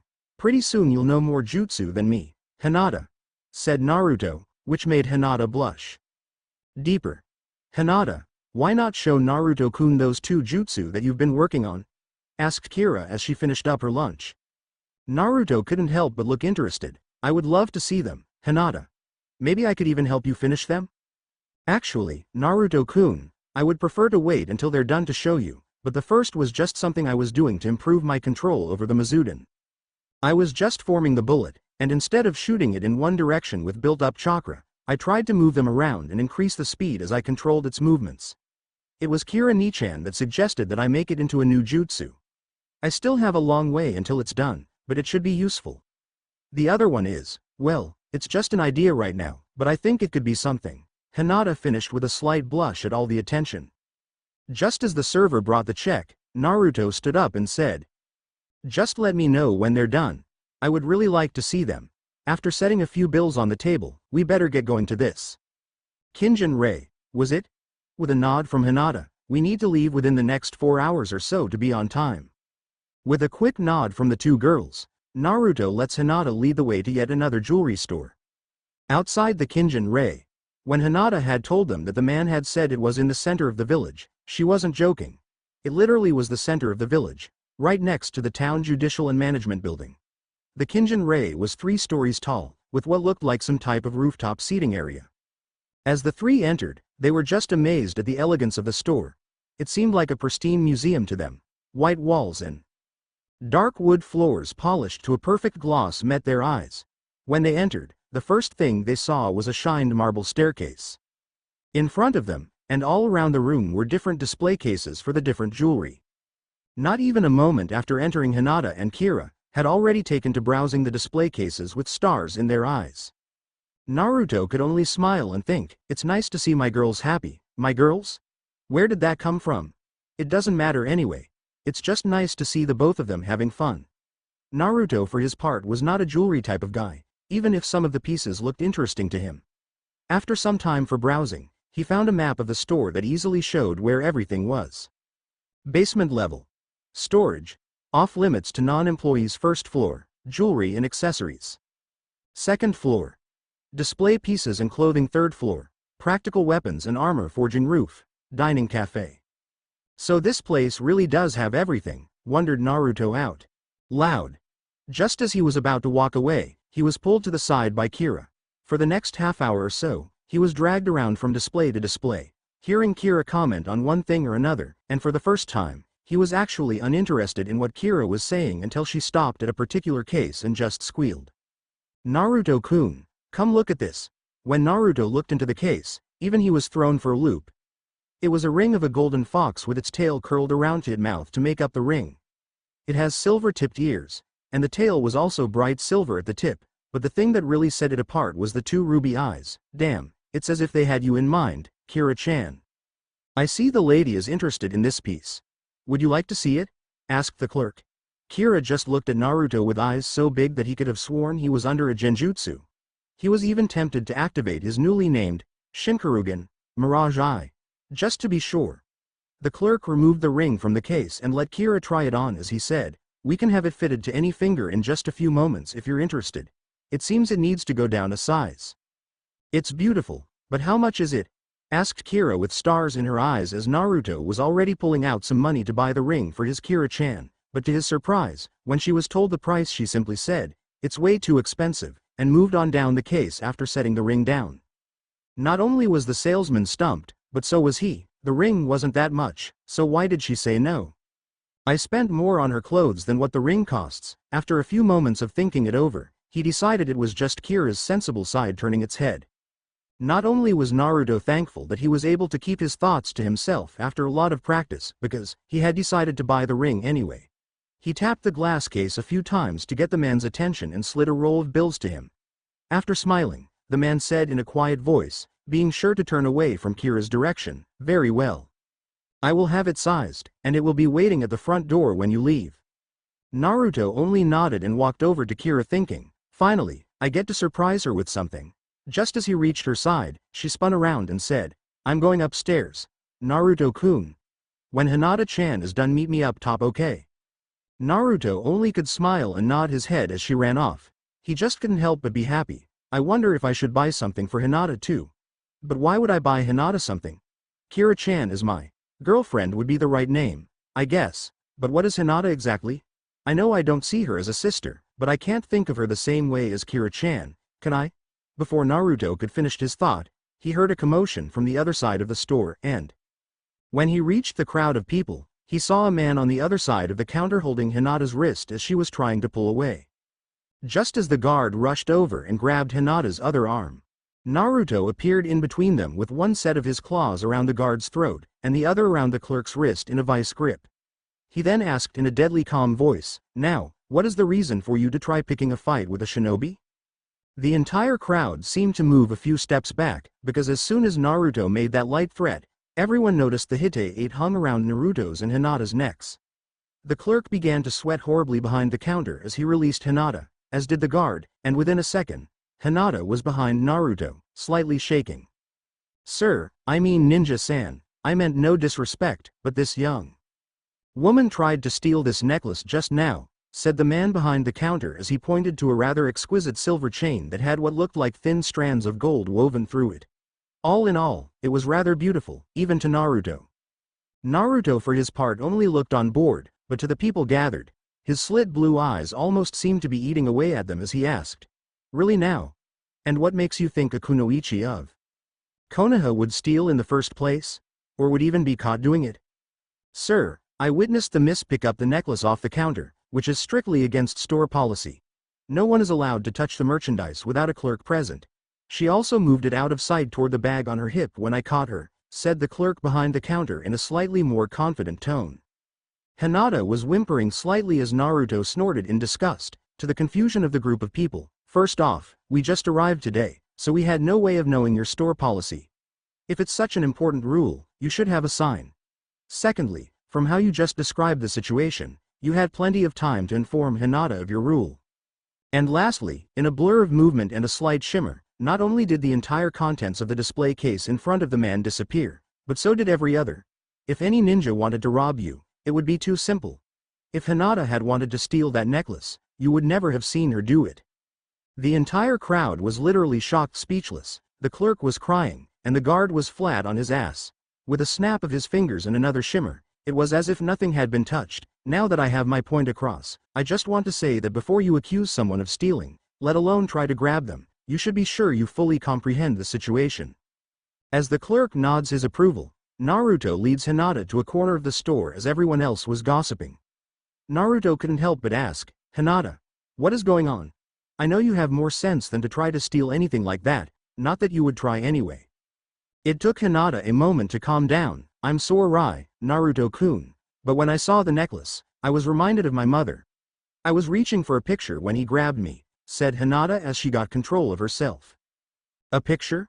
was the only thing to leave Naruto's lips. Hinata, seeing the curious face Naruto was making, just reached into her pouch and removed a small lavender-colored book that she held up for Naruto to see. As her back was against the wall, she looked into Naruto's eyes and said, "This was my mother's diary from when she was young. When I was 10, father gave it to me, along with her necklace." Hinata then opened the small book, removed a photo, and slowly handed it to Naruto. He could instantly tell that from how odd Hinata was moving that this was something special. He had to admit, after so many weeks of training, studying, and even taking the occasional nap with her, he knew Hinata's moods from just the way she moved. When she was bouncy, she was happy. When she jerked, she was troubled. And when she moved slow and precise, it was either a serious spar or something important to her, like when she pressed her flowers or was studying medial ninjutsu with him. Something is up, but what? I have watched Hinata a lot during our time training, and this is a new mood for her.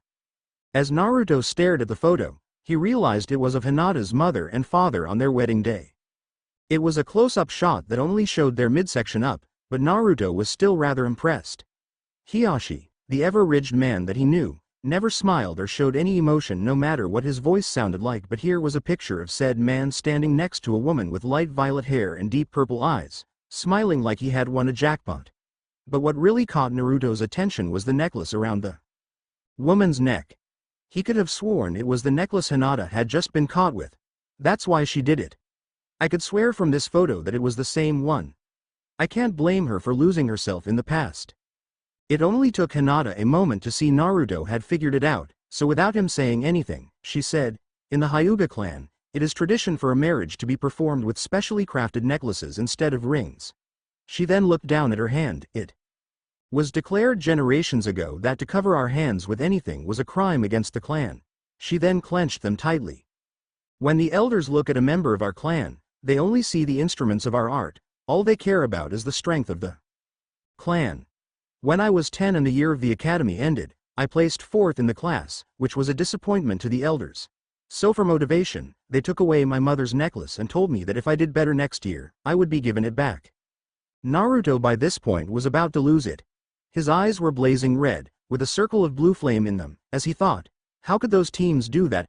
I knew Hinata was mistreated, but this is just maybe, no family is better than having a family like that. After a moment of silence, Hinata never looked at Naruto as she continued, the next year, I had only climbed to the 3rd spot, it wasn't good enough. Naruto could feel his stomach drop. A few days after the council found out, a few of them came to my room and threw some money on the floor in front of me. They said they had sold my mother's necklace to a traveling merchant, and that I should use the money to buy some training equipment. As Hinata started to lightly sob, Naruto only wrapped his arms around her to do his best at comforting her. He probably would never know how much his actions that day would affect her. The more I hear about that damn council, the more I'm disgusted by them.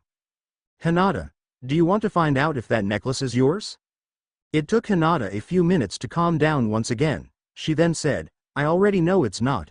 My mother's necklace had a small inscription on the clasp that said, Eternal Blossom. This one didn't have one, I just thought that maybe.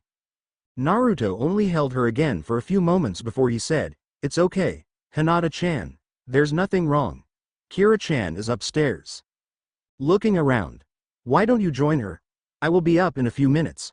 I just want to make sure there are no problems down here, okay? Hinata-chan. Maybe I am getting closer to Naruto-kun, thought Hinata as she quickly nodded with a small smile. Naruto gently let go and watched as she walked up the stairs. Just after she was out of sight, Naruto walked back up to the display case with the same clerk. After waiting a few moments, he asked, Excuse me, sir? The poor clerk nearly jumped over the counter when he turned to see Naruto again. Yes, Ninja-san. How may I be of help? How much for the necklace, and could you have the clasp engraved with something within the next hour? Asked Naruto as he pulled out a rather large roll of bills and activated his Shinkarugen, just to add menace to incentive. The clerk was instantly interested. He was either going to make one hell of a commission, or was about to experience something very unpleasant. Maybe since I'm buying presents, I should think about something for Sakura and Sasuke. They have been training really hard lately, even if I have to heal them every hour or so. I swear Sasuke won't be happy until he dies from burns or chakra exhaustion. A few hours later, as Naruto, Kira, and Hinata were leaving the village of Sudo, they couldn't help but be in a happy mood. The three had lost track of time, and it was late afternoon as they left. They were moving a little faster than they usually would inside a village because they needed to recover the time they had lost. All three of them had bought one thing or another while in the Kinjin-rei. Kira had bought a set of metal plates to go over her leg guards, as well as a set of forearm guards to add extra protection, just to be on the safe side. After she had started supporting her blade with her forearms, she noticed it really hurt. Naruto for his part had gone a little overboard with his shopping. He had literally bought an arms warehouse of weapons. Kira had actually asked if he was trying to compete with Tenten or not. He had bought swords, spears, crossbows, sickles, maces, kunai, tonfa, sai, daggers, and even kursarigama, chained and unchained versions. Naruto had just said, something to pass the time with a shrug of his shoulders. He also bought a book on basic forging and weapons repair, for something to read other than porn and medical scrolls. Hinata had bought, much to Naruto's surprise, a metal battle fan as a weapon of choice. Apparently, Kira had talked her into it, saying it was versatile for offense and defense. It supposedly would go well with her flexibility and grace. The fan was a little over 15 inches in length when closed, with a black finish on the outside with white flowers. When open, it could apparently either be used as a slicing weapon, or it could open into a full circle to be thrown, and of course it would be a useful shield. The inside of the fan was a dark blue, with white flowers and a full moon over a lakeshore. Naruto couldn't help but think it was ironic, considering what he had inscribed on her necklace. Once outside the city, the three took to walking at a slower pace, considering they would have to stop for the night in a few hours since it was already so late, but at least they were out of the city and making good time. They had originally planned to travel through the night, but for some reason, Kira had a strange feeling, and that was enough for Naruto and Hinata to act with caution. "So boss, those are the kids we heard threw all that money around at the Kinjin Ray today?" asked a grungy man with a hammer on his side, standing with three others just inside the village gates as they watched Naruto and the others steadily move down the road.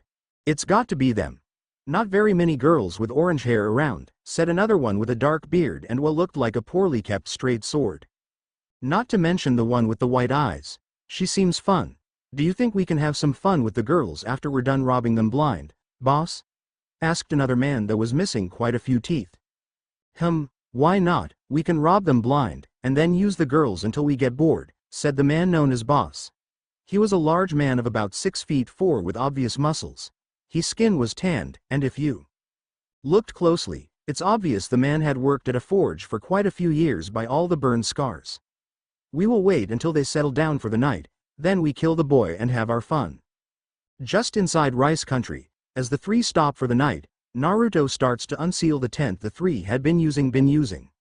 Normally, a tent is too large and cumbersome for a ninja to carry, but thanks to Naruto's scroll, he could travel in style and comfort. "Hinata-chan, do you think you could go gather some firewood? We seem to have used up all of the wood I brought," asked Naruto as he finished setting up camp. "Of course, Naruto-kun, I'll be right back," said Hinata as she stood up. "Oh Hinata-chan, while you're out, could you please fill the canteens?" asked Kira with a small smile, but as soon as Hinata was close enough to her, Kira pulled her in close and whispered, "It seems whatever you're doing is working. Naruto-kun seems to be seeing you as more than a friend. I'll have a talk with him in a little bit, so try to stay out for a little while, okay?" Hinata couldn't help but have a large smile as she said out loud for Naruto to hear, "Sure, Kira-ni-chan, I should be back soon, but I think the only river is a little far away, so I could be a little bit." Naruto, for his part, only raised an eyebrow at the actions of the girls. He had tried to listen in on what Kira was saying, but for some reason, it sounded jumbled and slightly scratchy. If it weren't for the fact that he had tried to eavesdrop on her, he would have asked if something was wrong with him. "This is Kira-chan, after all, she probably has some way of blocking my senses when she needs or wants to," thought Naruto as he finished setting up the tent and fire pit. He pulled out some rice and a small cooker and filled it with some water from the cooking supplies. He added some light seasoning before setting up a small grill over the fire pit and cut a few brooches from a nearby tree to start cooking with until Hinata got back. After a quick burst of Foxfire, he was well on his way with dinner. Naruto-kun has really come a long way from when we first met. He is still the hyperactive kid he used to be, but now he's more focused, calculating, and seems to always be looking to learn something new. I wonder what he will be like in a few years. Anyway, it's time to play matchmaker for Hinata-chan, thought Kira as she walked up behind Naruto, after he had sat down on a nearby rock to watch the fire as the grill heated. "Naruto-kun, I wanted to ask you about something," stated Kira as she sat next to Naruto. "Sure, you know you can talk to me about anything, Kira-chan," said Naruto with a smile. "Naruto-kun, what do you think about Hinata-chan?" "Hinata-chan? Well, what do you mean exactly? Her training or the whole thing with Kumo?" asked Naruto, honestly confused. "I mean, what do you think of her as a girl?" Naruto was actually starting to get what Kira was talking about. "Kira-chan thinks that I like Hinata-chan." Naruto gently took Kira's hand in his. At first, she just took it as a show of affection. At least, until she felt something slipped onto her finger. Kira snapped her head up the instant Naruto released her hand. As she looked down, she saw the very ring she had seen in the gallery resting on her finger. Her mind whirled with thoughts until she looked into Naruto's eyes. All she could do was look into his eyes as he said, "I love you, Kira-chan. Hinata is beautiful. I won't lie and say that she isn't attractive, but I have you and that's all I need or want." Kira just couldn't help but let a few tears slip as she wrapped her arms around Naruto. "I should have known Naruto-kun would be like this. I can't believe he bought this ring for me. Naruto-kun, what does this mean?" asked Kira. Naruto only slightly pulled away so he could look into her eyes and say, "You can see it as you like, Kira-chan, but to me it's a promise that I will always feel the same and be right here for you," finished Naruto with a soft smile. "What if I said I didn't mind if you pursue Hinata-chan too?" Naruto had gotten a lot smarter over the past few months, but this was still way over his head. Others' feelings, and especially girls, were a new thing for him, so the only intelligent response was to look at Kira with saucer-like eyes and say the ever-eloquent, "Huh?" Kira only slightly giggled as she said, "Naruto-kun, do you know why Hinata-chan has been working so hard?" Naruto only looked on with a calculating look. "If she wasn't able to get your attention like she has, I wouldn't even tell you this." Naruto was about to say something, but was cut off by Kira again. "She loves you, she has loved you since before you ever met me. As far as I can tell, she has loved you since your first years in the academy." Naruto only blinked owlishly as he remembered all the times he had seen Hinata over the years, and it all just seemed to click for him.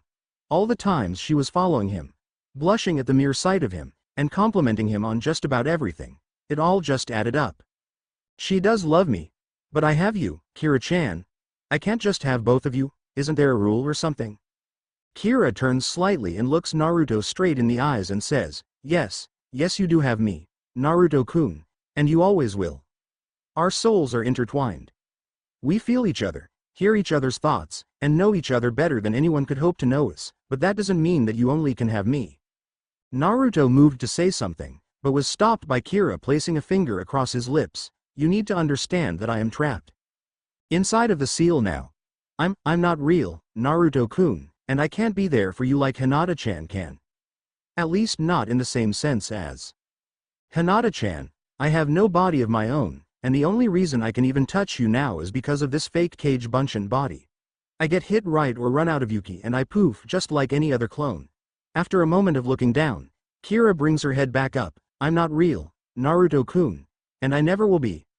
Hinata-chan loves you, and we both agreed to share you a long time ago as long as she became someone I could trust to be there for you when I couldn't. She has worked hard to be that person for you." Naruto was trying to find something to disagree with Kira on, anything to counter her with, but everything she said was true, no matter how much he wanted to disagree. "Are you saying that you don't want to be with me because I can't give you a real body?" asked Naruto with a slight tear in his eye. Kira only cupped his cheek lightly and said, "I already told you that I will always be here. I will always love you, but that doesn't mean that you need to only love me. As long as the girl loves you and you love her, I wouldn't care if there were 15 of them. If you were happy and all the girls agreed to share you, I would be happy. But if I ever found you sneaking around on any of the girls, you would wish we were separate."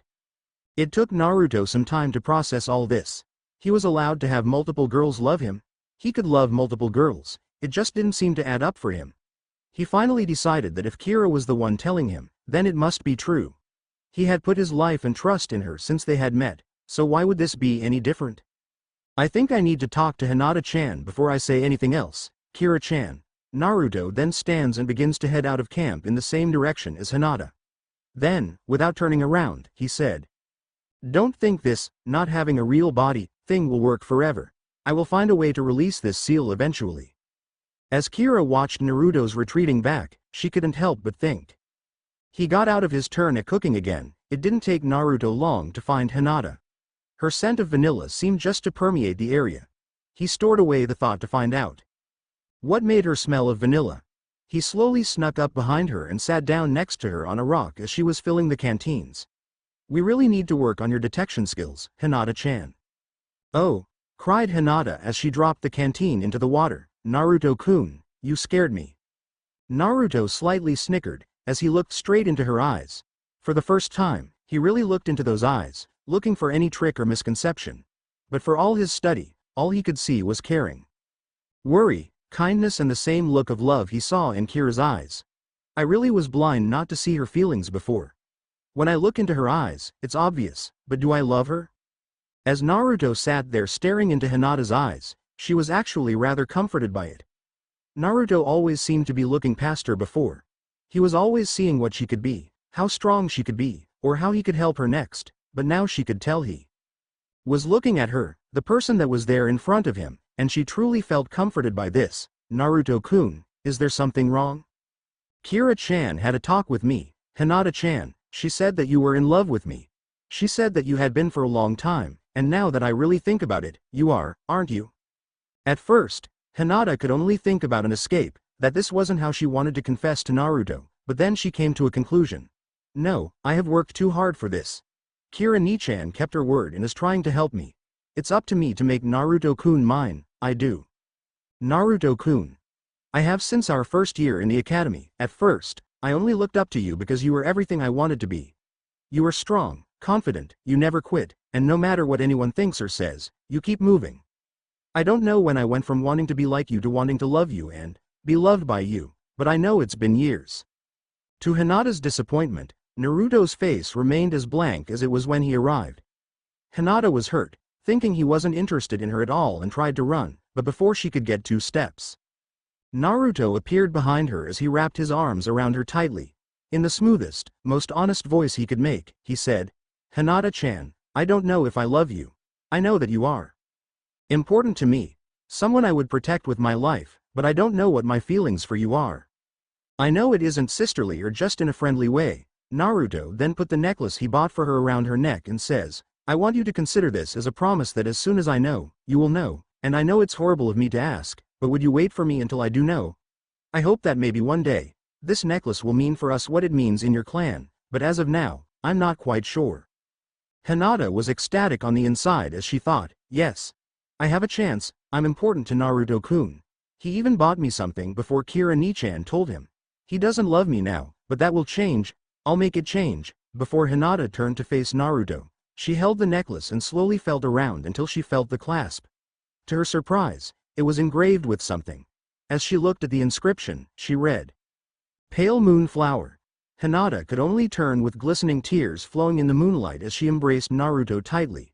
She softly muttered into his flak jacket, I will always wait for you, Naruto-kun, and I know you will feel the same someday, but until then, Kira Nichan and I will always be there.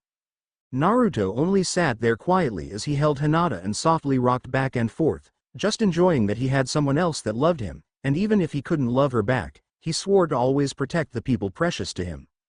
Kira smiled softly as she watched Naruto and Hinata. Naruto-kun, you really have a way with the hearts of people. I wonder if you will ever know how many people you have changed for the better by just being alive, or how many you will change, and when the hell did you become tricky enough to sneak something past me? Finished Kira as she looked at the ring on her left hand with starry eyes. The next day started just perfect. The 3 of them woke with the sun, and were well on the road into Fire Country. Naruto was really enjoying this mission, because even though he only needed to sleep 4 or 5 hours every night, ever since he learned to sleep the full 8 he just couldn't resist going to sleep with a girl on each side, and waking up with them lying on top of you was just a great way to start the day. Naruto had figured that at the rate that they were moving, it would be late afternoon by the time they arrived in the fishing village to meet up with Kakashi. Running on the ground through rice country seemed foolish because of all the rice paddy fields, so they were just taking their time and enjoying the scenery. They knew that as soon as they hit the tree line, it would take no time to get there. Moving through the trees would cut their time in half, if not better. All 3 had an aura of peace, safety, and contentment around them. At least, that's what it was until 4 rather unsavory men stepped out in front of them. It was obvious that they were no more than thugs, but the stench coming off of them nearly made Naruto turn green. He just couldn't place the smell, but Kira instantly knew what these men had been doing and she was growling so loud that even the men could hear it. The man with the hammer in his hand said, We have been following you little runts for days now, waiting for you lot to go to sleep. But you little bastards never seem to sleep at the same time. Kira's growling just heightened after hearing these men had been following them. Well, it seems that the orange and red one has a bit of a temper. Maybe we should have our way with her first, boss? After those words left the man's mouth, Naruto instantly broke out of his disgust of the men's smell into a whole new disgust. He took his normal ready stance for unknown opponents, crouching down with his right hand on his sword handle and his left raised in front, in case he decided to go with taijutsu. Hinata took a slightly new stance. It was still the normal Juken starter stance, but now instead of having her right hand pulled back, it was behind her back resting on her fan. Kira took her stance of resting her right hand on her wakizashi as she raised her left in front of her as she extended her claws. I don't know what you 4 think you are doing, but I would suggest you leave now, said Naruto as he began to draw his sword, hoping to scare them off.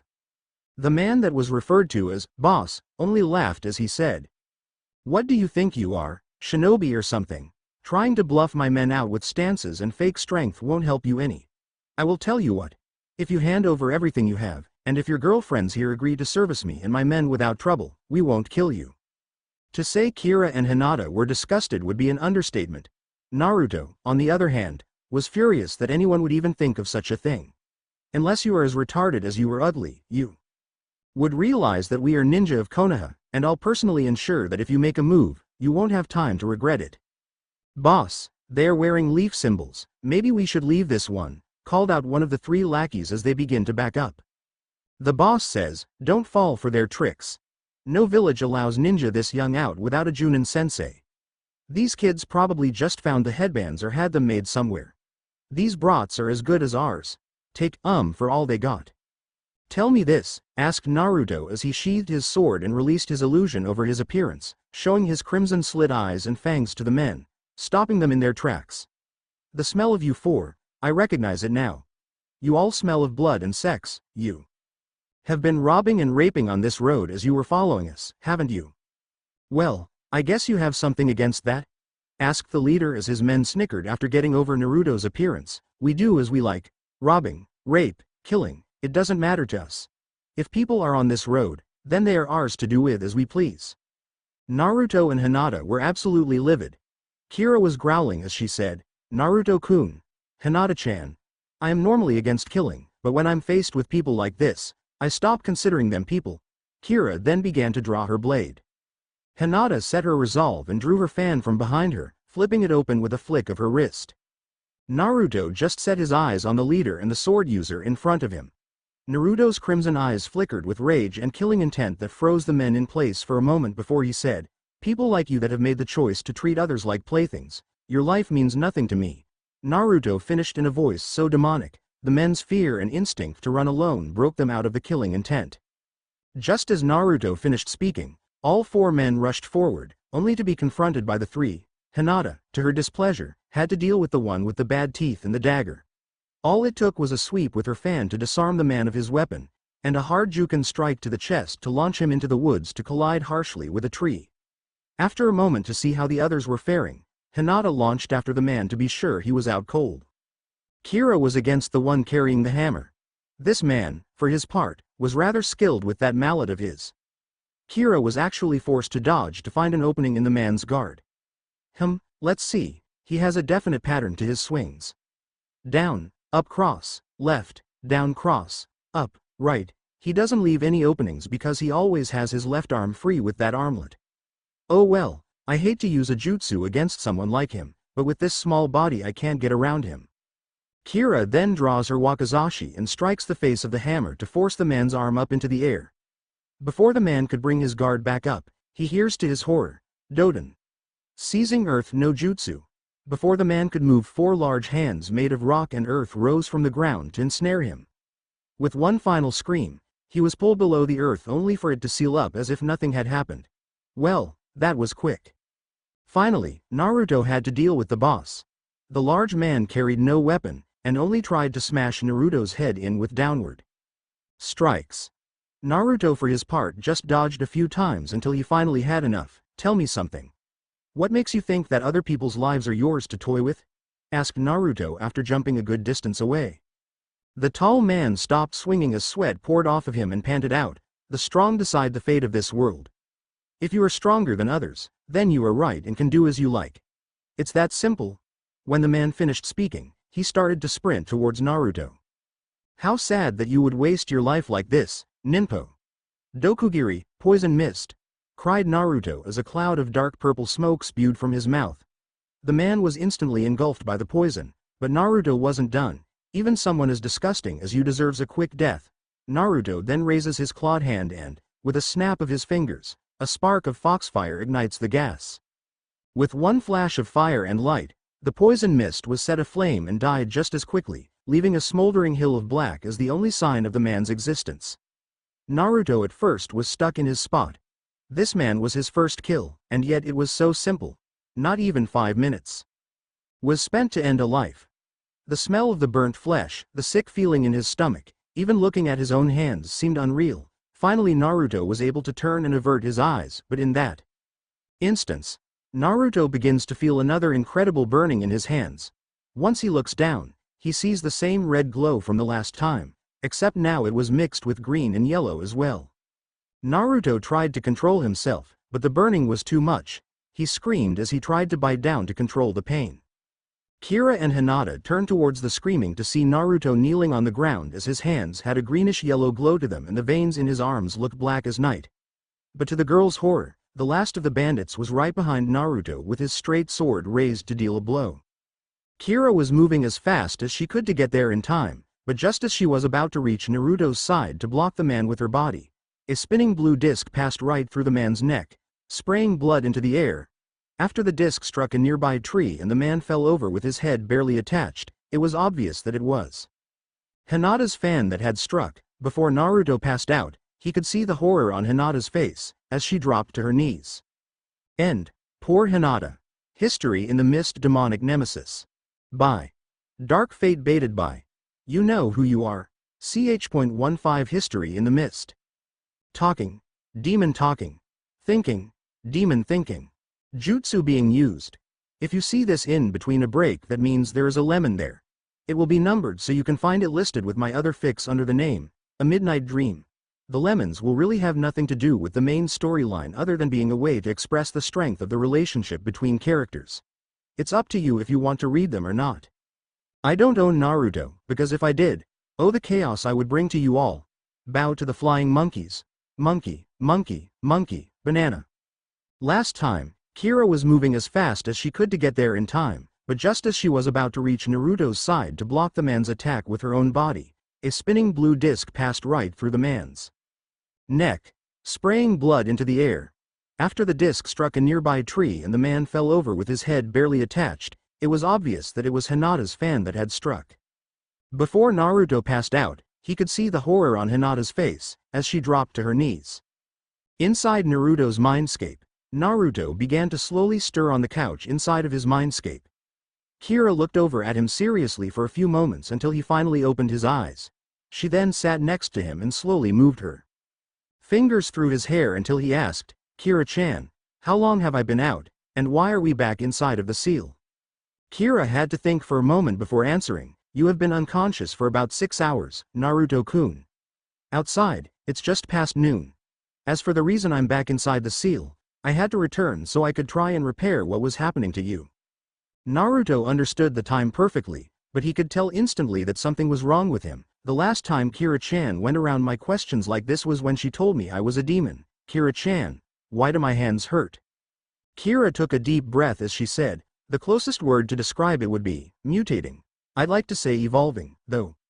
You see, when I increased your natural healing factor, I didn't take something into account, and it's why you're in pain now." "Mutating," said Naruto, trying to wrap his mind around the idea. "What exactly do you mean by mutating, and what didn't you consider, Kira-chan?" Taking a deep and shaky breath, Kira said, "I didn't consider that you and your family have always been human. Demons have evolved over thousands of years, with the help of our healing factor to adapt to things slowly as they came. You see, when we were created, demons were already much stronger than humans. Over the millennia, one demon or another would encounter something new and adapt to it, and that adaptation would be passed down the line to future generations. That is how we are almost immune to everything other than our opposing elements. The memory of our ancestors exists in our blood. You, on the other hand, Naruto-kun, have the healing of a demon, but none of the ancestry. So your body is adapting to things at such an accelerated rate that you are literally mutating before my eyes, instead of slowly as you should. Your body is trying to adapt to thousands of years of stimulants all at once and is taking shortcuts to do it, dangerous ones." Naruto slowly sat up, much to the annoyance of Kira, and placed his face into his upturned palms as he said, "All right. So basically my healing is too good for me and is trying to do too much at once. That doesn't sound so bad, but what do you mean by shortcuts? When I explained it to everyone else, I'm sure you were thinking that your blood was making antibodies against poison like it would do for a disease, right?" Naruto only nodded as he thought back to his studies on viruses and antibodies. "It didn't. Your body, instead of making antibodies to combat poison and disease, decided to make your body unable to support foreign bodies." By this time, Naruto was rather intrigued. The thought of being Immune to disease just brought the medic out of him. Immune to all diseases and poisons of the blood, how would that even be possible? Well, your body here is an exact copy of your real one. Even the rules of injury apply unless you will them not to.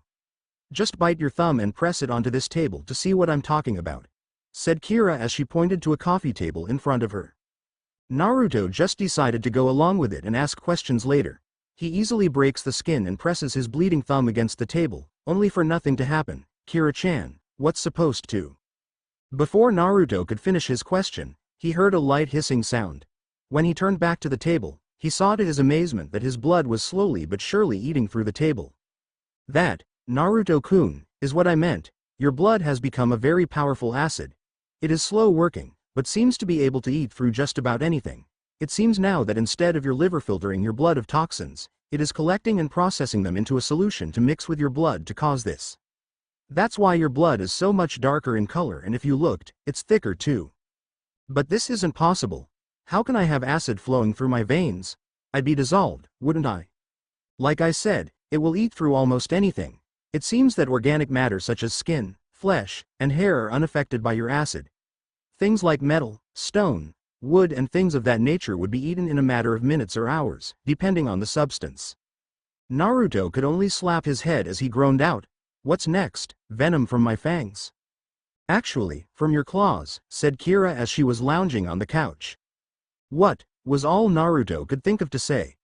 Kira slowly tapping on the table next to the new hole says, "The same residual chakra that naturally runs through your claws to strengthen them is for some reason breaking down minute traces of your new acidic blood and causing your claws to be coated in this mixed acidic energy." Naruto just had to ask Kira, "I'm toxic now?" "No, if you were toxic, it would mean that you would spread it by touch. You were poisonous, but to be more exact, you were venomous. You only use your poisons with your claws extended." "Well, that's sort of a relief. Am I deadly?" asked Naruto, hoping he wouldn't have to start guarding his hands. "Well yes, you are deadly Naruto-kun, but your poison is very exact in effect. It is a powerful acid that works on just about everything except you for some reason. I'm still looking into why it doesn't, but you probably will figure it out quicker once you wake up and can experiment with it. Other than that, Naruto-kun, I will be remaining inside of the seal for a little while." "Why would you need to do that, Kira-chan?" "Well, we can't have you mutating every time you have contact with something new." Kira then waves her arm at a desk, and sitting on the desk were two scrolls. The first was rather normal looking for a library scroll, but the other was huge. If the forbidden scroll was big, then this one was monstrous. As you know, Naruto-kun, all the books and scrolls in this room are the mindscape equivalent to everything you know. This scroll is the natural and subconscious functions of your body that are normally hidden from you. This larger one is mine. Naruto could only drop his jaw at the thought. "Kira-chan, why is your scroll so much bigger than mine?" "Mine is bigger because it has several thousand years of healing records and injuries. Normally, I keep all my knowledge separate from yours so not to leak something to you that you shouldn't know or overwhelm you with all my memories. I brought this one out because over the next coming weeks, I will be staying inside the seal to control and hold back any more mutations. I will also be doing the mindscape equivalent of copying all of my records into yours so you won't have to adapt to anything else. So you won't be outside just because you're worried about another change? Isn't that a little much, Kira-chan? What if you run into a Kumo nin, get hit by a Raiden Jutsu, and grow scales to deal with electric shocks?" asked Kira with a sly grin. With obvious disgust at the visual Naruto has just had, he says, "Okay, point taken, how are you going to copy your scroll to mine?" Kira just let her smile drop right into a frown as she simply said, "Take a seat, grab a brush, and start writing. You still have 6 hours until you can wake up, and we have a few weeks of info here to copy over." As Naruto took his seat next to Kira, he could only resign himself to his fate as he thought, "I really need to create paperwork no jutsu." As Naruto was once again stirring from his sleep, he could feel a weight on his chest. When he looked around the area, he saw that he was inside of a tent in a sleeping roll with Hinata laid across his chest. He could still hear Kira's words from the night before of what he should do, but he just wasn't sure if he could. It wasn't a matter of trusting Hinata with his secrets. It was a matter of reliving his own past with someone new. It was one thing to be hated from the start. It was another to be hated by one of his few true friends. he couldn't help thinking that the truth would drive one of his only precious people away. Even though Naruto knew that was cruel and foolish, he couldn't allow it to leave his mind. The night before, just as Naruto and Kira finished for the night. Naruto-kun, you really should tell Hinata-chan about everything that's going on. Naruto looked more than a little hesitant as he said, I don't know if that's a good idea, Kira-chan. I don't know if she would accept it, or even believe it. Kira only gave Naruto a good knock to the head as she said, it's either that, or you lie to her about what she saw when I disappeared in black smoke and a red energy beam shot into your gut.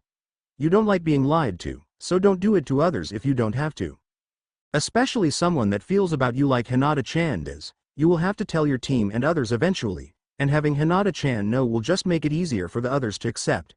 Trust me, Naruto-kun. I do trust you, Kira-chan, but, as Naruto watched Hinata rise and fall with the rhythm of his breathing, he finally decided, Kira-chan is right, she always is. It's starting to get annoying too.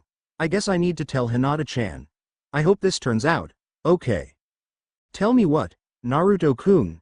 Asked Hinata as she was rubbing the sleep from her eyes still not fully awake. Now or never, I didn't mean to wake you up, Hinata-chan, but, there is something that I need to tell you about me. Things that may make you not want to be around me anymore. Hinata, to Naruto's surprise, softly giggles and flicks his nose as she said, if the monstrous ramen addiction of yours doesn't, I doubt anything else will, and I have seen you eat ramen. Naruto only sets his face as he removes his armor and takes off his shirt. Hinata, seeing his maturing muscles in front of her, can't help but blush crimson and turn away. Naruto-kun is sure well toned. Don't look away, Hinata-chan. This is something you need to see. As Hinata slowly turned back, she saw Naruto form a common gathering seal, and to her amazement, the most complex seal she had ever seen appeared on his stomach. She was no seal expert, even with all her studies on the caged bird seal, but her clan was rather well stocked with scrolls on the subject. The only thing she could see that seemed strange was that the coil in the middle of the seal was beginning to fade from the end on, as if a fuse was burning down. She could still see the whole spiral, but the first 2 inches seemed to be faded. As soon as Naruto saw the recognition in her eyes, he began to say, I have had this seal since the day I was born, October 10th, 12 years ago. Hinata, for once in her life, was actually not looking forward to whatever Naruto was about to say. She could tell from the look in his eyes that whatever he was about to tell her was going to change everything, good or bad. She didn't know, but she knew it wasn't something he told often. The next day, it was another full day before Naruto and Hinata made it to the fishing village to meet up with Kakashi and the others. Naruto had taken the day of walking to practice with his claws to be sure he could at least control them. At first, whenever using his claws he had to use the acid whether he liked it or not, but he soon found out cutting the acid off was to mess with the natural chakra flow and a simple twinge of the muscle, almost as if he was twisting his wrist, except a lot harder to do. Even so, he was horribly glad about it. Hinata was very helpful with the whole process by way of her Byakugan. She simply watched his muscles and claws move until she saw the trigger. Naruto still couldn't believe how easy it was for Hinata to accept him as a demon, his past, or even who Kira was. She had shrugged it off as if it were nothing new. Hinata had even claimed that she knew something was different about Naruto, but she didn't care what it was when she didn't know, so knowing wasn't much of a change. He was glad that there was someone other than Kira, Iruka, and the Sandaime that knew everything about him. He truly could say Hinata was one of his few precious people. When they arrived at the village, he couldn't believe how quickly Kakashi and Sasuke swarmed him and Hinata. Apparently, Sakura had taken up the cooking duties after he and Kira left with Hinata. Not only did he find that the entire group found his cooking very favorable, but apparently Sakura was able to turn just about everything into a toxin. Kakashi had actually kept some of the food for Naruto to examine, and he was absolutely shocked that someone could turn plain white rice and sea bass into ricen. She hadn't been anywhere near the proper ingredients for the poison, and yet here it was, plain as day. Luckily, Kakashi had detected it rather quickly after it was first done. Naruto was stumped how the girl had pulled it off. He was actually trying to get Sakura to repeat the action, but in the end, he just gave a medical order that she was not to cook until he and Hinata could teach her a few recipes that she would be ordered to follow exactly. Sadly, this small village didn't even have a restaurant. The closest thing it had was a small bar, so the group was very pleased that Naruto was cooking that night with Hinata's help before they left in the morning. By the way, Naruto, where is your friend Kira? I hope nothing happened to her, asked Kakashi as he Sasuke, Sakura, and Tazuna sat around a table enjoying Naruto's dinner of barbecue boar, grilled vegetables, and egg-fried rice.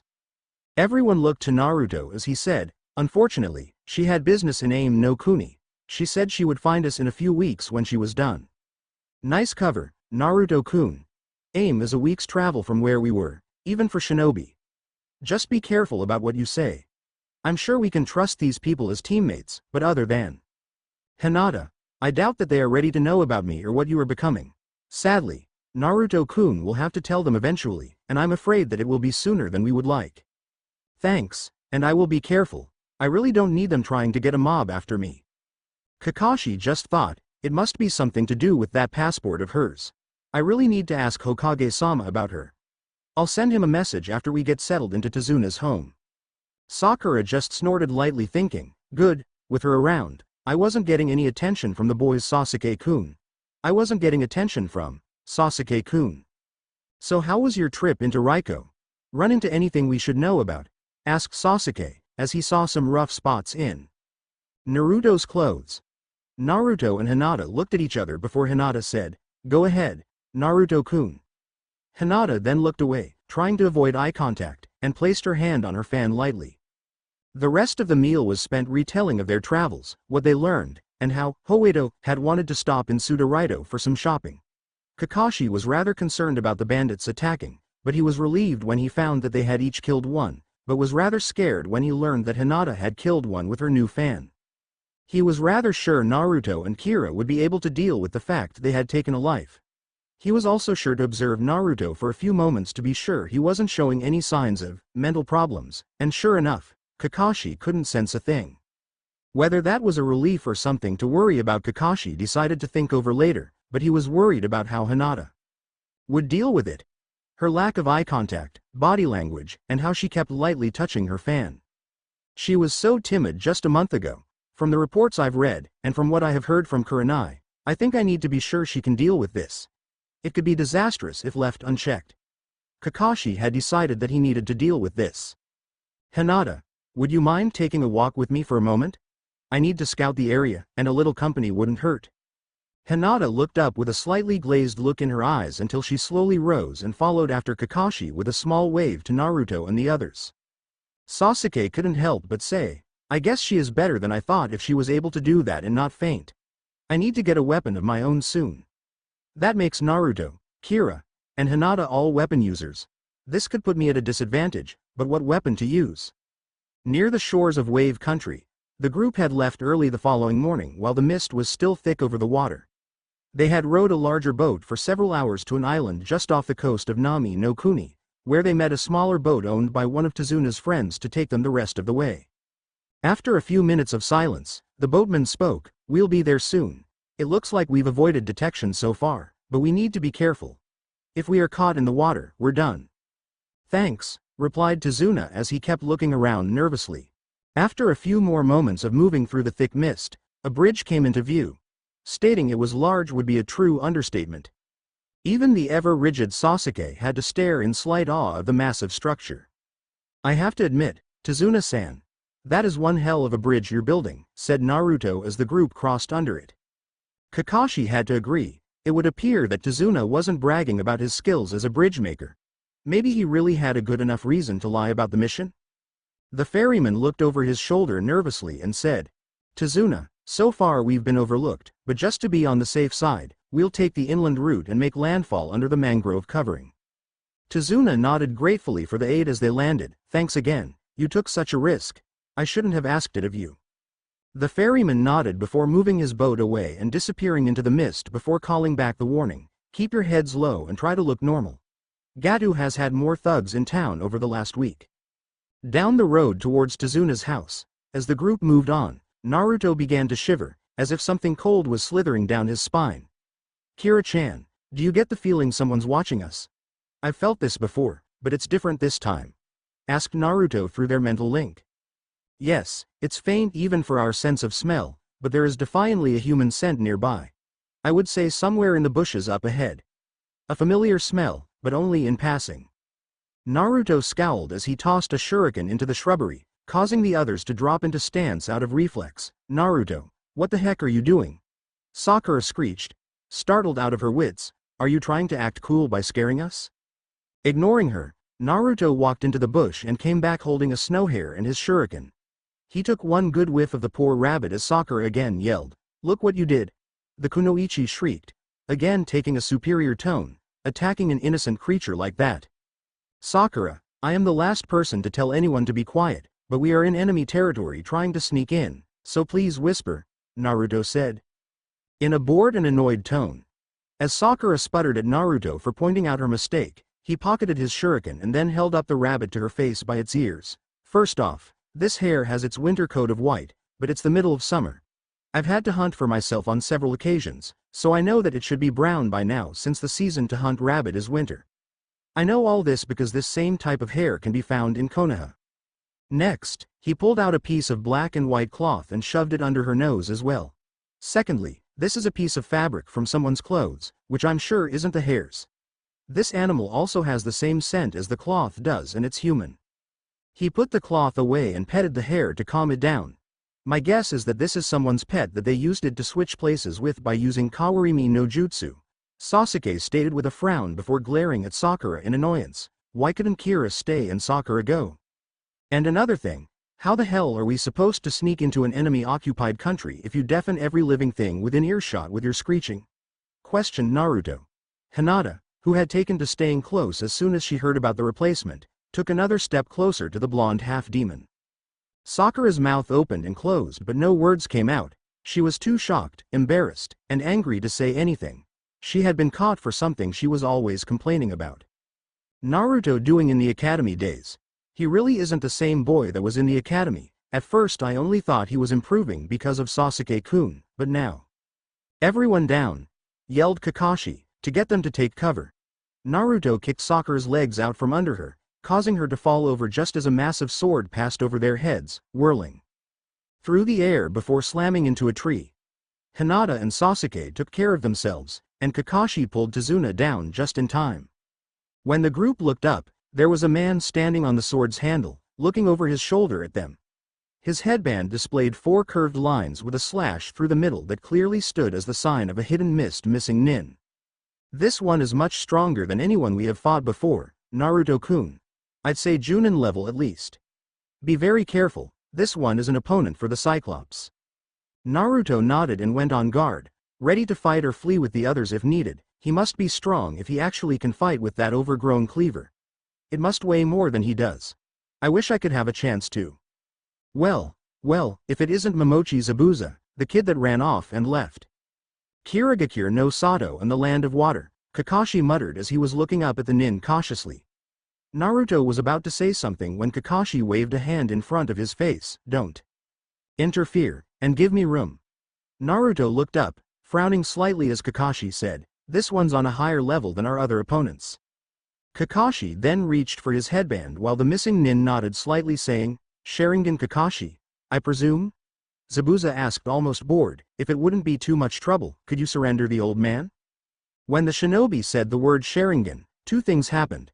Firstly, Sasuke was slightly startled, knowing that the Sharingan was a bloodline limit exclusive to his clan alone. Secondly, Naruto, having been told about the Sharingan by both Kira and Sasuke, decided it would be good to drop his hypnosis to hide his appearance and fully activate his Shinkarugan, just to be safe. From what he understood, those eyes were dangerous and if he ended up caught in one of their illusions, he would be screwed. Kira had said that a genjutsu from a fully evolved Sharingan would be a challenge to break even for his Shinkarugan. Zabuza cleared his throat after seeing not only Kakashi reveal his Sharingan eye, but for Naruto to take on his more animalistic looks. Even his own teammates were caught off guard by him. It was as if he had gotten more demonic since they had last seen him without his illusion. When I was a ninja for the Kirigakure assassination squad, I possessed the usual bingo book, a kind of who's who of our enemies. It had quite the write-up on you. He is the man who has copied over 1,000 jutsu. The copy ninja, Sharingan Kakashi. Everyone had their own reaction to Kakashi's reputation, but they mostly expected it after the bell test. It was just different hearing it aloud. Enough of this. Even as pleasant as this conversation has been, the time for talk is over. I'm on a tight schedule to polish off the old man, said Zabuza as he shifted his glare from Tazuna to Kakashi, but I suppose I'll have to kill you first, Kakashi? With that said, Zabuza vanished from sight and reappeared standing on the nearby lake, his hands already forming the seals for a jutsu. Ignoring Sakura's statement that Zabuza was walking on water, Naruto focused on studying the seals and chakra movement to try and learn whatever jutsu was being used. It was no easy task, even with all the training he had done with his Dojutsu, trying to keep track of hand seals and the chakra flow was difficult, but at least this jutsu seemed easy enough. To begin, I will show you the finest of the ninja arts. Kirigakure no Jutsu, hidden mist jutsu, called Zabuza as a thick mist rolled in covering the land. Hinata instantly activated her Byakugan with a single hand seal in response. Be on your guard, everyone, Kakashi warned. Eyeing the mist with trepidation, Momochi Zabuza of the Kirigakure Enbukor is a famous master of the art of silent killing. Letting your guard down around him buys you a direct trip to heaven. Hinata-chan, can you follow him? Asked Naruto as he maneuvered to the center of the group as Sasuke took a position against his back. Hinata focused as hard as she could, but not reliably. Naruto-kun, this mist is laced with enough chakra that I can just barely follow him. If he thickens it much more, I won't be able to follow him at all. Well, there goes our trump card, Dobi. And here I thought your girlfriend would be our secret weapon here. Now none of us can follow him, said Sasuke as he kept facing the client against Naruto's back. Ignoring Sasuke's girlfriend comment until later, Naruto focused on the mist surrounding them. Oh, hell no, silent or not, I will be able to find him, he thought with a smirk on his face, as his eyes easily saw through the technique by tracking Zabuza's chakra signature. This mist may be laced with chakra, but Zabuza still has far more. Then what's floating in the mist?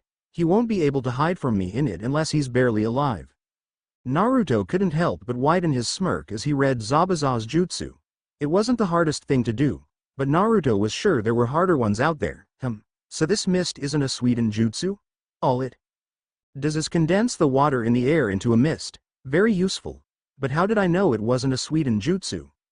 As the world around Naruto seemed to slow to a crawl, he heard Kira's voice as she said, "It's because you have unlocked your second level of the Shinkarugen, Naruto-kun.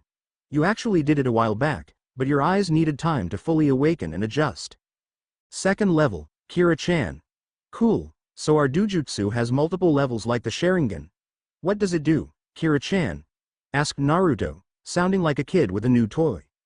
Well no, not levels per se, but every Kitsune advances at their own pace. That's why I said, your second level, but it's not that you have gained any new abilities, Naruto-kun. You have only improved on using the ones already there. Your ability to perceive the aura of chakra has reached the next level, as well as a few others' abilities. Before, all your perception of the chakra aura allowed you to do was to predict an enemy's movement with your enhanced vision, as well as decipher jutsu. Now that you have reached this second level, you are able to determine what element a jutsu is as it's being performed by watching the ninja manipulate their chakra. You will also be able to tell someone's chakra alignment if you study them long enough, but that's beside the point. The main enhancement is your ability to track a person's chakra signature, as well as memorize it. Wait, I thought you said we couldn't memorize things like the Sharingan can? No, we can't. Our Dojutsu only allows the memorization of the chakra aura. The Sharingan memorizes whatever it sees, whether the user wants to or not. Think of it as your eyes associating a chakra signature with a certain person, like a fingerprint. Your eyes just store it away as connected to that person to be called up at will, like an automatic filing system. So this second level basically allows me to identify someone, but only if I've seen them before. Wait, if I can memorize chakra auras, doesn't that mean I can memorize the chakra flow of a jutsu now as well? Getting quicker, are we Naruto-kun? Yes, this means you will be able to do that as well, but only temporarily. A chakra signature is unchanging, so it's very simple to memorize and store, but the chakra flow for a jutsu is complex and will fade from your mind within a few hours of you seeing it. But for that time, it will be as if you yourself knew it. So from now on, all I need to do is worry about memorizing the hand seals. Things just keep getting more interesting. As Naruto's mind returned to the present time after Kira's voice had faded, he almost recoiled when he heard, "There are 8 targets." Zabuza's voice called out, eerily shaking Naruto from his train of thought. It was like something out of a horror film directed by Morino Ibiki, starring Mitarashi Anko as the axe murderer. He had only met the two shinobi in passing, but was assured that he didn't want to meet either again. Throat, spinal column, lungs, liver, the jugular vein, subclavier artery, kidney, heart. So many choices. What vital and vulnerable place shall I choose? Heh heh heh. Everyone take up the swastika formation. Your job is to protect Tazuna. Leave Zabuza to me, called Kakashi. All four of the genin surround Tazuna just as they were ordered. Naruto and Sasuke taking the front to back as the girls took up the left and right. Naruto smirked as the laughter died down. Intimidation tactics, and not bad ones either. His killing intent is even better than what I can produce, but this won't have very much effect on my team after all the times I've used it against them. Besides, Kira-chan's puts this to shame. Good plan though, make them piss themselves in fear, and they'll start wishing for you to kill them. Naruto noticed Kakashi doing a set of seals and his smirk grew. That's two new techniques I've learned today. All because of this hidden miss Jounin too. Kira-chan, you are writing all these down in there, aren't you? Of course, but it's not like you wouldn't remember them anyway, Naruto-kun, replied Kira as she was lounging in the recliner with a pad of paper in her hands, watching everything that was happening through the window. Sasuke, you need to calm down, said Kakashi, causing the Uchiha to startle slightly and Naruto to turn his attention to his teammate, only to snort as he noticed the kunai currently raised at the Uchiha's throat. Even if he gets me, I'll still protect you. I know this isn't affecting you as bad as it could, but if you tense up you will just die. The Jounin smiled happily at the Uchiha. I will never let my comrades die. Naruto snorted softly in amusement. Big words from a Mizu Bunshin. You better watch out, Kaka. He'll be here in a moment. I wouldn't bet on that, Zabuza stated, appearing right in the middle of them, ready to swing at Tazuna. That is, until Naruto shoved a clawed hand straight through his chest from behind, followed closely by Kakashi shoving a kunai through Zabuza's side. That Suiru no Jutsu, water prison, may come in handy at some point, Naruto muttered, watching as Kakashi floundered inside. But the lack of mobility is a hindrance, as that is how we will get Kakashi-sensei out. Plus, the fact that you lack any training in one-handed seals makes it rather useless for now, from what I understand. Naruto-kun, one-handed seals are different for everyone who uses them. It will take time, and we also don't have a copy of them. At that moment, Zabuza's Mizu Bunshin charged with impressive speed, sending the blonde genin flying with a hard kick and a punch to the jaw, forcing his Hite aide to come loose and be trapped under the Bunshin's foot as it sneered at the gathered genin. As Naruto was standing after the blow, he couldn't help but think, what the hell? I saw him coming. I followed and predicted his moves. I even should have moved in time, so how did he hit me? That, Naruto-kun, is the difference between a Jounin and others, the ability to adapt and confront any opponent. If you had waited to react until the last second, it would have worked, but because you moved before you had to, Zabuza was able to adjust and still land the blow. The abilities of your eyes increased slightly with level 2, so we will need to train you again to predict movements. Not much use seeing the move ahead of time if you can't react properly. You sure seem to be taking this lightly. It felt like he broke a few of my ribs with that one. He did, but don't worry, you are already almost done healing. It seems he was going to take it easy on you until you almost dodged. He must think of you as a slight threat now, and was trying to take you out early. Oh joy, replied Naruto as he stood up to hear Kakashi. Everyone listen carefully. Take Tazuna and go. Kakashi cried out from the prison. You can't win this fight, and he can't leave this spot if he wishes to hold me. His Mizu Bunshin will lose its integrity the further it gets from him, so get as far away as you can. The others were about to do as they were ordered when Naruto charged the Zabuza's Bunshin again. The Bunshin moved to kick him away again, and it connected, but at the cost of the blonde. Landing a solid rake across its chest with his claws, but before he was sent flying away, the blonde had achieved his goal, retrieving his headband. Naruto stood with a slight wobble. You can threaten me, you can hit me, and you can even try to kill me, Naruto muttered, rubbing the blood off his chin as Zabuza watched the gash heal with slight worry. I'm used to that, so it means nothing to me. He lifted the Hite aide up and tied it back on his forehead instead of around his neck once more. But try to take this from me, one of the few things I've worked hard to achieve, and I'll come at you with everything I've got, even if it kills me. He tightened the headband with a tug, That's my Nindo and no one will stop me from keeping it. Then, as Naruto stared down the man with his piercing red slit eyes with blue flames circling them, Zabuza couldn't help but flinch. How about you and I have some fun, you eyebrow waxing freak? What do you think you're doing? Pleaded Kakashi. It's over, it was over the moment I got caught.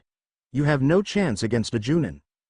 Zabuza growled at the reference to his eyebrows, wondering what the kid was made of after seeing that he let himself be hit like that just for a headband and to put a light scratch on his bunshin. It seemed absolute stupidity. Then, to everyone's shock, Zabuza's Mizu bunshin dissolved into a light green bubbling puddle. What happened to my bunshin? Screamed Zabuza. Oh, you like? Asked Naruto, gaining everyone's attention. You see, he said, as he dragged his claws against the side of a tree, only for everyone to hear the hiss and watch as the bark of the tree melted away leaving exact scratch marks. My claws are not just for show. Everyone other than Hinata was in complete shock. Friend or foe, both made a mental note to avoid the claws at all cost. I wasn't sure if my acid would work on your bunshin, but I guess the jutsu depends on the water being a certain density. Zabuza audibly growled as he raised his hand to create several more bunshin. Naruto turned to Sasuke. Sasuke, he called over his shoulder, gaining the Uchiha's attention. You think you're up for a little rumble? This guy seems ready to play. The Uchiha replied with a smirk that clearly said, you have to ask? Looking over at Sakura and Hinata, Naruto nodded while saying, Sakura, keep the old man safe. I don't want any fatalities here. The taijutsu I taught you should be very effective against his bunshin if they get close. A good shock of chakra, and they should dispel. Hinata, I'm counting on your Byakugan to keep track of everyone now that the mist has cleared. Make sure to keep track of his bunshin at all times, but stay with Sakura to help protect the old man. Everyone in the group, excluding Hinata, couldn't help but look at Naruto in awe. Where did the blonde idiot go? As Sasuke stared back at his teammate, it had become very apparent to him that a Naruto in the heat of battle and a relaxed Naruto were very different shinobi. The normal Naruto was caring, easygoing, funny, and had a deep desire to learn and improve. At times, you could even call Naruto comical, either when they were practicing jutsu or listening to a lecture from Kakashi, but a Naruto in a fight was different. Naruto gained a sharpness to his eyes and an almost calculating outlook. As Sasuke stared at the back of his teammate, he came to the realization that the Naruto he knew from his academy days was gone, and anyone that thought differently was a fool. This Naruto was dangerous. Ready, Sasuke? Asked Naruto, as he turned to Zabuza while smirking and said, ladies first, Zabu-chan. Or do I need to take that sword as compensation for something? Zabuza bristled at the nickname and the slight shot against his endowment. He couldn't help but wonder how the hell this kid managed to look so damn cocky. I feel like ramming Kabikari Hucho down his throat just to get rid of that infuriating smirk. You seem very sure of yourself, he muttered, fighting to retain his composure. But you're delusional if you actually think you stand a chance against me, little boy. Naruto snorted, clearly unimpressed. Tough talk coming from a guy that's so afraid of Kakashi-sensei that he trapped him in a jutsu that renders both user and victim immobile. Zabuza bristled yet again and then began to chuckle almost sinisterly. Apparently you don't plan to live very long. He lifted his free hand up slowly. Playing pretending to be real ninjas. However, Zabuza held his hand up to his face, almost claw-like to mock Naruto. By the time I'd reached your age, I'd already dyed these hands in the blood of my opponents. The entire group, even Naruto, flinched at this whilst Kakashi growled in his prison, the demon of the bloody mist, Momochi Zabuza. Zabuza nodded, looking interested. It would appear that my reputation has preceded me. Long ago, in Kirigakure, which even today is known as the village of the bloody mist. Kakashi stated, keeping his eyes on his captor. The final test for any potential shinobi was the most inhumanely difficult thing imaginable. Zabuza looked at his captive, impressed. So you've heard of our little graduation exercise. Naruto frowned, interested despite himself feeling instinctively that he didn't want to know. Graduation exercise? What the hell are you talking about, Twitchy?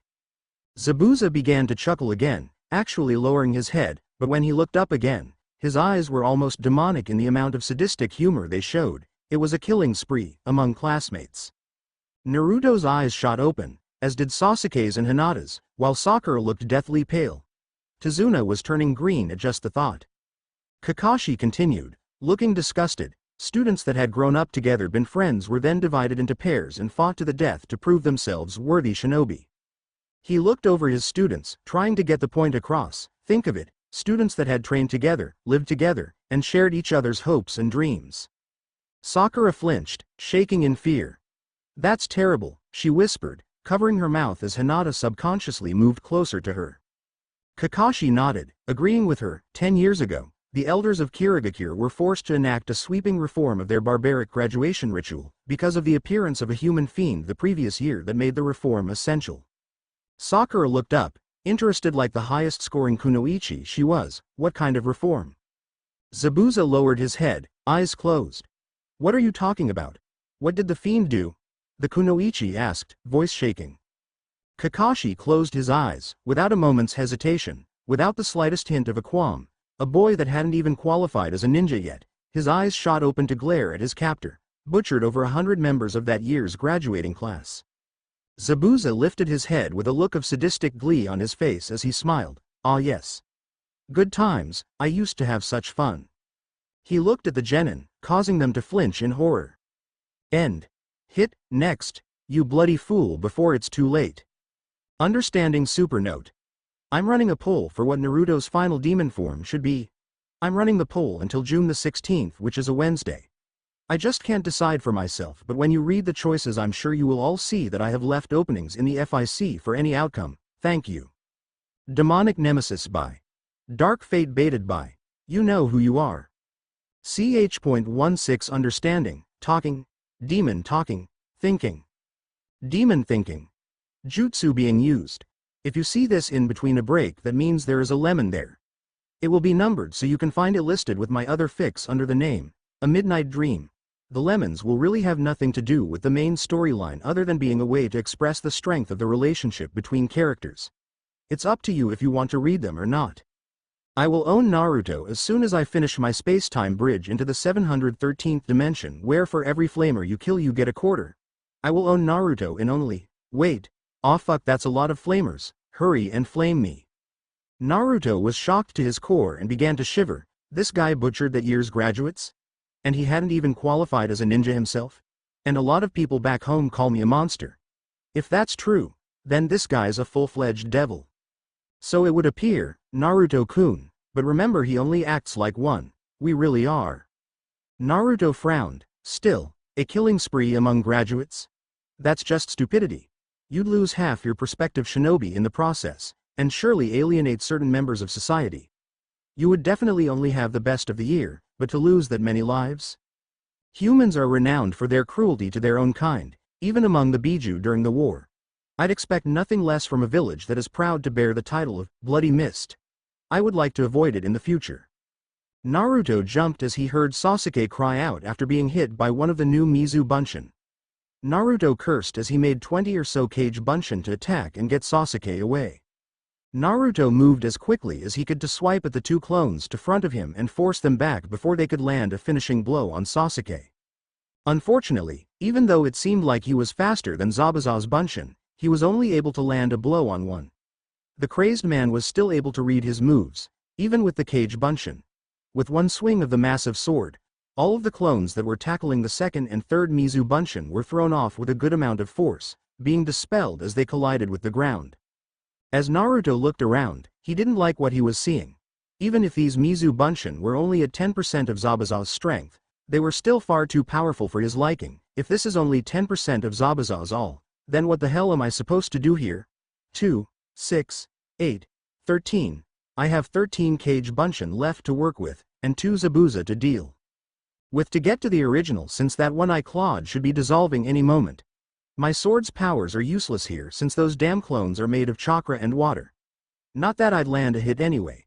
It seems rather ironic that a weapon as powerful as my sword is useless against simple clones, and even if my Yoko Kiwa, Crimson Edge, would work, this guy is a Kenjutsu user. I'd be crushed in a sword fight against this guy. What do I do? When force doesn't work, Naruto-kun, then deception is the only option. I know that, Kira-chan, but this guy was a Jounin before leaving his village. He even tricked Kaka-sensei.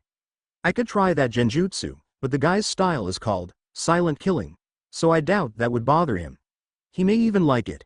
He's also shown that he can predict my moves even though I'm faster than him, and since I stopped wearing my weights, I don't have that advantage either. That's true, Naruto-kun. You're outskilled in Kenjutsu, Taijutsu, Genjutsu, Ninjutsu, and fighting experience. You may have more power than him, but that's no use since he won't let you land a hit, but sometimes, the obvious can be a shadow for the unexpected. Kira's words rolled through Naruto's mind. At first, it was just a tidbit. Something to calm his nerves, he supposed, but then, that's it. The obvious into the unexpected. He hasn't taken us seriously since the beginning, so maybe giving him something to underestimate will do it. Tajai Kage Bunshin no Jutsu! Cried Naruto as a giant cloud of pure white smoke filled the area, with the original Naruto being the only one outside the cloud to stare defiantly at Zabuza across the water. But before Zabuza could speak, the light ocean breeze carried the smoke away to reveal an army of clones. The girls and Tazuna were surrounded on every side, just as both Mizu Bunshin were, and with a snap of Naruto's fingers, it began. As the massive, street brawl started, Sasuke rolled away, holding his ribs from where the Bunshin had slammed into him. He couldn't believe what he was seeing. Naruto had just easily made over 100 clones as if it was nothing. Sasuke himself could barely make 10, even if he put his all into it. Just as Sasuke was able to recover from his shock, he felt a soothing sensation on his ribs. When he looked up, he saw Naruto with a deadly look on his face as he said, "In a few moments, I need you to run out into the center of the Bunshin and wait for my signal. My Kage Bunshin are being dispelled quickly and we're only gonna get one shot at this." As Sasuke stood and entered the war zone of clones, he was fighting with almost every part of himself. They were screaming at him, "Why listen to the Dobi? You should be making the plan. You are the Uchiha. You are the prodigy." But for every thought of that nature, there was the truth that he himself found. The truth he couldn't deny. The realization that he had come to just mere moments ago. The Dobi he knew was gone when they stood against an enemy. The one he once treated as a joke had disappeared. No stupid grins, no screaming like an idiot, no games. This Naruto was something to be wary of, something to be feared. "Sasuke, catch and don't screw this up," screamed Naruto, as the last of his clones leapt back after alerting Sasuke. Indeed, Sasuke caught what he was meant to, and did so smirking. Like a serpent as his hand gripped something familiar. Not bad at all, Dobi, and here I thought you were going to try something on your own." Flipping the Fuma Shuriken open, Sasuke glared at the nuke nin Jounin before launching the spinning blades at Zabuza, calling out, "Demon Wind Shuriken, Windmill of Shadows." Zabuza smirked as he saw the shuriken pass by his clones. "Smart of you to aim at my real body, Gaki," but, he paused as he caught the first shuriken with ease. "Shuriken are useless against me," said Zabuza, before he saw the second still heading for him at shocking speed. Kage Shuriken no Jutsu. He hit a shuriken in the shadow of the first, knowing I would be able to stop it, thought Zabuza as he jumped over the second shuriken and leered at the Uchiha. "Amateur," cried Zabuza, right before he heard a poof behind him as the shuriken he just dodged transformed into a Naruto who had a glowing purple finger pointed right at him. "Amateur indeed, you overconfident prick. Kitsune by second jutsu. Tsuin Tama. Twin shot," shouted the blonde, suddenly releasing two balls of purple flames the size of his torso from the tip of his finger, flash boiling the water before them as they headed towards the demon. Zabuza, having to release his hold and jump high into the air to avoid the blazing spheres, only saw red when he felt the intense heat as he turned to the falling blonde to deal out his revenge with the spinning Fuma Shuriken in his hand. In that moment, the two spheres of flame collided with each other with a resounding explosion. The small shockwave was enough to force Zabuza forward right towards Naruto. Naruto, for one of the few times in his life, was truly scared. He was falling into a large body of water with a deranged, water demon, flying towards him with blood in his eyes. Naruto didn't know any Suidan jutsu, he couldn't water walk yet, and he had even used up his reserves for his Kitsune Bai techniques just now. Out of pure fear, Naruto threw his arms out in front of him just before the demon could regain his balance. Naruto, in a state of pure instinct, was able to rake his claws across Zabuza's side, from the top of his shoulders all the way to the hip. "Ara!" cried Zabuza in pain as he landed a harsh backhand to Naruto's head, sending him straight to the shore to collide with a rather large rock. Naruto, hearing a rather mind-numbing crack sound, could only think, a nap sounds nice. Naruto was trying to remain conscious, but even for him the pain from that hit was too much. The last sight to meet Naruto was Hinata's horrified face running up to him as Kakashi had once again taken up fighting Zabuza. Naruto looked over at Tazuna as he was carrying the exhausted carcass of Kakashi along with Sasuke, trying to get over the splitting headache he now had after ramming into that rock. Kira had said he had cracked the bone slightly, and the pressure of the bone and muscle healing was causing it. Sadly, there was nothing he could do to relieve the pain until the bone was healed and the pressure went down. I need some aspirin. I can't believe I remembered to carry everything else, but not basic painkillers. Naruto had woken up when Sasuke had dragged him up into a tree just as the flood from Kakashi's Suiden Daibakufu no Jutsu, water spiral, destroyed the shore. Sadly, Naruto wasn't awake at the time to copy that or the interesting Suiden Suiryuden no Jutsu, water dragon bullet, he had heard about from Sasuke, but to his immense joy, he was in time to watch the Hunter Nin arrive and leave with the long-range Shunshin no Jutsu, body flicker. I've wanted to learn that one for a while now, but ever since Kaka-sensei found out that I can figure out jutsu after seeing them performed, he's been so damn careful about what he uses around me. Even if he does use it, he always leaves in that damn smoke cloud. What did you expect, Naruto-kun? He still has little knowledge of your full capabilities, so why would he try to load you with more? We really need to go over the basics again when we get a chance, after everything that's happened with your body. Recently, we need to make sure everything is working properly. I have a feeling there is going to be something rather troublesome soon. Naruto only nodded as he turned to Tazuna and asked, Tazuna-san, which way do we go again? After Tazuna pointed their way again, Sakura scowled at Naruto before asking, why is Sasuke-kun carrying Kakashi-sensei when he's hurt? Why aren't you doing it instead? Naruto sighed. 1. Because Kakashi drained his chakra in the fight with Zabuza, he needs to be carried by someone. 2. Sasuke is doing it because he is injured as well. While not seriously hurt, his injuries would be more than enough to get him killed in a fight at the moment, which is why you, Hinata, and I need to be free and on alert. To protect them and Tazuna. If Tazuna dies, then mission failure, and if we lose Kakashi-sensei and another Jounin shows up, then we're screwed. Sakura was about to say something when he glared at her. We're on a dangerous mission, Sakura, so please just listen to me this once. I may not be a sensei, but as a medic nin I can even issue an order to the Hokage if I believe it is in the best interests of his health, and I really don't want to deem you mentally unstable in order to take command. Inside Tazuna's house, with Kakashi tucked away, the group turned their attention to other matters. Namely the masked ninja that defeated Zabuza with nothing but senbon needles. After the acidic energy from Naruto's claws had begun working on Zabuza's left side while he was forming the seals for the Daibakufu no Jutsu, Kakashi had an easy time finishing the fight, but because of him keeping the Sharingan active during his stay in the water sphere, he had drained his reserves to the bare minimum. Those kinds of masks are worn by the elite amongst the Kirigakure ninjas Hunter Nins, codenamed the Undertaker Squad. Kakashi explained as Naruto treated his injuries and, to Kakashi's surprise, was even refilling his reserves slightly. They're called that because they dispose of corpses so thoroughly, it's as if they never existed. Naruto nodded his head in understanding. Makes sense. Even after a shinobi's death, their bodies can yield interesting information to those that know where to look. Chakra usage, skills, even the drugs or potion ingredients consumed. I would love to get my hands on a Jounin to study. Then Naruto's eyes widened, taking out his notebook and began to read up on some notes he had taken on medical conditions. So much for that old saying, dead men tell no tales, said Naruto as he smirked at Sasuke while still searching his notes. Guess whoever said that never met a ninja in his life. The Uchiha smirked in reply, before wincing at the stiffness in his ribs. Naruto merely reached over and placed a hand on Sasuke's chest, eyes never leaving his notes. Even the Uchiha had to let a small smile slip at the feeling. Kakashi chuckled. In any case, a hunter nin specializes in hunting down missing nin and obliterating their remains in order to ensure their village's respective secrets remain just that, a secret. Naruto then took on a pouting look as he stared down at a page, unblinking as he said, too bad Zabuza is still out there walking around. I would have loved to practice my coroner's skills. It would have helped with hunter nin evaluations in a few years.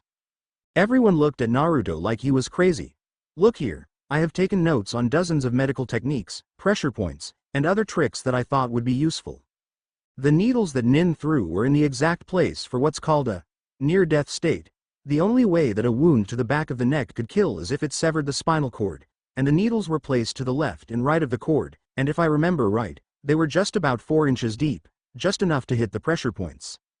Kakashi sighed as he looking up at the ceiling, accepting Naruto's answer as a possibility, silently and without a trace. That is how shinobi leave this world, but it seems some of us won't leave easily. The occupants of the room lowered their heads, all thinking about Kakashi's words in their own way. Sakura shivering at an image of Zabuza still alive and waiting to return with his giant knife swung over his head. As the morning sun had just finished rising, 2 figures could be found in a clearing as the morning mist was just disappearing. The hunter Nin returned to leaning over Zabuza's body, just as they finished cleaning the wound on his left side, and then prepared to cut the bandages from around his face. The hunter was shocked when Zabuza's hand suddenly latched onto their arm. Zabuza then said in deep voice, "Enough, I can do it myself." The hunter Nin only sounded amused as they said, "Well now, awake already, are we?" Zabuza suddenly grabbed the needles still stuck in his neck with his right hand and roughly pulled them out as he said, "You have all the finesse of a butcher." As a small spray of blood erupted from Zabuza's neck, the hunter said in concern, "Please be careful pulling those out, Zabuza-sama. If you're not careful, you really will kill yourself in your weakened condition." Zabuza could only look on with annoyance as he said, "I will not die from something so simple. How long do you plan on wearing that ghoulish mask? It's starting to get unsettling, take it off." The hunter just softly giggled as they removed the mask to reveal a soft and attractive face. Full lips, smooth skin, and silky ebony hair met Zabuza's eyes as the hunter said, "Old habits die hard, and besides, without it I doubt I would have gotten you out of there safely. You didn't have to target my neck to put me into the death state. Any number of points would have done, but you are one sadistic bitch," finished Zabuza with his hand resting on his sword. "Exactly, besides the back of the neck is a much easier place to target the points at. If I hadn't hit on the first try, it would have looked suspicious. A normal death state would take a week to recover from, and normally it would take you less time, Zabuza-sama, but it seems that the poison that boy used on you has seriously harmed the muscles on your left side. Not to mention that fire-type attack has left several burns on your back. If it wasn't for that blonde, you would have completed the mission easily after trapping the copy Enin in the water prison." Zabuza only tightened his grip as he scowled. Yes, that boy was inconvenient. I never thought to consider such a brat a threat, but it won't happen next time. How long will it take for me to fully recover? My left arm still won't move. I would say a week and a half at least, maybe more. It seems that poison was some form of acid. I'm not sure exactly how it works, because I wasn't able to get a sample before it was washed away. It did do some serious damage though, but I'm sure someone like you will recover quicker. You are so innocent, so guileless, no doubt it's why I like you. Well, I am only a child." The hunter then stopped for a moment and looked out at the water, without us even noticing. "The mist has lifted. Next time, will you be alright?" "Next time I'll break the Sharingan, and that boy won't surprise me again. Naruto, was it? You and I have a debt to settle, boy."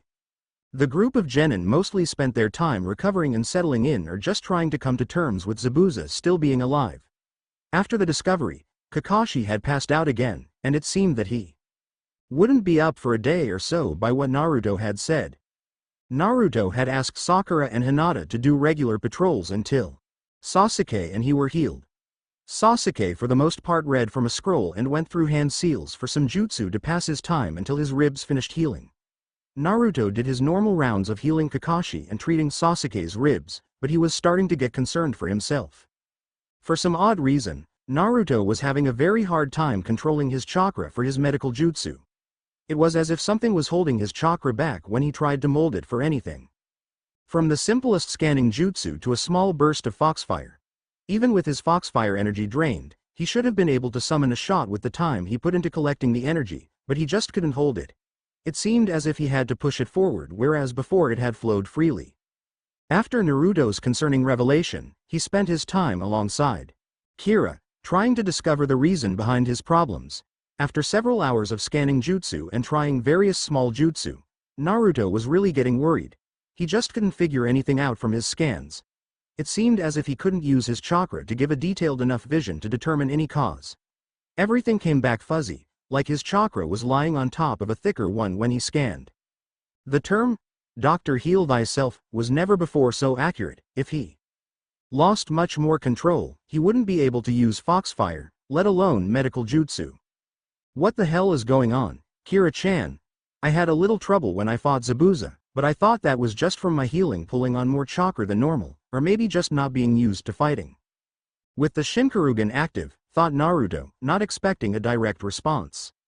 Naruto-kun, I found out what's happening, and it is really going to cause some problems that we don't need right now, said Kira from inside Naruto's mindscape, sounding very subdued. It only took Naruto a moment to lean back to give the illusion of him taking a nap and appear within his mindscape. Within the library, den of Naruto's mind, as long as I know what is going on, Kira-chan, said Naruto with a worried look on his face. Naruto, while inside his mindscape, was back to wearing black pants, black sandals, and a tight black sleeveless t-shirt with his hite tied around his neck. His hair turned onyx black with crimson tips. The whisker marks on his cheeks widened considerably as his eyes turned a deep violet with slits. His crimson red ears with black tips appear on top of his head, nestled in his hair, and finally two crimson red tails with black tips sway behind him gently. It only took Naruto a moment to notice the difference. Well, I have to admit that the tail was growing on me, but what the fuck is with number 2? Cried Naruto as he grabbed his new appendage. Kira only sighed deeply as she motioned for Naruto to sit down. Well, Naruto-kun, all I can say is that you have taken one hell of a jump forward. You just can't give up that title of the most surprising ninja, can you? Naruto at this point only sinks further into the couch as his ears lay back and his tails curl around him. He then asks, so what exactly does this mean, Kira-chan? Kira just slowly leans forward and rests her head in her hands as she says, if the second tail isn't enough of a sign of what's happened, then it's just this simple, you're becoming a full-fledged demon much faster than I originally thought possible. Naruto took a moment to process this before. How is that possible? You said it would take months, even years maybe to do that. Your transformation into a demon is completely dependent on your own strength, Naruto-kun. You are just growing much faster than I thought you could. A demon's power is determined by the number of tails it has. Even though a tail has nothing to do with skill, age, element or technique, it has everything to do with how much Yuki a demon possesses. You just have more energy now than I thought you would. To put it simply, you have too much power for your body as it is now to control, so you grew your second tail to relieve some of the pressure. Naruto was starting to understand, but it still didn't help much. Okay, so I'm simply moving to a second tail because I'm getting stronger, but that doesn't tell me much. What does this mean for me, and how can I already be equal to a two-tailed demon? Just having a second tail doesn't mean you're as strong as all two tails. All demons are different, just like humans are. Who knows, there could be a very skilled one tail out there that can beat me. A tail is just a show of a demon's status and limits. All demons have the same limits to a tail, but that doesn't mean they're all at the same level of power if they have the same number of tails. You just barely reached your second tail, so if you went up against the two-tail Biju, you would get your ass handed to you. Actually, you would probably get your ass handed to you even if you had 5. So you're just saying not to get cocky because of tail number 2, right? Asked Naruto to a smirking Kira. Don't worry.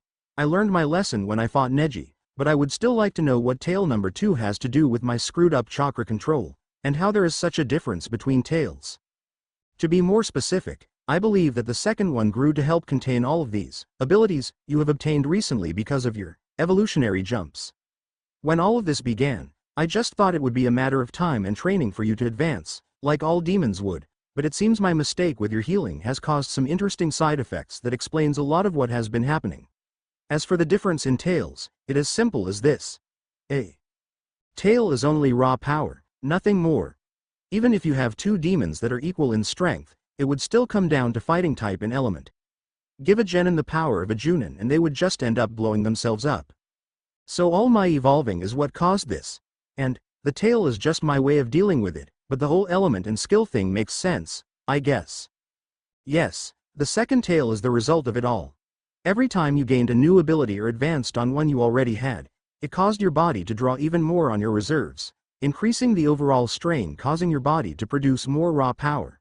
Ideally, your body would regulate the draw of energy effectively so this wouldn't happen, but since you weren't born with these abilities, your body never truly integrated them or learned to deal with them. Think of them as just extras. When your body went through the change for your poison, it pushed you to the brink, and when you reached the second level of the Shinkarugen, it broke. With the second tail, you're able to draw on more of my Yuki to help the demand of your abilities instead of being under such strain. That's another reason for your trouble. Your energy is floating on top of mine. Doesn't sound like anything new to me, Kira-chan. It just means more training, right? Naruto at this point was just listening. Kira just had to smile as she continued, with the second tail, your chakra is mixing more evenly with my Yuki. Normally I try to only allow minute amounts of Yuki to mix with your chakra. That is why you are having trouble with your control now. Before, the mix was 10% Yuki to 90% chakra, which also causes the slightly darker color. Now with the second tail and the demands of all your new abilities, the mix is closer to 25% Yuki to 75% chakra, but because your body is still confused about the abilities, it is constantly drawing on my Yuki to the point where it won't mix anymore, because your chakra can only hold so much at its current level of development. Naruto was nodding his head, because for some reason, he actually understood it. So you're saying normally my chakra is able to absorb the Yuki you allow to slip through and use it as it likes, but because I needed to draw on more than normal, it got to the point where my chakra couldn't mix with any more Yuki and is now being forced around by your Yuki. That is what's causing my chakra control issues, correct? Blinking several times in complete shock, Kira couldn't help but think, normally I only explain these things to him because it helps me figure it out easier, but he actually understood me? She had to stop and smile. Yes, Naruto-kun. Whenever I speak about our energies mixing, I'm referring to your total reserves and only what I add to it. As it was, out of your chakra reserves, 25% comes from me and was overtaken by you. But as of now, the chakra and Yuki are floating like oil and water. If it continues like this for much longer, my Yuki will completely overtake your chakra and cause, well, honestly, I'm not sure. Ever since the cage Bunshin training, it has been as if my Yuki was second nature for you in amounts lower than what would activate your seals. If any more than that was drawn on, I think we would be back to it damaging your circulatory system, but to what extent I'm not sure. That doesn't sound so bad. I've been wondering when I would be able to use your Yuki again. How long will it take for my body to adjust to the new mix or for your Yuki to recede so I can have my chakra control again? Well, remember when the change first happened, and you were wrapped in my Yuki? Asked Kira, only to see Naruto nod dumbly. With a look of recognition, last time it took 9 hours for everything to happen. This time, it will take about 8 as far as I can tell. Finished Kira with a light chirp. Naruto just looked on for a few moments with several emotions crossing his face. Interest, confusion, and finally understanding. I would guess I can assume that this will happen every time I get a tail? Or is this just me? Just like every other demon when they do. If you had a demon form, it would grow larger when you gained tails. You see, demons don't change over time with age like other creatures. It all happens at once for us. Also, certain tribes of demons gain special abilities or other elements when they reach higher tail counts. I myself actually started out as an earth spirit, and gained my water element with my 5th tail. It really is no big deal for you, Naruto-kun. All this will mean is a slight strengthening of your coil system, a few cosmetic changes, and also the integration and possible elimination of some of your abilities. Basically, you are going to get a tune-up with every tail. Let's put it that way. Okay, I get that this cocoon energy thing normally happens to increase a demon's size and do other minor things. For me, it means strengthening my body to handle more power, but what do you mean by integration and elimination?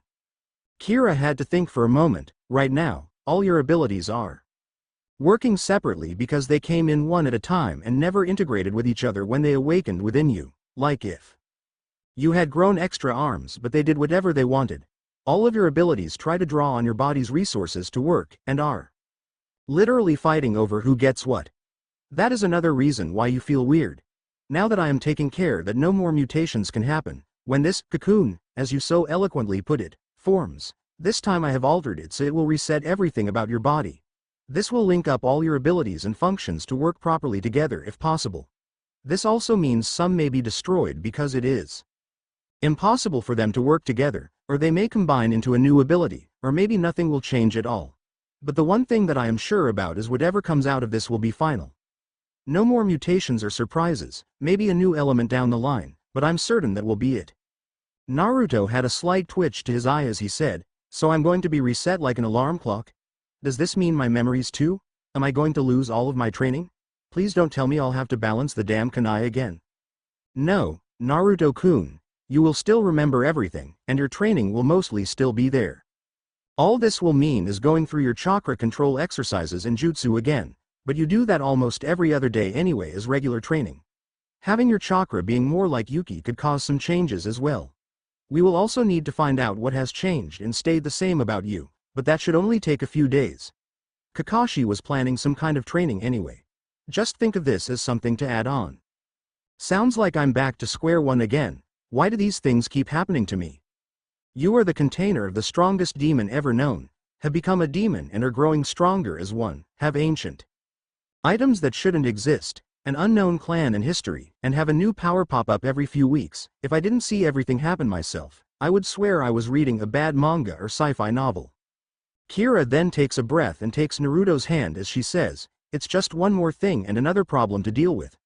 I never said it would be easy to become a demon, Naruto-kun, but at least from this point on I can say I am sure that there shouldn't be any more surprises other than what elements you will get. You always make these problems seem simpler than they are, Kira-chan. You are right though that it's just more training that I would have done anyway. Yup, and the Cyclops should be out for another day, so we can start in the morning. Maybe you could bring your teammates too. Why in the morning, Kira-chan? It's still early, so we could go start now. I said, in the morning, because we are going to finish copying the scroll before the cocoon forms. That way, your body can adjust to those changes in there as well. You need rest just like everyone else. Now grab a brush and get writing. The energy for the cocoon is already building in your tattoos and should form in 3 days, so be sure to make something up to tell the others, and get Hinata-chan to back you up because your seals will look like a lantern festival from a distance. Not to mention up close. With a deep sigh and the look of someone that has accepted their fate, Naruto began another horrible battle with the undefeatable enemy paperwork. Kira-chan, what's a manga? The next morning, it had been another day before Kakashi woke up again after passing out from his overuse of the Sharingan eye. It seemed that the strain of the Sharingan and the stress from the fight with Zabuza had been too much for Kakashi's body, even with Naruto's care. Sakura was sure to point these facts out to the new medic, much to his irritation. They had all just barely survived the first fight with Zabuza. If it wasn't for Naruto and Sasuke freeing Kakashi, they would have all died. The plan of the two boys was a stroke of genius and luck, and it was a certainty that it wouldn't work again. Tsunami, Tazuna's daughter, had come in a moment ago to check on everyone, and when she noticed the tense air, as well as the freaked look on her father's face from hearing the group discussing their options, she just had to ask, "What is wrong with all of you? It's as if your pet died." Sakura said she was cooking again, commented Sasuke without thinking. Everyone had to have a light chuckle. Even Sakura was slightly giggling. Naruto finally composed himself, saying, "Who knew?" Sasuke could tell a joke. Miracle and all aside, this really isn't the time to joke. It is more than likely that Zabuza is still alive. If he is, then that means the hunter Nin was helping him. We have 2 Jounin level shinobi after us. Even if Kakashi-sensei is healed and ready to go, we are still at a major disadvantage. Kakashi seems to be equal with Zabuza, so that leaves the hunter to us. Naruto pointed to the other 3 genin. There is no way that the 3 of you are ready for that as you are now, and even if my body wasn't messed up, I don't think I could take a Jounin by myself. That's for sure, Dobi, and what is this that we are not ready? From how you're talking, it sounds as if you are saying you're stronger. I doubt you could even beat me, said Sasuke as he stood over Naruto. I'm not saying that I'm better than you, Sasuke. I just have things that give me power in case of emergency, but it comes at the cost of damaging my body. If that's the case, how long will it take to fix your body? Just in case we need these emergency precautions? Asked Sasuke, looking for answers. My body should be fixed in about 2 days, but that doesn't mean that I will be back to normal. It will take time to get everything with my body straightened out, maybe 2 or 3 days more. Overwhelming an opponent with raw power can work on a Chunin or lower shinobi, but a Jounin requires more skill than power. Kakashi decided to say, Naruto is right. All 4 of you are strong for genin, most likely verging on Chunin, but a Jounin is a whole other thing. I may have an idea for a quick boost in your abilities, but I need to have a time frame. Kakashi then turns to Naruto and asks, How long until I'm up and running normally? Naruto took a moment to look Kakashi over. I would say 3 days if you don't move around much and I continue the treatments. Normally, you would be out for a week from chakra exhaustion and still be nowhere near 100%, but with me treating you and adding to your chakra pool like I have been, you should be up in 2 days and back to full in 3 to 4. That's good to hear. That will give me time to train you all, and as for Zabuza, normally I would say he would be out for a week after a near-death state, but with the damage Naruto did to him, I'm not sure, said Kakashi as he looked over his genin. Everyone turned to Naruto as he was looking through his notebook again and then began to speak. I'm no expert on this, but the average for a person to recover from a near-death state is a week. Like you said. You see, the brain and its electrical signals are disrupted by this and take time to reorient themselves. As for my poison, it's no more than a powerful acid. Unless it was able to reach an internal organ or seriously degrade the muscles, any med nin could heal the wounds in a matter of days. So we have 2 weeks at best and just a week at worst to prepare for our next meeting with the Demon of the Mist, thought Sasuke aloud as he looked at Kakashi. I really don't see how some last-minute training is going to help us. If we had a month, then I could see it helping. Even a new jutsu won't fix this. As Sasuke stopped and looked down, everyone could feel the seriousness of the situation. By the way, Dobi, how is it that you have acid in those claws of yours? Was all Naruto could say, not expecting the question. Why do you want to know that? You've never been interested in my medic stuff before, Sasuke? It is something to do with you, Naruto. Sasuke then paused after the shocked faces of everyone. That's why I'm interested. Your medic nin techniques are something you do. That's why I don't care about them, but this poison has something to do with your body, so it concerns the team. As Naruto looked around the room, he noticed the interested looks on everyone's faces, as well as a peeping one just outside the door. With a sigh, Naruto looks at Sasuke and asks, do you have a kunai or shuriken you wouldn't mind losing? Everyone looked even more confused, but Sasuke handed Naruto a kunai anyway. Naruto then deactivated his partial Shinkarugen, allowing everyone in the room to once again see his more animalistic features, causing Tsunami and the Peeper to jump. Team 7 and Hinata all looked at Tsunami strangely for a moment until Sakura asked, what's wrong? You're acting like you just saw a monster? Tsunami shook slightly until she said, didn't you just see him change into AAA? Don't worry, I may look scary, but I don't eat people, said Naruto with a warm smile that went just perfectly with his foxy features. His expression seemed to set Tsunami at ease. Changed? Asked Sasuke with a frown. The Dobi didn't do anything other than take my kunai. The rest of the shinobi nodded along with this as both of the wave citizens looked incredulous. Actually, said Naruto as he turned to look at the others, I'm rather uncomfortable with other people seeing my looks. You see, I use my Dojutsu's ability of manipulating the minds of others to implant the suggestion that I look normal. Everyone in the room, including Kakashi, looked back astonished until Sasuke asked, what do you mean? Are you saying you keep your Dojutsu active for countless hours on end just to make everyone think you're normal? Even for you. The amount of chakra would be incredible to do something like that. Besides, you haven't looked any different since you stopped suppressing your chakra. You're right, Sasuke. Keeping my Dojutsu active all the time would be impossible. Even when I'm fully rested, the most I can maintain my Shinkarugen for is about 2 hours. But if that's true, then you just lied to us, Naruto, said Sakura standing from her seat. No, I didn't lie. You see, said Naruto as he pointed to his slightly glowing blue eyes, I can partially activate my Dojutsu, which takes a lot less chakra to maintain. At this stage, I can only use suggestion and nothing more.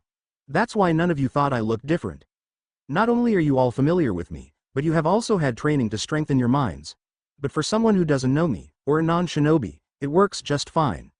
Naruto then uses the kunai to slice open his hand, covering the blade with his dark and strangely thick blood. He then set it on the floor and waited quietly, only to hear. Naruto no baka, I swear you were a masochist or something with how you were always, but the words died in Sakura's throat as everyone in the room heard the light bubbling and hissing of the metal being eaten away. Everyone had their own reactions to seeing the weapon disappearing. Sakura for her part was just out of her area as she watched the metal weapon disappear. It just wasn't in her to try and figure it out, so she just moved next to Sasuke to wait for an explanation. Hinata already knew about what Naruto's new blood could do, but seeing it was something new, she just decided to move next to Naruto as he explained everything. Kakashi was just staring at the black puddle that was once a kunai in interest, at least until the puddle opened up a hole in the floor and began to eat away at the ground beneath. I better be sure not to try and bandage any of Naruto's wounds from now on. Luckily, they had placed Kakashi in a room on the bottom floor, since they didn't want to drag him upstairs. Tazuna and Tsunami just looked on with trepidation and slight anger about their floor. Sasuke for once just had to ask, what the fuck just happened? Naruto just held up his blood-covered palm as he said, when my blood was exposed to the poison from the demon brothers, I had thought it had created antibodies to combat poison, like it would for a disease or something like that, but it seems instead of doing that, my body has made my blood unable to sustain foreign bodies, or more specifically, it has made it harder for them. My blood is now a potent type of acid that seems to affect everything but, well, flesh. Diseases and poisons aren't really my thing. I was given the license as a field medic for battle wounds and injuries. I can extract poisons, but working with them is a specialist's job. Everyone in the room flinched at the aspect of acid for blood, and seemed surprised that Naruto had so easily admitted a shortcoming. Sasuke at first was silent, but then decided to ask, so the reason you are immune to poison is because it would be eaten by this acid before it could affect you. What does this have to do with the substance that you used on Zabuza? Naruto cocked his head to the side for a moment in thought. I'm not totally sure about all this yet myself, so I'm just going on what I've discovered so far. It seems that what caused my blood to turn was that my liver stopped processing certain chemicals and toxins out of my blood altogether and instead collected certain ones to make a solution to turn my blood to acid. This not only maintains my blood's acidic quality, but as also provides for my poisons.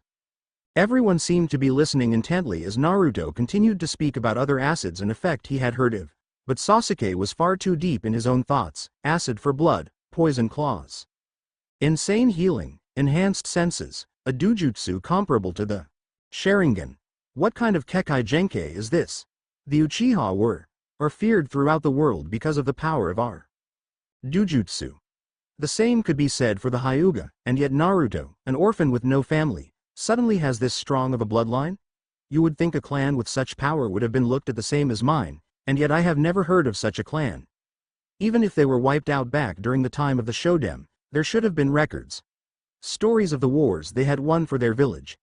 Even the clans wiped out by Kiri still exist in records and stories of their power. Even if Uzumaki is a name taken years after the original clan was wiped out, his power should tell who he is. His parents should have possessed it. Is it even possible for a Kekai Genkai to remain dormant for generations? Where did you come from, Naruto? Sasuke was torn from his musing as Naruto said, as for your question about my acid, Sasuke, in effect, it works basically the same as any other except for the fact that it is a chakra-based substance instead of a chemical-based one. When my claws are extended and I channel chakra through them, small amounts of my acidic blood are evaporated to mix with the lingering chakra, and since chakra sticks to thing, well, understand? Naruto then scanned the room to see if everyone understood, and he hoped they did. He hated telling people these things. It made him feel like a display. Sasuke did his usual grunt and turned when he decided Naruto, yet again, had something he couldn't. Sakura actually looked disgusted and confused. For some reason, this hurt Naruto more than he thought it would, but he didn't know why he would care what Sakura thought. Hinata was still next to him, just like she had been since they had spoken, and Naruto couldn't believe the comfort he felt from this. It was surprising to get such a feeling from someone other than Kira. Kakashi just seemed as aloof as ever, but you could see the cogs turning. The bridge builder and his daughter just seemed amazed. Sasuke, turning back to Naruto and asked, why is it that when you talk about anything medical you sound like a genius, but when I try to explain a Kaiden jutsu to you it seems like I'm talking to a rock? Naruto looked livid as the gathered shinobi had a good laugh. It's not my fault that you suck as a teacher, Sasuke. Sakura was about to yell at Naruto for insulting her Sasuke-kun, until she saw the soft smirk on her crush's face. It wasn't his, I'm better than you, or his, you're going to get it, that she normally saw. No, this was almost a playful one. Is this what Sasuke-kun looks like when he's happy? Why couldn't I be the one to make him look like this? Why did it have to be an insult from Naruto that made him happy? Well, that is defiantly a unique ability, Naruto. We will have to train with it later and see what it is capable of. Also, I have been meaning to do some one-on-one training with you for some time now. Being a teacher that knows nothing of his students' abilities is in rather bad taste. That's one of the training plans I have for you three. Take some time with each of you and see where you stand and where you need to go, said Kakashi from his prone position. What exactly is your plan for our training, Kakashi-sensei? You are going to be laid up for another day before you can move, asked Naruto, trying to break up the mood. I plan to increase all of your training schedules, said Kakashi with a slight bounce to his voice. Kakashi-sensei, Sasuke-kun already asked before, but what kind of training do you plan to have us do in a week to have us ready for a Jounin? This is an enemy that almost beat you, even with your Sharingan, asked Sakura as her inner self raged. Yeah, are you trying to get us killed? Kakashi turned to Sakura as he slowly sat up and asked, and who was it that rescued me when I screwed up? It was Naruto and Sasuke with a devious plan that used their own abilities together. I won't placate you boys or pull some trick to motivate the two of you. Kakashi then looked at the boys seriously. Both of you are already low to mid Chunin. Naruto is overpowered with more tricks than most shinobi could dream of. All you are missing is control and overall skill. I could swear that within the year, you would be high Chunin too. Low Jounin. Naruto just beamed for the praise as he looked at Hinata's soft smile. Sasuke, you on the other hand already have the growing skill and sparring experience. You have been trained from a young age and have mastered the jutsu you use to perfection. Your power will only grow from here as long as you keep working hard. I believe you and Naruto could make the perfect team to keep that hunter busy until I have finished Zabuza. Plus, you will have the girls to help. Kakashi then looked at Naruto seriously enough to make the dirty blonde flinch. Naruto, you have power and many abilities, but other than your medic skills, you haven't really mastered anything. Even your medical knowledge seems limited to field medicine. Your Jukin, Kenjutsu, Ninjutsu, Genjutsu, Taijutsu and even your Dojutsu are barely mastered, and now you have this poison to deal with. I honestly think that you need to step back and pick what's the most pressing for you to learn, master those, and then pick up the others later. If you spread yourself too thin, you will actually weaken yourself. Just knowing something isn't enough to use it effectively in combat. During our private training time, I plan to evaluate where you stand on everything. Naruto couldn't help but to agree with Kakashi. He had taken on a lot lately, and even though he was much further with mastering everything than Kakashi thought because of his Kage Bunshin, he was still not giving anything the time he should. What about you, Kakashi-sensei? You are said to know over 1,000 jutsu. Are you saying you have mastered all of them? Kakashi looked at Naruto and said, I may know over 1,000 jutsu thanks to my Sharingan, but in battle I really only use 10 or 11 that I have mastered and favor. The rest of my style is taijutsu and close quarters combat. Just knowing a lot of jutsu isn't anything special. If you truly have mastered a jutsu, then you have made it yours. You know how it works, how it can be countered, and have even altered it so it is yours and only yours. The Sharingan only lets you learn a jutsu, not master it. Sasuke bristled at this, but it went unnoticed by the genin. I have to say that I have to agree with the Cyclops. We are somewhat overloaded as it is. He is right about jutsu and that just knowing something isn't enough. Maybe we should find what you favor instead of what you can do, replied Kira from inside the mindscape.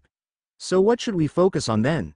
Asked Naruto, as Kakashi continued on explaining the values of learning something properly. Remind me not to ask Kakashi about proper work ethic again. The man may be lazy, but when you get him going. I say that we should work on taijutsu, medjutsu, and ninjutsu. Jukin and Kenjutsu will help train each other, since it's physical exercise with slight chakra control. Our ninjutsu and medjutsu are the same in a sense. They depend on chakra consumption in the exercises. Your dojutsu will advance on its own with battle experience. Training with it is rather pointless at the moment. Naruto, getting the feeling that Sasuke was about to slaughter them all after Sakura had asked another question of Kakashi, felt it his responsibility to save them all from emo wrath. Well, that's all well and good, Kakashi-sensei, but what should we do for training until you are able to train us yourself? The door finally opened to reveal the peeper. It was a little boy wearing overalls and a strange hat. As the boy came in, he said, "What's the point in training?" All the shinobi looked at the boy, as if asking, "What are you smoking, kid?" Tazuna instantly brightened and shouted, "Inari, where have you been?" "Welcome home, Grandpa," said Inari as he walked over and gave Tazuna a hug. Tsunami, seeing her son's rudeness, said, "Inari, greet our guests properly. They're the ninja that brought your grandfather home." Safely. But mama, they're just going to die, said the little boy in a flat voice. Naruto and the rest were taken aback by this, and who wouldn't be when an 8-year-old says you're going to die? Naruto was flustered and was almost ready to smack the kid. He may have become calmer over the past few months, but he still had his buttons. Hinata, who was closest to the boy, decided to ask something before Naruto acted. Why would you say such a thing, little one? We came here to help, and that hurts to hear. Inari looks over the ninja then says, no one can beat Gato and his men. Hinata looks at the boy with pity clear in her eyes. Sakura just moves closer to Sasuke because of the chill the kid was putting off. Naruto just looked on with an understanding eye. He has the same look as Sasuke and Hinata-chan. His pain came from the loss of someone close to him. Sasuke only snorted as he glared at the boy. Naruto by this point decides to try and cheer the boy up. Don't worry, kid. We came here to protect your grandfather and stop this Gato. I never go back on my word, so you can be sure that we will stop Gato. The 4 of them are real live heroes, said Naruto as he points to the other 4 ninja.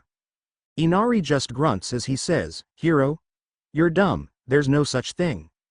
Naruto then glares at the boy with his cobalt slits and says, really now? I know of a lot of heroes. Maybe superheroes aren't real, but a hero is very real, and these 4 are. If this kid won't believe in heroes, maybe he'll believe a. Inari just glares harder and asks, why are you trying to convince me? And why do you keep only saying those ninja are heroes? Aren't you a ninja too? As everyone looks to Naruto in interest, now realizing that he wasn't talking about himself in his speech about heroes. Naruto slowly raises his head and releases a monstrous amount of his dark blue chakra that has begun to swirl around him, forming a cloud in the air obscuring everyone's vision. Naruto then glares through the haze at the frozen Inari. His blood-red eyes, surrounded by a ring of blue fire burning in them, cutting into the smaller boy. Everyone in the room was backed against a wall out of fear from the killing intent. Even Sasuke had moved away. The pressure in the room climbed to the point that the civilians were even having a hard time standing. As Naruto locked eyes with Inari from his crouching position, he said in a chilling demonic voice, I said they are heroes because they will do what they can to stop that man and return this country to how it used to be. I, on the other hand, am out for nothing more than to tear off his head and make him feel the fear he has caused. If helping your home is a result of that, then so be it. Then, with a sly fox grin, Naruto said, if you can't believe in heroes, then believe that when a demon wants someone's blood, we do not stop. As quickly as Naruto's demonic visage had appeared, it was just gone, as if it was never there. With a slight shimmer and a gust of air from the energy's disappearance, he looked just as he always does with the return of his illusion. Kid, we are shinobi. We are paid to do a job, and we will do it at the cost of our own lives if necessary. Whether you think of us as heroes or not, we have been paid to protect your grandfather until his bridge is finished, and the easiest way I see to do that is to kill Gato. Naruto then locked his blue eyes with Inari again, causing the boy to drop on his behind. I do not intend to die here, so you don't need to worry about that man. Everyone in the room was still shocked silent with their own thoughts of just how scary Naruto could be. Sakura was just thinking, what the fuck was that? Get out of here now. The Dobi's going to kill us. Kakashi was just twitching slightly after the show, with no other emotion present other the small beads of sweat flowing down the side of his face. Sasuke was thinking, when did the Dobi grow so much? Raw power may not do much, but if you have enough of it, skill doesn't matter anymore, if he keeps going like this. Hinata only moved back to Naruto's side and wraps her arms around one of his, as he was still looking at Inari with a blank look. The family was just freaked out as Inari was crying and ran out of the room followed by his mother. Tazuna just looked on with trepidation as he returned to a normal sitting position after falling back. Naruto no baka, what the hell was up with that? You scared that poor boy to death, screeched Sakura as she stood menacingly over Naruto, only for Hinata to glare right back. Now for Hinata to glare at all was something new, but any Hyuga glare was hard to ignore. Sakura started to sink back after small veins began to swell near Hinata's eyes, adding to the fierceness of her stare. Sakura, softly said Naruto. I'm sure you can't understand this, but I'm sure everyone else here will. That boy had a look of sadness in his eyes. The kind of sadness that comes from losing someone precious to you in a way that was outside of your control. Sakura just shrank down hearing the solemn voice of Naruto. Kakashi, Sasuke, Hinata, and Tazuna all knew about what Naruto was talking about, and it hurt for someone to say their feeling out loud so perfectly. When you lose someone, it's as if you become cold and you just can't warm up. The only thing that does is time and family. Naruto then looks at everyone in the room, ending with Sakura. You haven't ever lost someone, so you wouldn't know about what I'm talking about, and be glad you don't. Normally, the love of the family you have left is what makes you feel warm again, but sometimes, you don't have family anymore, or the family you have left is worse than not having any at all, said Naruto, looking at Sasuke and Hinata. Or you have known the cold since you were born, but you can always find a new family, friends, and warmth. Naruto then placed his hand over Hinata's that were wrapped around his arm. All you have to do is look for it and be willing to let yourself have it. Naruto then locked eyes with Sasuke. That boy lost someone precious to him, and now he thinks that he is the only one that has been hurt. Until he knows there are people out there that have had worse lives than him and he finds something to believe in again, he won't heal, he won't acknowledge that he still has family at all. Naruto-kun, are you alright? I'm fine, Kira-chan, we can talk later about it, okay? As the entire room was silenced, Naruto stood and asked, Kakashi-sensei, what was the training you wanted done today? It's only morning, so we still have time. Kakashi took a moment to adjust himself before he said, I actually wanted you to take the others out and see what you could teach them. Sakura could continue her med-nin taijutsu. Hinata, Juken or whatever you have been working on. Sasuke and you could trade jutsu or something. We won't be able to do the training I have in mind until tomorrow, so just use your time wisely. All of the genin nod as they file out of the house and head for the forest area just outside. Those kids have had hard lives, haven't they? Asked Tazuna as he lowered his jug. Kakashi turned his head away. More than you know, each have had their own challenges to deal with, and all just as hard in their own ways. I have to admit whatever kind of trouble that boy has had, he will have a hard time getting sympathy from those kids. What is worse than losing your only father? Asked Tazuna, trying to get some break for his grandson. How about losing your mother at an early age and having your entire clan of over 230 treat you as a worthless failure?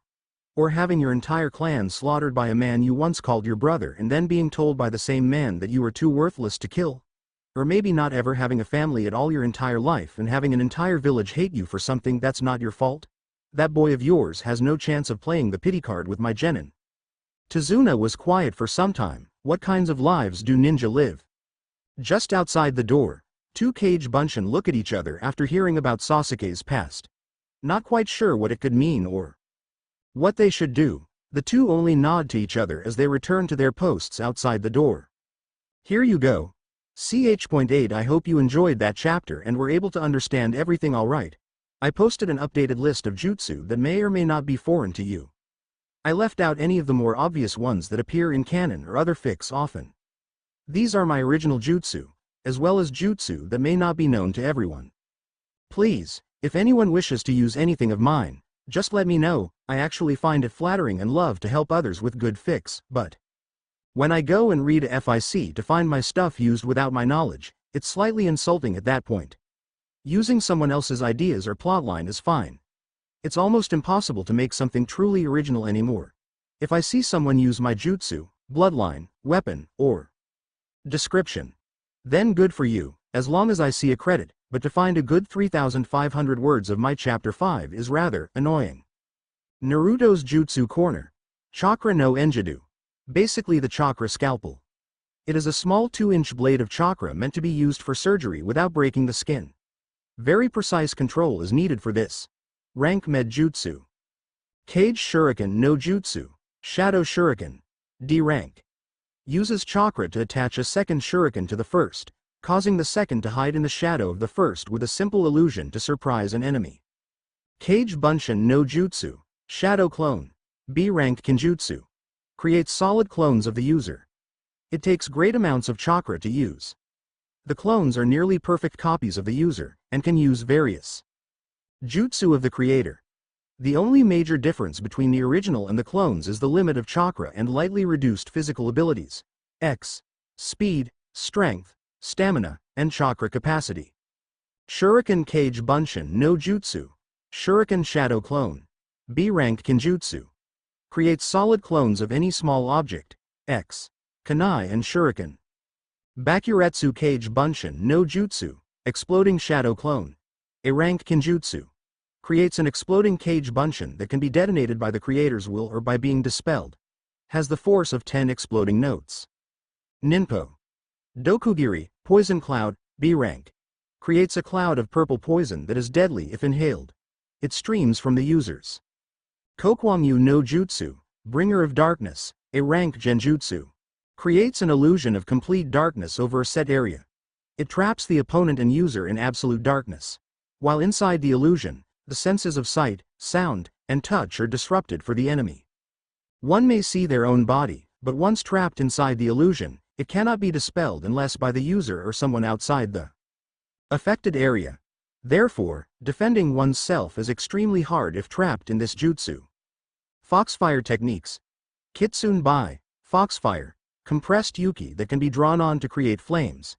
It can be repeatedly used, unless it is dispersed by an attack or other use. Foray Tama, flare shot.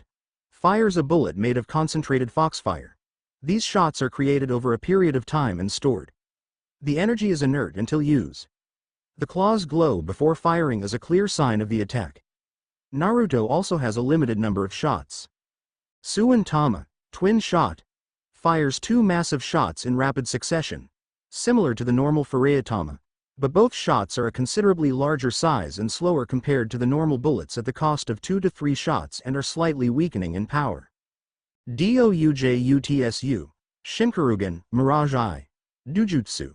A dojutsu that possesses abilities similar to both the Byakugan and the Sharingan.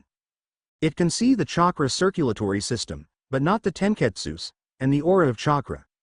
Being able to see the actual aura of chakra gives various abilities, such as being able to tell the elemental alignment of a shinobi, the chakra manipulation they are using, and being able to track their chakra signature. Next, it enhances the user's eyesight to slow down the objects it sees, as well as increases the clarity of vision.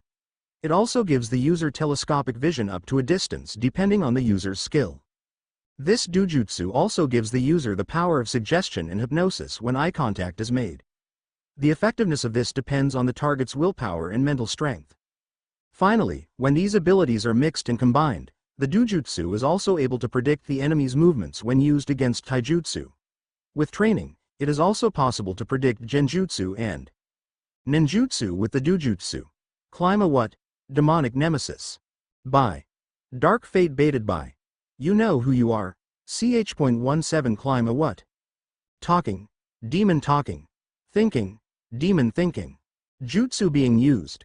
If you see this in between a break, that means there is a lemon there. It will be numbered so you can find it listed with my other fix under the name, A Midnight Dream.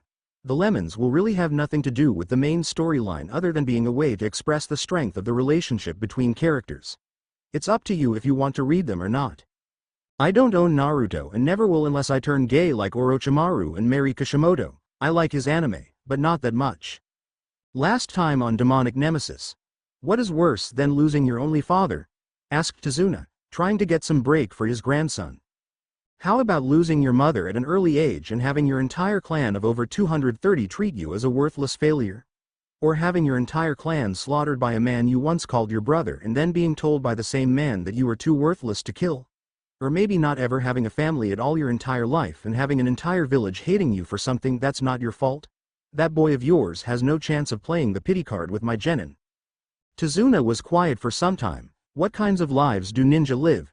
Just outside the door, 2 Kage Bunshin look at each other after hearing about Sasuke's past. Now quite sure what it could mean or what they should do, the two only nod as they return to their posts outside the door.